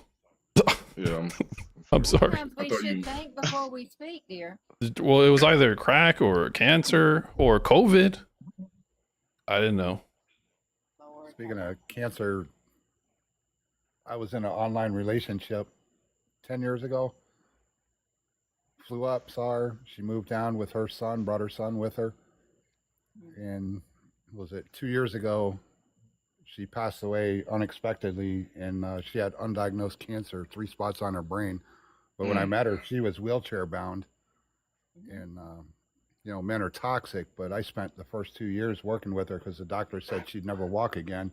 And I spent the first 2 years with her, helping her to relearn how to stand on her own again. And then she could walk a pretty good distance. with the aid of a cane. But I'm a toxic man, you know. There's, you know, That where was that's the my love, thing. you know? Like that one girl Shay that came up here, like was that like an hour ago? Shy. No, Yeah, I'm Shay. That was Yeah, Shy. Shay's the good one. that was Shy. Right? Don't Shy put that came on up here, Shay. and no. I love Shay. You But just thought I was drunk, so Well, I'm silly. I've just noticed. Well, I won't say I anything. do have a lot of energy. I do. You know, I mean, in spite of everything that has happened, I have a lot of love to give. So I very, very rarely get upset or angry. No, you just be surprised if you're ever on my panel. A lot of women do come up, and they be under the influence for some reason. I don't know why it is, but you're just more they charismatic. get that confidence. You're It's just more it's like charismatic liquor as you're courage. sober. So I I just like understand to that. have fun. I just like to have fun. Thanks for the likes, guys. C stars. Thanks for the follow. Any questions in the chat, guys? I'll acknowledge them. We'll read them out loud. On the YouTube side, any questions of yours, I'll allow to derail the panel. So, regarding body count, we didn't really finish that conversation with Cassidy. Mm-hmm. Now, Oh, go ahead. I got a good point on that. Yeah, go ahead. Oh, I think she's the one that brought up that with concerning locks and the one key and all that. Yeah. A lock with one key is like the best security, but no man wants a lock that 100 keys fit. No man wants that. Yeah, I think that's an even better. Well, That's no a good woman spin. wants a pencil that is not being sharpened every 2 seconds. You would be Nobody wants surprised. that to You be. would be And surprised also because the anatomy of that just really bothers me. Like I don't agree to, doing things outside of marriage, but that isn't just not how women's bodies work. It always goes back to its original form, even after children. All okay, right, but so we're here's talking where the about like biology the. gets involved. But Trey, go ahead. I feel like it's more of a mental and physical thing rather than like can it go back to the same shape? Nobody cares about that. We know that it can go back to the same shape. It's the fact that y'all are so easy to give it up, and then all of a sudden, once you hit a certain age, it's like, okay, now I'm done. I want to settle down. No. That's not how it But works. men are easier. Men literally, someone said it earlier that you just go for anything. All right, so Because why? there's For two what different Okay, reason? things I have a here. question. Do you watch any like sports? Do you watch basketball, or you know how basketball works, right? Yes. So let's just say if do you think that is easier to get 40 points scored on you, or is it easier to score 40 points? I can't, as a woman, you're getting scored on. It's different than me scoring on you. You know what I mean? I had no idea what you were talking about when you were talking about getting scored on or making sure. I was totally lost. No, I get the analogy. No, but no. just That comes analogy down was to- good. That's why I'm laughing. It was good. I actually get that analogy. That's probably even a better analogy than this stupid lock and key thing. They're I'm not both gonna good lie. analogies. It's just one, It is- one, no, one, no. The basketball makes more sense because it but it's appeals to also your wrong. cultural proclivities, given your No, it's skin also wrong skin because color. Here's why. No, okay. But I think that is still wrong because it's just how men view things. Like men are coming from this idea that they are so like, you guys can't pull anybody and it's just so much effort to talk to a woman and pull a woman. I'm telling you, there are quick fixes that all men can make that will make them, that puts them into those Please top tell us. percentage Please of tell men us. that always. Oh, the top First, percent I'll of give men. them four. I'll give them four. Wow. Okay. The quick fixes. Okay, first off, personal hygiene. Okay, brush your teeth, please. No, but Brush it. no, Put that's the a good point. Oh There's my a lot of goodness! dirty You know men what? out I here. will say this. Put some cologne on. Put some deodorant cologne on. That will automatically put you in a very rare percentage of men. Okay, because a lot of people be missing out on that. Okay. All right, hygiene and cologne. Hygiene, cologne. Secondly, eat well, eat healthily, take care of your body. And then that's literally it. You're gonna be, if you do that and you get yourself to a healthy state and body, then you are gonna be already attractive to most women. All right, so here's where And it you're doesn't mean you have incorrect. to have like a six pack. Just be a bit healthy. Don't be drinking Mountain Dew every 2 days and stuff. Well, Like, no. Tasia, are you on? Are we on speakerphone? Oh, maybe yeah. It's Where on. your AirPods at? I have headphones. I don't use AirPods. Would you mind getting your headphones? Because what's going on is there's feedback from your speaker back into the mic. Okay. Is there a way to for you to get your headphones? All right, so I'll wait to explain that because she's explaining, hey, you can get cologne, you can get hygiene, you can eat well, but I'm going to shatter this. I'm going to shatter this advice. So for everybody in the live, would you mind getting me to 10K? I appreciate whoever's thumb is currently at work. Your engagement really is what's going to help, because if these monitors are anything like the feminists who I've been discussing with outside of Tasia, if the moderators who control this live, who determine whether or not I'm in community guidelines, if they're anything like the feminists I've been arguing with, I won't be doing anything without your engagement. So your thumbs are very much appreciated. Do You go get the populars opposite of help a with feminist, engagement which too? is me. Right. Send some go populars. So, Tasia, are you there? There you go. There's your 10,000. Thank you, ma'am. I don't know if you guys can hear me. I put my headphones on. We can hear you, and there's currently no echo anymore. Okay, that's good. Thanks for the heart, Trey. Appreciate it. Yeah, I'm just trying to get more people in here. I gotta send some go populars. Thank you. So when it comes to this prescription that you said, here's how you're incorrect. Most men in clubs are doing just that. They got clothes that at least don't make them look fat. They look flattering on their body. They are wearing cologne, and their teeth are brushed, or they got some breath, some air fresheners, whatever. So a lot of men are doing this, and they're not having any success with women. This is because I think what you're missing in this example is be attractive to me, and be attractive to the women. If a man does all these things and he has a hunchback, he's not getting any play. If a man does this and he looks peculiar or weird or perhaps too short for you, you're not even going to look his way. So oftentimes how women give advice to men, it really falls short because they've never had to attract women before, so they don't know what comes with it. It's natural.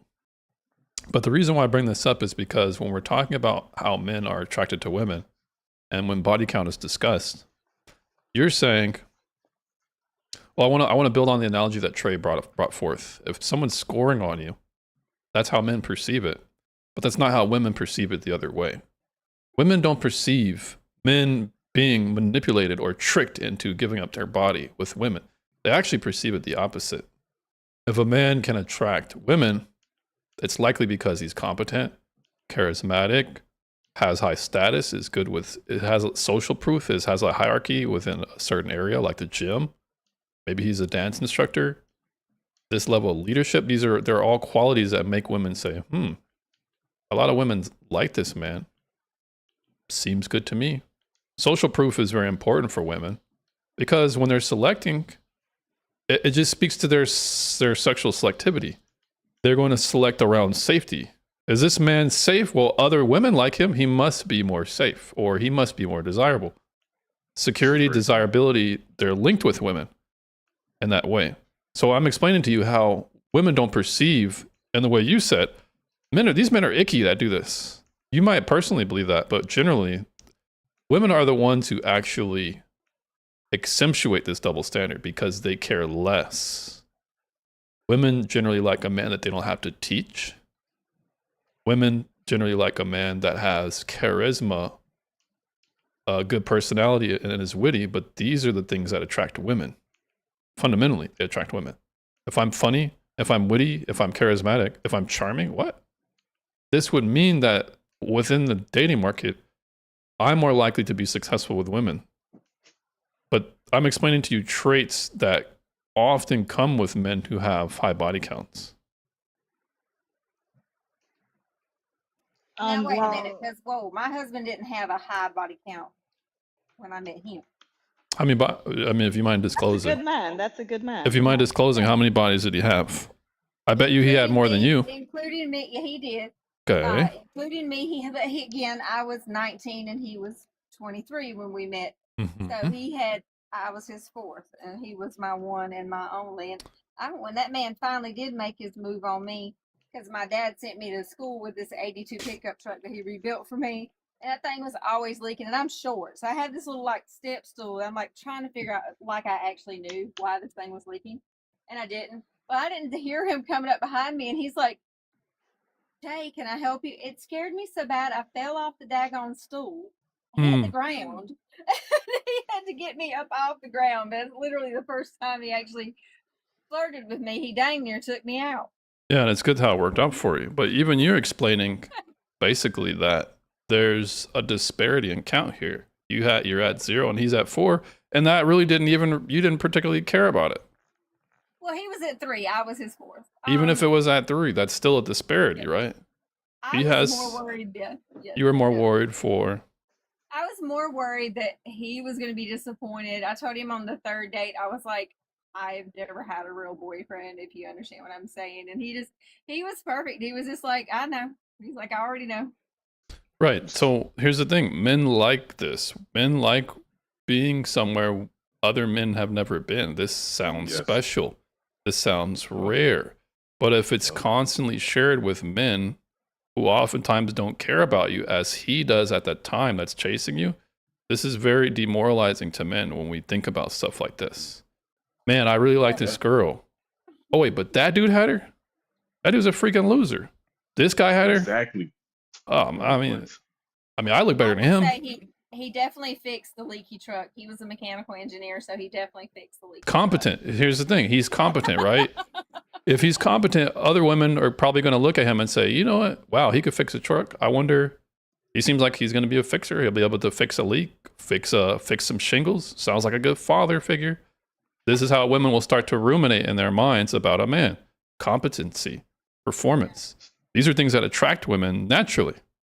But this is what is correlated with a higher body count, because men are going to be more sexually successful that way. But when women are sexually successful, that's like a man just lifting the bar with no plates in the gym. We don't respect it because it's easily gotten. Women can't brag on things. That would be like me bragging that, I don't know, I'm able to beat up people half my size. Like, okay. So what? Like, that's not a flex. Women saying they have hoes. Shay, good thing you're not privy to a lot of our terminology now. But women say they have hoes now. Hoes? What does that mean? What does hoes They can't. mean? So hoes, it means basically like they have multiple people they have access to for whether it be sexual pleasure or money or whether it be emotional. They have hoes they can run to, but in reality, they're the hoe. They're in their roster, but they don't know how to accept that. But my question for Tasia is, if you're looking for a man, right, that has no bodies, no experience with women, right, how do you think that conversation will go? Do you think a man that has no experience with women will be able to have a conversation with you, honestly? Because most men that I know that have no experience with women, they don't know how to have a conversation with a woman. They don't even know how to approach a woman. You will never meet a man like that, and you have to be realistic. No man that has never been with a woman will know how to approach you. So you have to be realistic with your dating. Well, I feel like I am being realistic. If I haven't been with a man, I can also want a man who hasn't been with another woman.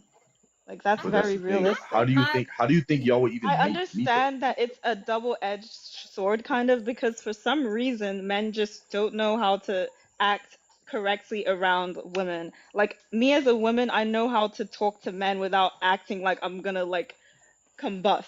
But for some reason, men who haven't had that experience of women, they visibly get very, like, anxious and nervous All right. around. Well, here's the That's thing. gonna be a turn off. But Trey, a turn off, right? Trey makes a good point here. Well, go ahead, Trey.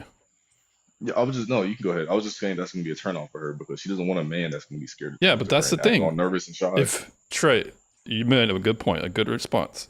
Right now, you have two irreconcilable positions. If you know that a man who's charismatic is generally going to be successful with women and therefore have laid with them, then you can't therefore say you also want a man who doesn't have that but has all those qualities. That doesn't make sense. If you want a man, I think it's a noble thing. I think it's great. If you want a man, you're a virgin, you want a man that's a virgin, I think that's the best. Those are the best relationships ever. However, you need to be a bit more graceful as far as maybe things might be a little bit awkward. There might be some silence. He might not be able to talk to you as good as the men who have experience. Does that make sense? Yeah, and that's why you need to work on the second part of my advice to men is just the social aspect of it. If you just hold yourself, like nobody's gonna know your past. It's only that you have this thing in your head that I've never talked to a woman before, and now I'm nervous because I'm actually talking to one. But if you just act like you're somebody who has talked to women before, then you're gonna be fine. It's simple fix. It's easier said than done, but I tend to agree with that. I tend to agree with that. Gotta fake it till you make it. Well, I mean, and like I said, it is a man's job to lead his lady. I wouldn't have wanted it was important to me that I wanted to still have my V card when I got married, but I was kind of thankful my husband didn't. He hadn't been around the block 3 times, but he was in the position of at least knowing what he was doing. Yeah, and I think it might have. A lot of women look for that. But here's the thing, Tasia, the best sexual relationships, I would argue, that to which I haven't. Well, I kind of did, but when you're experiencing virginity together, that's the best situation because there's no one to compare. There's really no pressure because of that. What do you have to base it off of? What do you have to refer from?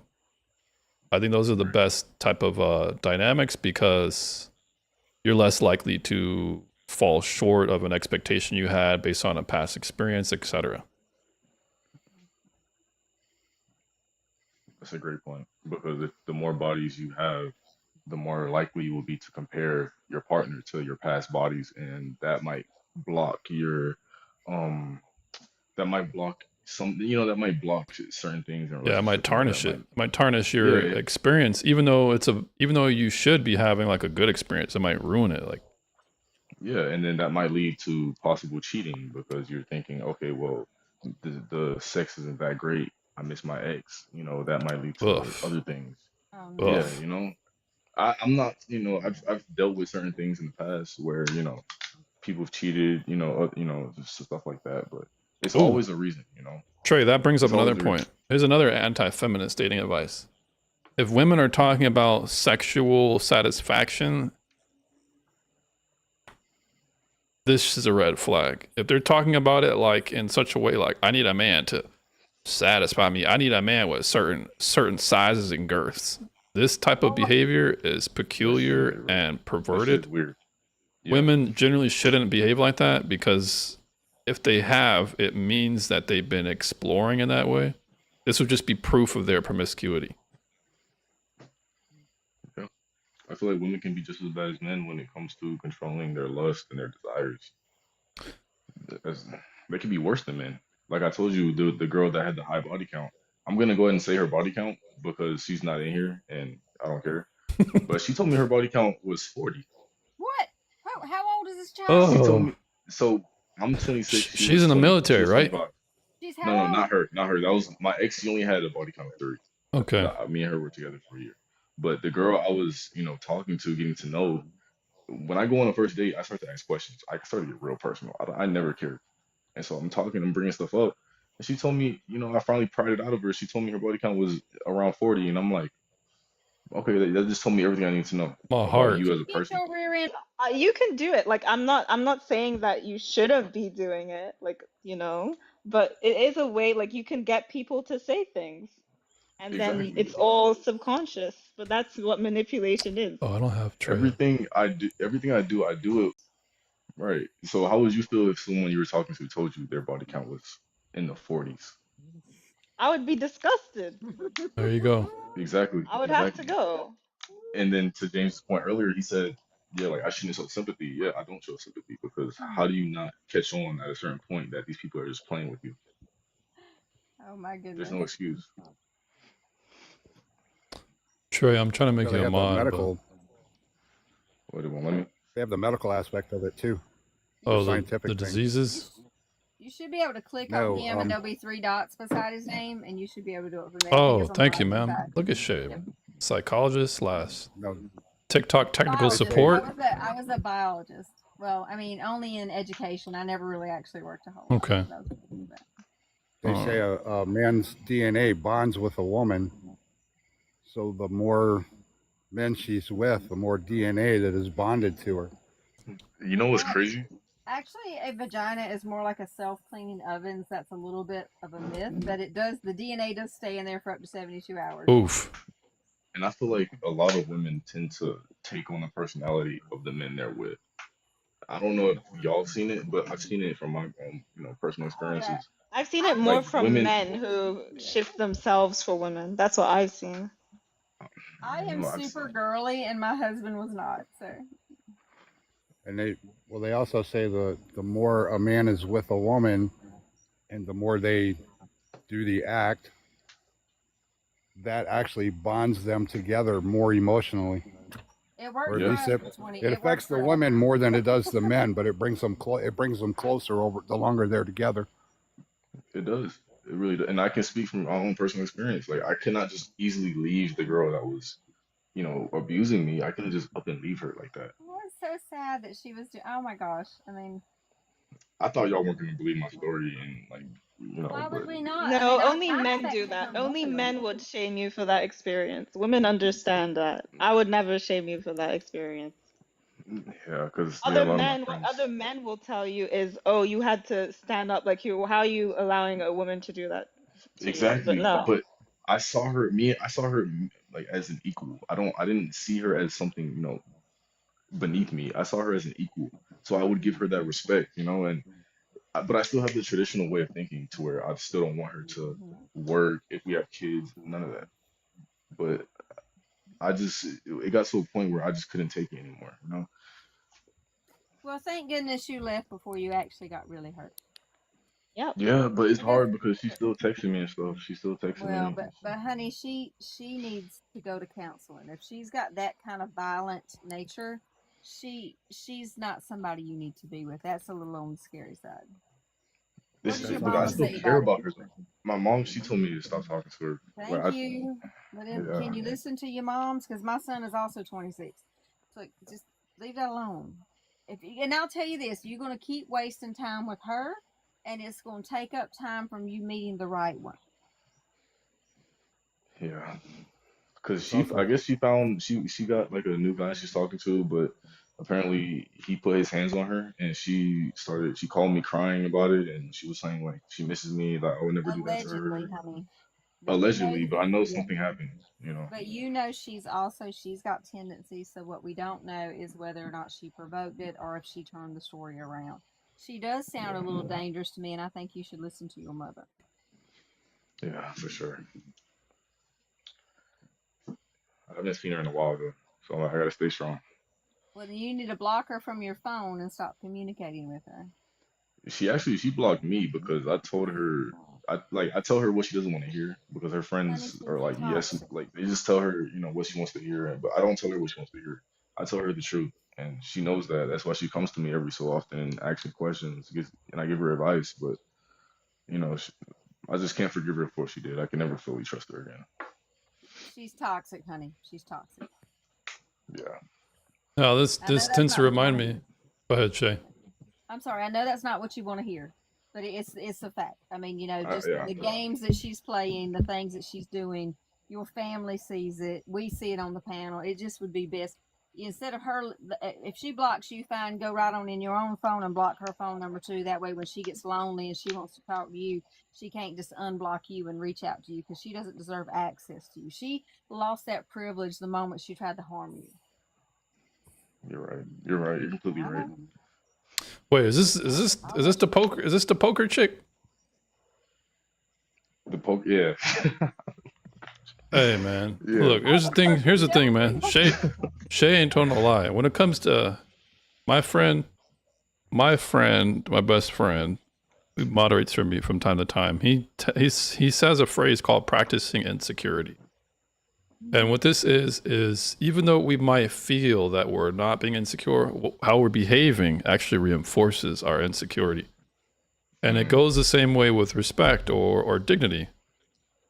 If we have people in our lives that have showed us that they don't dignify us, we must dignify ourselves by practicing a declaration of that. We move in that. We step into that reality. I am now a person more dignified. I am now a person more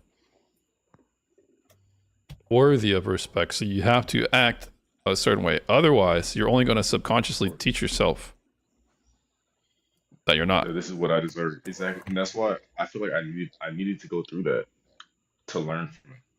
And I grew as a person from that experience. But honey, you're done with it. It's time to move on. Oh from yeah, it. I'm done. I'm done with it. But I needed to go through that because I had such a closed-minded way of thinking. I used to always tell people like, if you're getting abused, just leave them or whatever. If you don't like the way you're being treated, just leave them. No. It's not that simple. Well, if you got kids or if you're married, we can be more reasonable with that. But it's currently August 8 at 8 o'clock. 8:14 p.m. to be exact. We got a commitment from you to block this chick. That's right. We're going to Oh, hold you accountable. Oh yeah, for sure. And when I get up here again, I'm gonna tell you I'm not talking to her. All right, great. So then this leads to my next conversation because it seems like you guys are talking about confiding in people and all that. Do you guys think men and women should be? Do you think it's possible that men and women can be friends? Yes. In the Like, what do you mean? relationship. In a relationship? Platonic friends. Oh yeah, of course. So Trey Oh my says, yeah. gosh. I'd say no. I'm a say- feminist here though. Well, it's okay to have different positions. Tuteja says no. Shay? I would say, I mean, I'm friendly to my girlfriend's husbands, but I don't consider them my friends. Does that make sense? Yeah, that's an associate. Yeah, I mean, they're wonderful people, but no, I wouldn't say. Now, my husband was my best friend. Yeah. So he would be a non-platonic friend. Basically, his friendship is really a feature of your relationship. It's not really the main thing. Your union together and your agreement to come together as a family is the foundation. So Doug, what do you think? Yes or no? No, with the exception of I have business clients that are females, and I Well- have to maintain a little bit more of a friendship with them, but it still stays business related itself. But other than maintaining female friendships, no, don't do it. So it's understood that without the business, there wouldn't be any friendship outside of that, right? Not with the females. All right. Yeah. So this I would also say still falls under the purview of associates, where you have someone that you're acquainted with, that you're familiar, that you may even be buddy with, but you're not confiding to be her orbiter. Now, he might not let his intentions be clear, but it's really, if she was drunk or if she was vulnerable or if she touched his leg and they look at each other in the eye, oh yeah, it's going down. So he has that. Oh my goodness. He has that baked in his head. So he's often going to act in ways that secure that potential future. This isn't really a friend. This is someone with an ulterior motive. If someone that you met up the street was like, hey, Trey, how you doing? Oh, I'm doing all right. Hey, so how's your day going? And they just started asking you questions. But later on down the line, they're trying to sell you something. You'd be like, I feel kind of defrauded right now. Right. And his intentions are not clear. It's the first problem. The second problem, another guy makes his intentions clear, and the girl's like, I don't want it. You know, we can be friends, and that's it. That's all I see you as, Jeremiah. Okay, just friends. We're just friends then. That's where it's an issue because she got him in his back. She got him in her back pocket. That's a problem too. And here's how women operate. Most women, because most women do not see sex as like a pastime, they're not really looking for that in men. Oftentimes what women are looking for is companionship. That's how women tend to express their emotional or express their friendship dynamics. They're confiding in each other. They're crying on each other's or shoulders. They're sharing ice cream or a movie night. This is how women tend to have friendships. But here's the thing. With a man in this position, they have a very specific advantage because they don't want this man in this way. It's very easy for women to withhold sex, very easy compared to men. Because they have this advantage, they end up becoming a female predator, a female friendship predator. Because there's a F boy, right? You guys, everyone knows what an F boy is. I'm not gonna say that word, but I know what you're talking about. So for the audience, for whoever doesn't know, an F boy is a person who basically keeps women in the sex zone. He doesn't really want anything else to do with them, and he tends to have a Rolodex of women or ones that he cycles around. He just uses them for their body. And when they try and negotiate new terms, he just says, hey, this is just sex. That's all I want. When she asks, what are we after a long night, after a text message, we're just friends. Well, this is what the female does to the man. The man in this scenario, in the converse context, where she presence to protect her honor if they're ever in danger, masculine advice, counsel from a man with a male perspective, similar to a father figure / boyfriend, but she doesn't have to have any sexual obligations to him, no romantic obligations. This is the same thing, but it's just how women benefit specifically from this. Women benefit from this man because they get to have all the boyfriend benefits without any of the obligations. This isn't a friendship. This is a transactional, conditional relationship based on conditions. That's not how we observe friendships. Friendships are things where we confide in each other. I'm not secretly trying to sleep with you. I'm not trying to take advantage of you. I'm not a fair weather friend because that's not really a friend. You get the example. Friendships are mutual. They're based on principle and virtue, not these weird transactional things where people are taking advantage of each other. I know it was a bit long-winded, but what do you guys think? Trey in particular, because you're the... So I agree with everything that you said. I swear I do, but I feel like in my situation, it might be an outlier, but let me know how you think. So my friend, right, when I was in the army, I met this sergeant. He was my sergeant, like he was like my boss basically, right? Mm-hmm. And he would invite me over to his house, and I met his wife, met his family. You know, we would have a few beers or whatever, right? And his daughter was like 16, 17 at the time. Me and her became close due to the fact that I knew her dad, right? Her stepdad, right? Mm-hmm. She became of age, and me and her, I was still cool with the family. I would still go over there. Me and her became friends. I was at the birthday parties, the proms, whatever. And as she got older, me and her became friends. She would ask me advice, and I would tell her about her dating situation, you know, whatever. And I feel like in that situation, it was just strictly platonic. I've never seen her in that light, due to the fact that her dad used to be my boss, and I respect her dad too much. I wouldn't even think about her in that way. And it's funny I bring that up because my ex had a problem with me and her being friends Right. because she was quote unquote attractive, but I never even once thought of her in that way.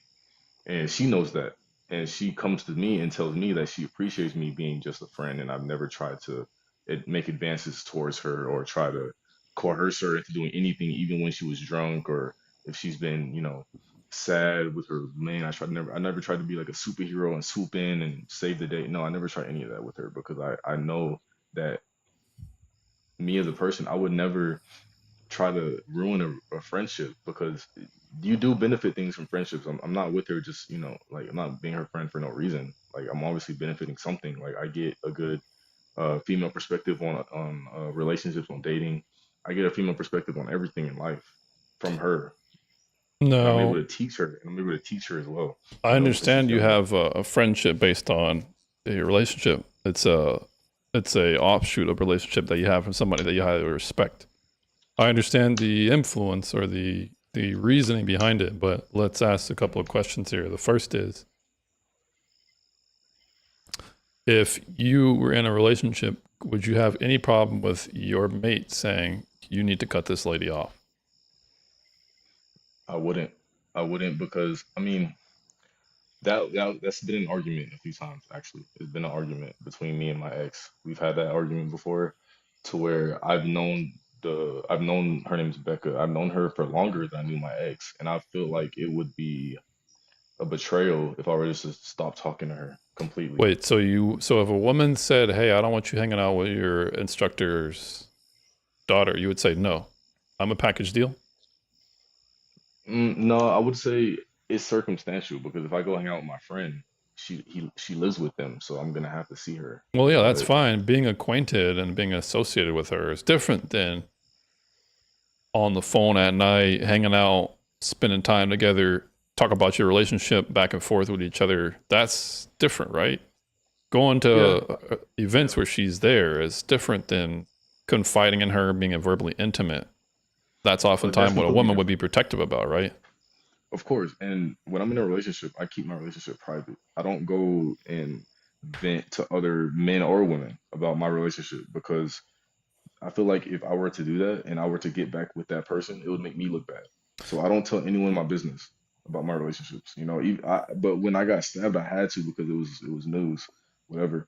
But um, when it comes to Becca, like me and her, it was just strictly platonic. You know, she would be the one to call me if she needed something. I never really reached out to her because I feel like it was an age gap thing too. Because I feel like I was like her uncle in a sense, more of like just a friend. You know?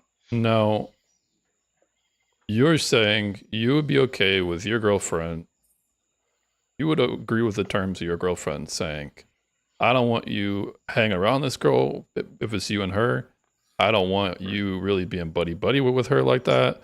I don't want Right. you and her calling each other on the phone like that. If you guys are at a function together and your instructor's there and you see her, there's nothing wrong with dapping her up and being, acquainted a bit, but I don't want you to be friends with her in that way." You would be okay with that?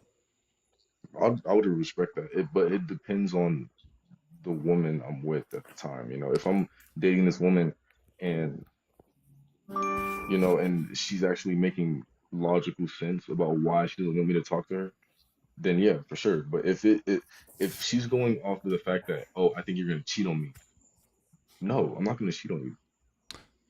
Yeah, so oftentimes that's a separate issue, but let me just get back to if you're saying, okay, if she makes a logical argument, then you're basically you're not really her friend then.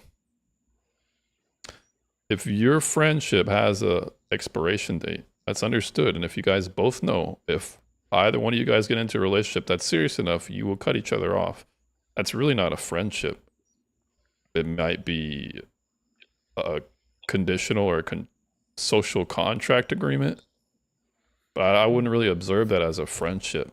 What friend do you know is really a friend that, like, for example, if you're at work and you have a friend, quote unquote, but when you leave and you text them and they don't talk to you, it'd be like, F that guy, right? Yeah, it's just a work friend at that point. All right, well then your relationship is the same, that if you guys are cool in this grace period, you guys could be placeholders for each other. But if either one of us get in a serious relationship and we respect our mate's wishes, I'm not going to respond to you anymore. I'm not going to text you like that. I can say hi to you when we see each other, but it's not going to be anything like that. Does that make sense? Yeah, it makes sense. I see what you're saying. But my question for you is, what is your definition of a friend? Because for me as a guy, I feel like you understand, like I can go months without talking to a friend and then Right. hit them up and everything's fine, like especially long distance, it happens all the time with those guys. But I feel like she understands because she grew up around guys. She understands. So if I go weeks without talking to her, she's not the type of person to be like, "Oh, you're fake, you're fake. You didn't talk to me because of your girl. Your girl made me." No, no, no. She doesn't care, but she understands that if I was with a girl and she told me to stop talking to her or give her space I would be compliant with that and she would be understanding because I had to do it with my ex. My ex told me, keep her at a distance. You can still talk to her, but don't talk to her as much as you used to because I'm supposed to be your best friend. And when she said that, I was like, you know what? Yeah, you're right. You're my best friend. I shouldn't have another female best friend because I wouldn't want that to happen to me. You know? Yeah, but I understand. Well, what is your question? I understand what you were last saying, but I don't get your question. So if you had a female friend that you were close to, right, for years, and your wife told you to stop talking to her, you would stop talking to her, Yeah, from my understanding? absolutely. Right, right. But my thing is, like, that's not my wife, so I wouldn't. What I about don't someone know, who's and about nothing's to be your guaranteed. wife? What about someone That's who's 6 months in, you see her as your wife? Ooh, 6 months in, I see her as my wife. I don't Or know about however that. long, a year in. Yeah, see, that's different. That's different. And at that point, I would, because my dad doesn't have female friends, my mom doesn't have male friends. I would Okay, so start do you to. even know deep down, based on the relationships that you model good relationships off of, is that even that your dad did it, that you know that you're not supposed to be having any friends like that once you get married. So you know there's a hard deadline for your friendship. Does she know that? I don't think she does. I Well, don't you think might she want does. to mention No. that to her because Yeah. I would feel very, I feel like the rug is dropped or pulled from under me if it turns out my friend secretly is going to end our relationship. That's basically, you put Yeah, that yourself in would the be. same scenario as the friend. Like let's just say you have a friend, and little do you know he's decided he's never going to talk to you after he gets out of work. Yeah, that'd be. Yeah, I see what you're saying. I agree with with what you're saying, but I just feel like it's circumstantial because I'm gonna run into her again eventually, and it doesn't have to be this. The bond doesn't have to be as strong as it is now. But there's nothing wrong with me checking up on her once in a while, even if I'm married. There's nothing wrong with me hitting her up and asking her, "Yo, how you been? How you doing? What's going on? You need help with anything?" Because that's the type of person I am. Here's the thing, man. Are women and men built to be together? Yes.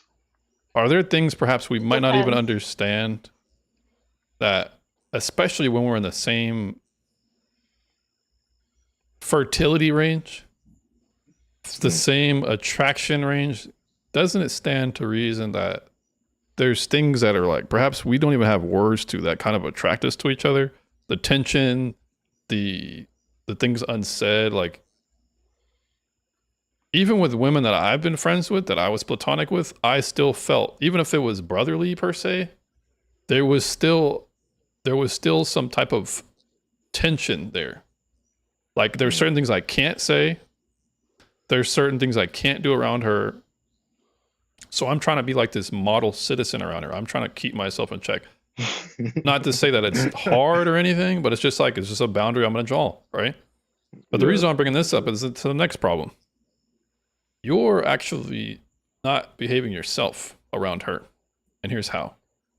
I bet you, if you ask her this, have there been men that you compared me to that you have seen as a suitor? If you ask her that question, I bet you she'll say yes. Why? Because she's going to reference you as a model male that she thinks men should behave, at least in a baseline way. Well, she doesn't really get to see you, really. This is a particular special example of men and women coming together, holding these boundaries for each other, despite the tension, despite the expectation. Because there's I know her dad. Okay. But here's the thing. She's mapping in her mind model relationships based on how you are, but that's not actually how you are, because how you are she's not going to ever get that side of you when she got a weapon in her hand. She's not going to ever get that side of you when things get toxic or when her feelings are hurt and you did something to her. She's not going to get that side of you where you guys come to a disagreement, but because you love each other in that way. She doesn't actually get to experience you holistically, because I bet if you and her got together, you would be a different person with her. Because all those scenarios I've explained to you, you can't really experience that with others if you've never experienced that with others. Does that make sense? No, that makes complete sense. So she's getting platonic Trey, but in reality, lover Trey is a whole bigger part of him. It might even be more than him. More of what she doesn't see. The lover Trey, the provider Trey, the protector Trey, the I want to die for you Trey, the I see myself with you Trey. This is a totally different side. So what she's going to do is she's going to make the mistake of comparing basically you in a rosy colored glasses way which is Trey would never do that. So I'm going to disqualify this man. She's effectively blocking her blessings. Yeah. And you could potentially be doing the same thing too. Because she could be acting in a way that in reality, she's not acting like that if she thinks you're cheating on her. She's not reacting this way if she's insecure about expressing her emotions and she doesn't want you to leave her. The real emotions in a relationship, you're not really seeing the side of her that you think you know about her. She can be a completely different person. And I don't even know. Like you said, she doesn't even know the real me. Like the part of me that actually loves and cares for a person in a relationship is different than me being platonic and just caring about you as a friend. That's different. And I feel like you made a good point. I feel like every friendship that's platonic and, you know, male and female, there's always an expiration date. And there's most likely, you know, like some type of underlying reason why they're friends. Yeah, and oftentimes it's based on pretenses that like friendship shouldn't start off. But I think in your case, it's noble. I think there are some exceptions, like let's just say you have like I think there's some exceptions, but I just can't think of right now. I'm thinking maybe like, let's just say you have a friend and his mom is cool with you and you guys chop it up from time to time. But that's like grandma or that's like auntie. That's not like, the age gap is so far, like 30, 40 years, that that's not really friendship, because you can acquaint with them, shoot the breeze for a little bit, and then say goodbye off the phone, and there's no tension there. I think that might be an exception, but I'm just making a general rule. I'm not saying absolutely never. And then the last thing is, I think we went over. Oh, here's the last thing. There was this guy who brought up a point the last time I was talking about this. He was explaining a girl that he got with. She basically was trying to get with him because they were friends for so long, and then once they got with each other, it was basically they didn't even recognize each other because they had fantasies in their head about how this person would be, basically how they show up, based on how they show up. You guys think you're being authentic, but in reality, you're not. You're actually hiding yourselves, and you couldn't share certain things about yourselves because you're not in a relationship with each other. So you guys have, he was explaining a scenario where he still liked her, but she basically found him repulsive after a while because she was confused as to why he acts like this. But it's because you guys are sexual. You guys are intimate. You guys are in it now. It's romance now. This is the real you now. That's the part that you get to wake up with. The part that if I don't want to deal with you, but I'm going to deal with you because I love you. That's a totally different Trey. That's a totally different man. Right. Because when I love someone, like for my ex, for example, I loved her unconditionally, and I don't use that word lightly, right? But if she didn't know who I was, she told me to my face, she was like, "I miss the person you used to be." I'm like, "Well, you got to know the real me. Like the longer we were together, you know, you got to start seeing the real me." And she was like, "Well, yeah, you don't do the stuff you used to do, blah, blah, blah." Well, you don't deserve it, you know? And it's just little things like that that show me that, you know, you never truly know a person. I would say maybe not even 6 months, like a minimum a year. That's when you start to see their true colors. That's when you start to see who they really are as a person. Because if you're dating someone for 2-3 months, you think you know them. You don't really know them. Even if you're friends with them, like you said, you don't really know who they are until you're dating them, until you get to see how they are off the wake up, until you start to see how they react to certain situations, until you start to see them try to problem solve, or you're in an argument and you start to see how they start to articulate, or how do they deal with problems that they face, you know. Right, when stakes are higher, when the relationship is at stake, when your view of respect of me that I regard so high is at stake. There's so many intricate, really getting to know someone is different than the picture of that you have of this person, especially as the opposite sex. And I But feel like in the back of my head, I know that, and that's why I would never go for her in that way, because I know that's not who she is. well, here's I the feel like she thing. knows the same. As the good thing is, friendships can become more. They can blossom into other things, but it needs to be done quick. It has to be done in ways where both people are dignified. Like it's best if you're not like in an affair with that person and it starts, or second choice. Like it needs to be in a dignified way. That would still be an exception, you know. If people make their intentions clear, that's why it's best for men to, as my advice, anti-feminist dating advice is generally you should not have female friends. But there's even more to it. Like, what calling of a man, like, let's just say you're in a club and somebody grabs your friend's butt. You have to protect her. You know that, right? Yeah. Okay, what are you getting out of that? Nothing. Like, I mean, nothing comparable.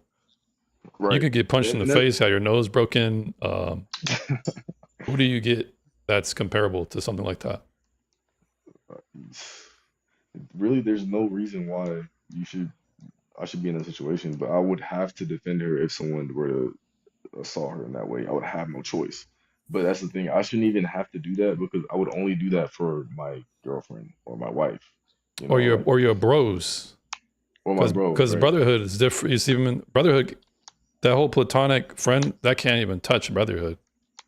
No. Brotherhood is an entirely different thing. Well, you should do it for all women. Right, I should get punched in the. men I should be Mr. Dun for all. I'm glad you said that. I'm glad you said that. I'm actually glad you said that. It's true though, because that's what men are meant to do. You're meant to correct the faults of other men. If more men were doing that, then there'd be like a better image for men in general. But nobody's holding men accountable when they do that. ladies, but women aren't ladies anymore. So, Tasia, it's crazy you said that because there's actually a real life situation that happened recently where a man tried to get in between another man and his girlfriend or wife, whatever it was. They were arguing, and I guess it got physical in public, right? I know you know what I'm talking about, where the man shot the other guy that tried to intervene. Dang. He shot and killed him.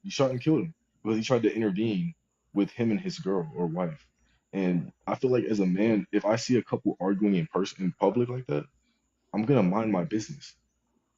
Why do I feel obligated? Why should I feel somebody needs but to why do should I something? feel obligated to risk my life for a woman that That's I don't even crazy know? And work. what if they got back together? What if I were to lose my life for a woman just for them to get back together?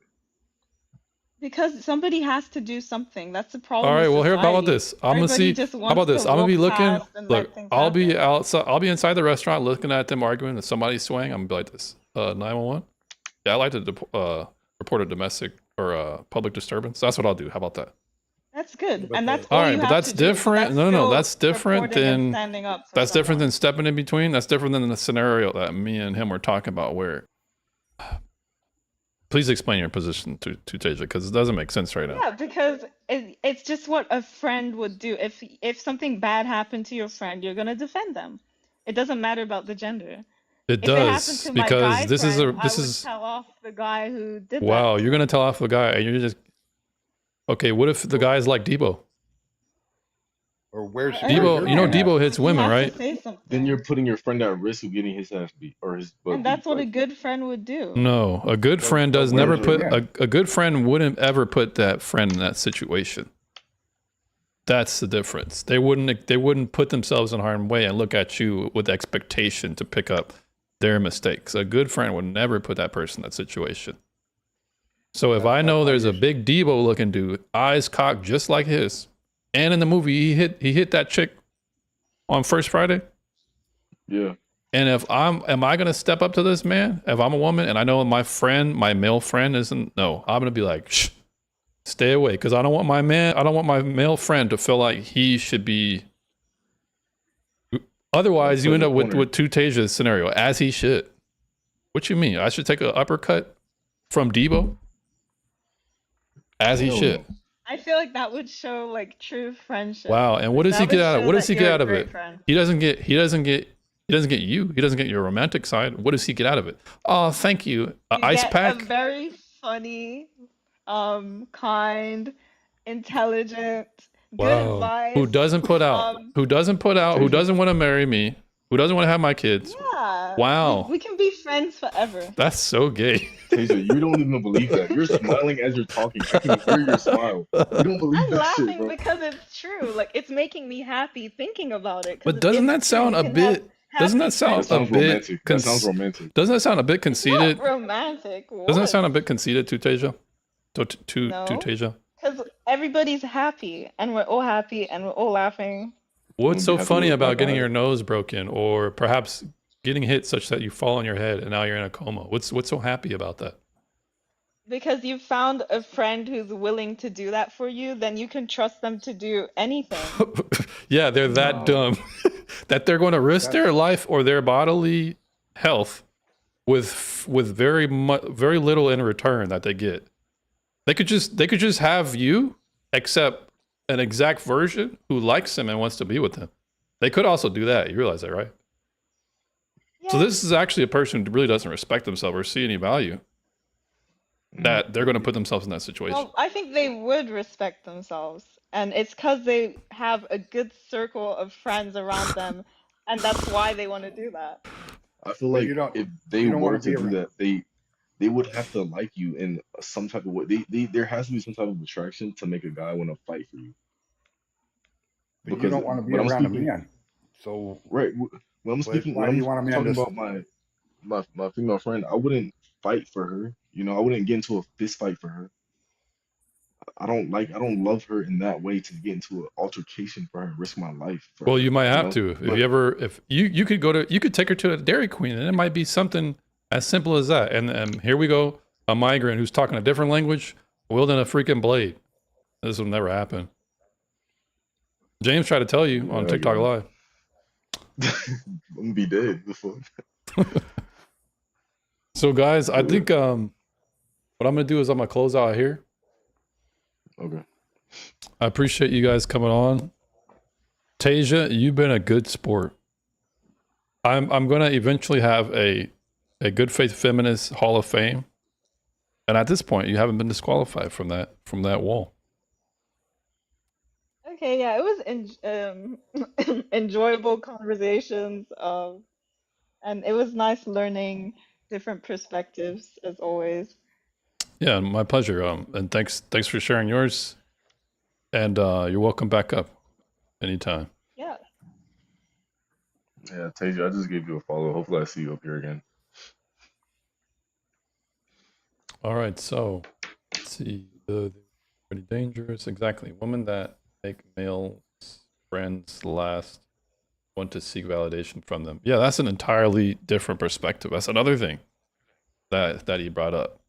Yeah. Women basically using male orbiters as like batteries is another thing that needs to be observed. When we talk about hoflation, this is a real thing at this point. And orbiters, male orbiters, contribute to that by gassing up women's heads oftentimes. Well, the man who secretly wants to sleep with you, oh my gosh, you're so beautiful. Oh my gosh, such a good picture of you. He has ulterior motives. And that's going to go to her head. And she's going to be like, oh my gosh, there's so many different men who want to be with me. You see Chad, who I'll never sleep with. He wouldn't sleep with me. Oh my gosh, that means if I'm a 5, no, in reality, I'm like a 6 because what he said. And then all my other girlfriends are saying, even though I have a big back, oh my gosh, you're so gorgeous. This whole fat acceptance thing. Or even women just wearing makeup. Women damn well know they're not a 7 without makeup. But they're going to have standards for men. Like the 6s are beneath them when without the makeup, they're 6s. But Yeah, feminism they think does they're- this thing. Yeah. They think that they're better than what they actually are. Well, men also catfish a lot. Like they are starting to wear those height boosting shoes. Yeah, shame on and them. They're going to Turkey That's to pull the hairline forward. But Shame on them. Just let it go. Let it go. Yeah, but men are not doing this in droves. Women, a part of women's dating strategy is to augment themselves to appear more attractive. But it's not just that. Hoflation involves feminist ideology that contributes to women thinking that they're more valuable than that to which they are. Men don't, how many of your eggs you sacrifice to get like this nice job or money? They care about, are you attractive? Are you fertile? are you cooperative? Do you have less bodies than other women? They don't. Right. That means more to them. They'll take a woman who works at McDonald's, who's thick, who only has like one body, and who doesn't know anybody. That's like a gem for men. That is like a diamond in the dumpster for men. But women would see such a man who's tall, works at McDonald's. Nah, he needs to be at my level or more. I'm explaining just to tie into this validation thing. Women are so gassed up nowadays by feminism, by male orbiters, by their girlfriends. Men are just generally going to be less selective. But where the woman makes a mistaken judgment is she thinks that the men who want to sleep with me are the same as the men that I want relationships with. It's completely not. No, that's completely different. The men that just want to sleep with her sometimes are the men that might make it seem like they want to be in a relationship with them. But in reality, the men that might make it seem like they want to be in a relationship with them. But in reality, they just want them for their body. And they take that as, oh, well, all these men, they want me, they want me, they want me. They want you for your body, not they don't want you. And they get confused. They get confused a lot. All right, guys. So what we'll do is we'll close it out here. I'm gonna drop you guys, but Trey, thanks for up. I still got you as a mod. All right, Doug, man. thanks for coming I'll up. be a good mod. I appreciate it. All right, Do you man. have any like rules as a mod? Like, Yeah, I do you, just like spam your chat and stuff like that. I just don't mute people. I don't mute people at all. And anybody spamming, just block them. But I don't mute people. I just kick people. If people aren't respecting the panel, and I warn them repeated times, and they're just out. Usually, And if then what about the people that like come in here and they start like talking about you and shit? Like I just ignore it. it doesn't really bother me. If I can tame them, it doesn't really bother me. But anybody who's really being disruptive, after I say you're out, after I warn them, that's when they get kicked. So that'll be a good guideline. I don't like muting people because I find it really not effectual. And I think it's better to have people govern themselves if they know that you're going to X them out off the panel. You know what I mean? Yeah, I get what you're saying because I feel like everyone should have a chance to speak their mind. Because you've been here for a while. You notice I didn't have to ban any, or I didn't have to mute anyone outside of like reverberation from the audio, but I didn't. I think I've been here since like you like first started doing this live stuff. I started in April. Oh no, I got here in like what, June, July, something like that. Okay. Yeah, I've been. Yeah.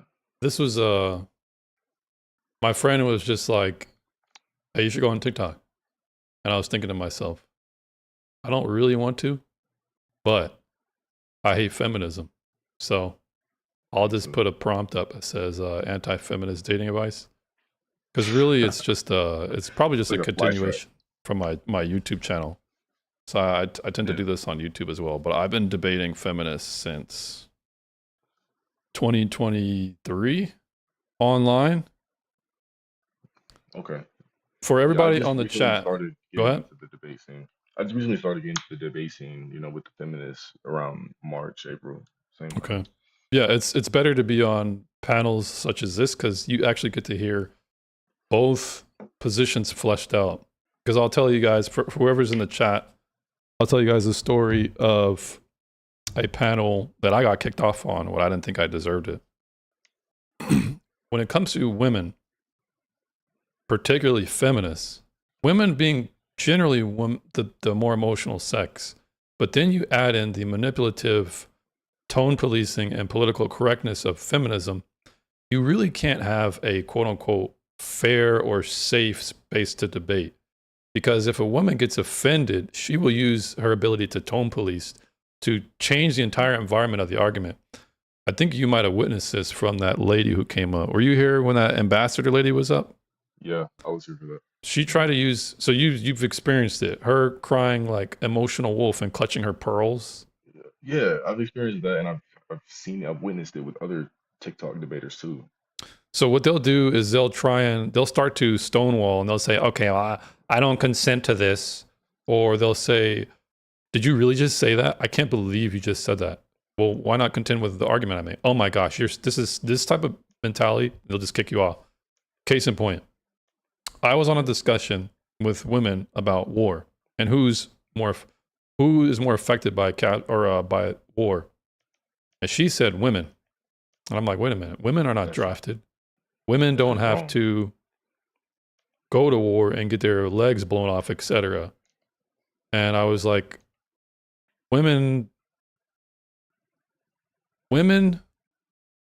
don't want to expire that way.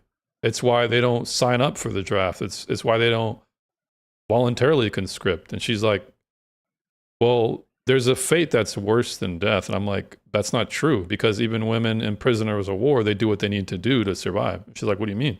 And I'm like, well, if women really wanted to expire, they would refuse to give up their bodies.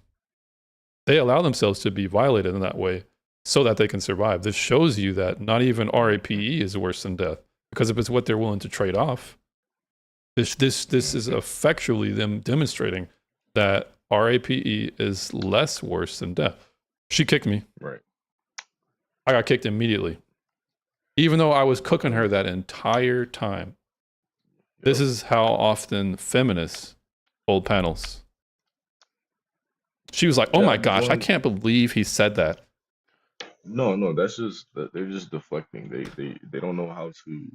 If they're confronted with actual logical arguments, they don't know how to rebuttal off from that. They don't know how to bounce back from that. And Well, it's embarrassing because they're getting proved wrong in front of their own people in their own space. They don't know how to handle that. yeah, and there's nothing wrong with losing debates or exchanges. It's totally fine. But blocking and censoring, that's a different thing.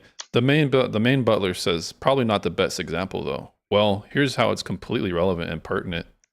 When we're talking about who is really the ones defending and who's the ones who really have to have who bears the costs of this system that we have? It's men. Men make up the systems that women benefit from.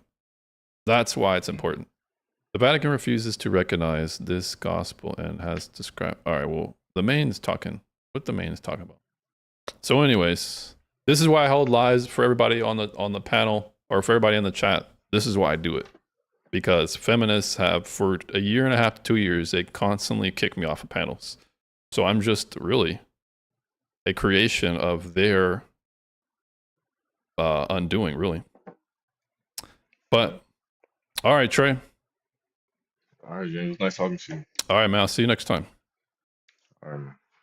All right, guys. So if anybody else wants to be notified the next time I go live, it's either going to be Monday or Wednesday. I usually do Wednesdays and Saturdays. I oftentimes surprise with a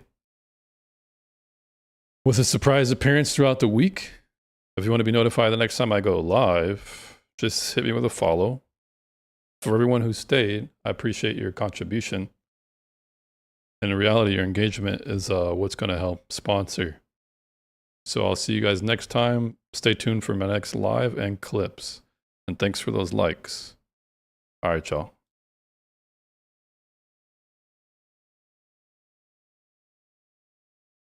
On the YouTube side, remember my commitment. I will allow any question to derail the panel. But until next time.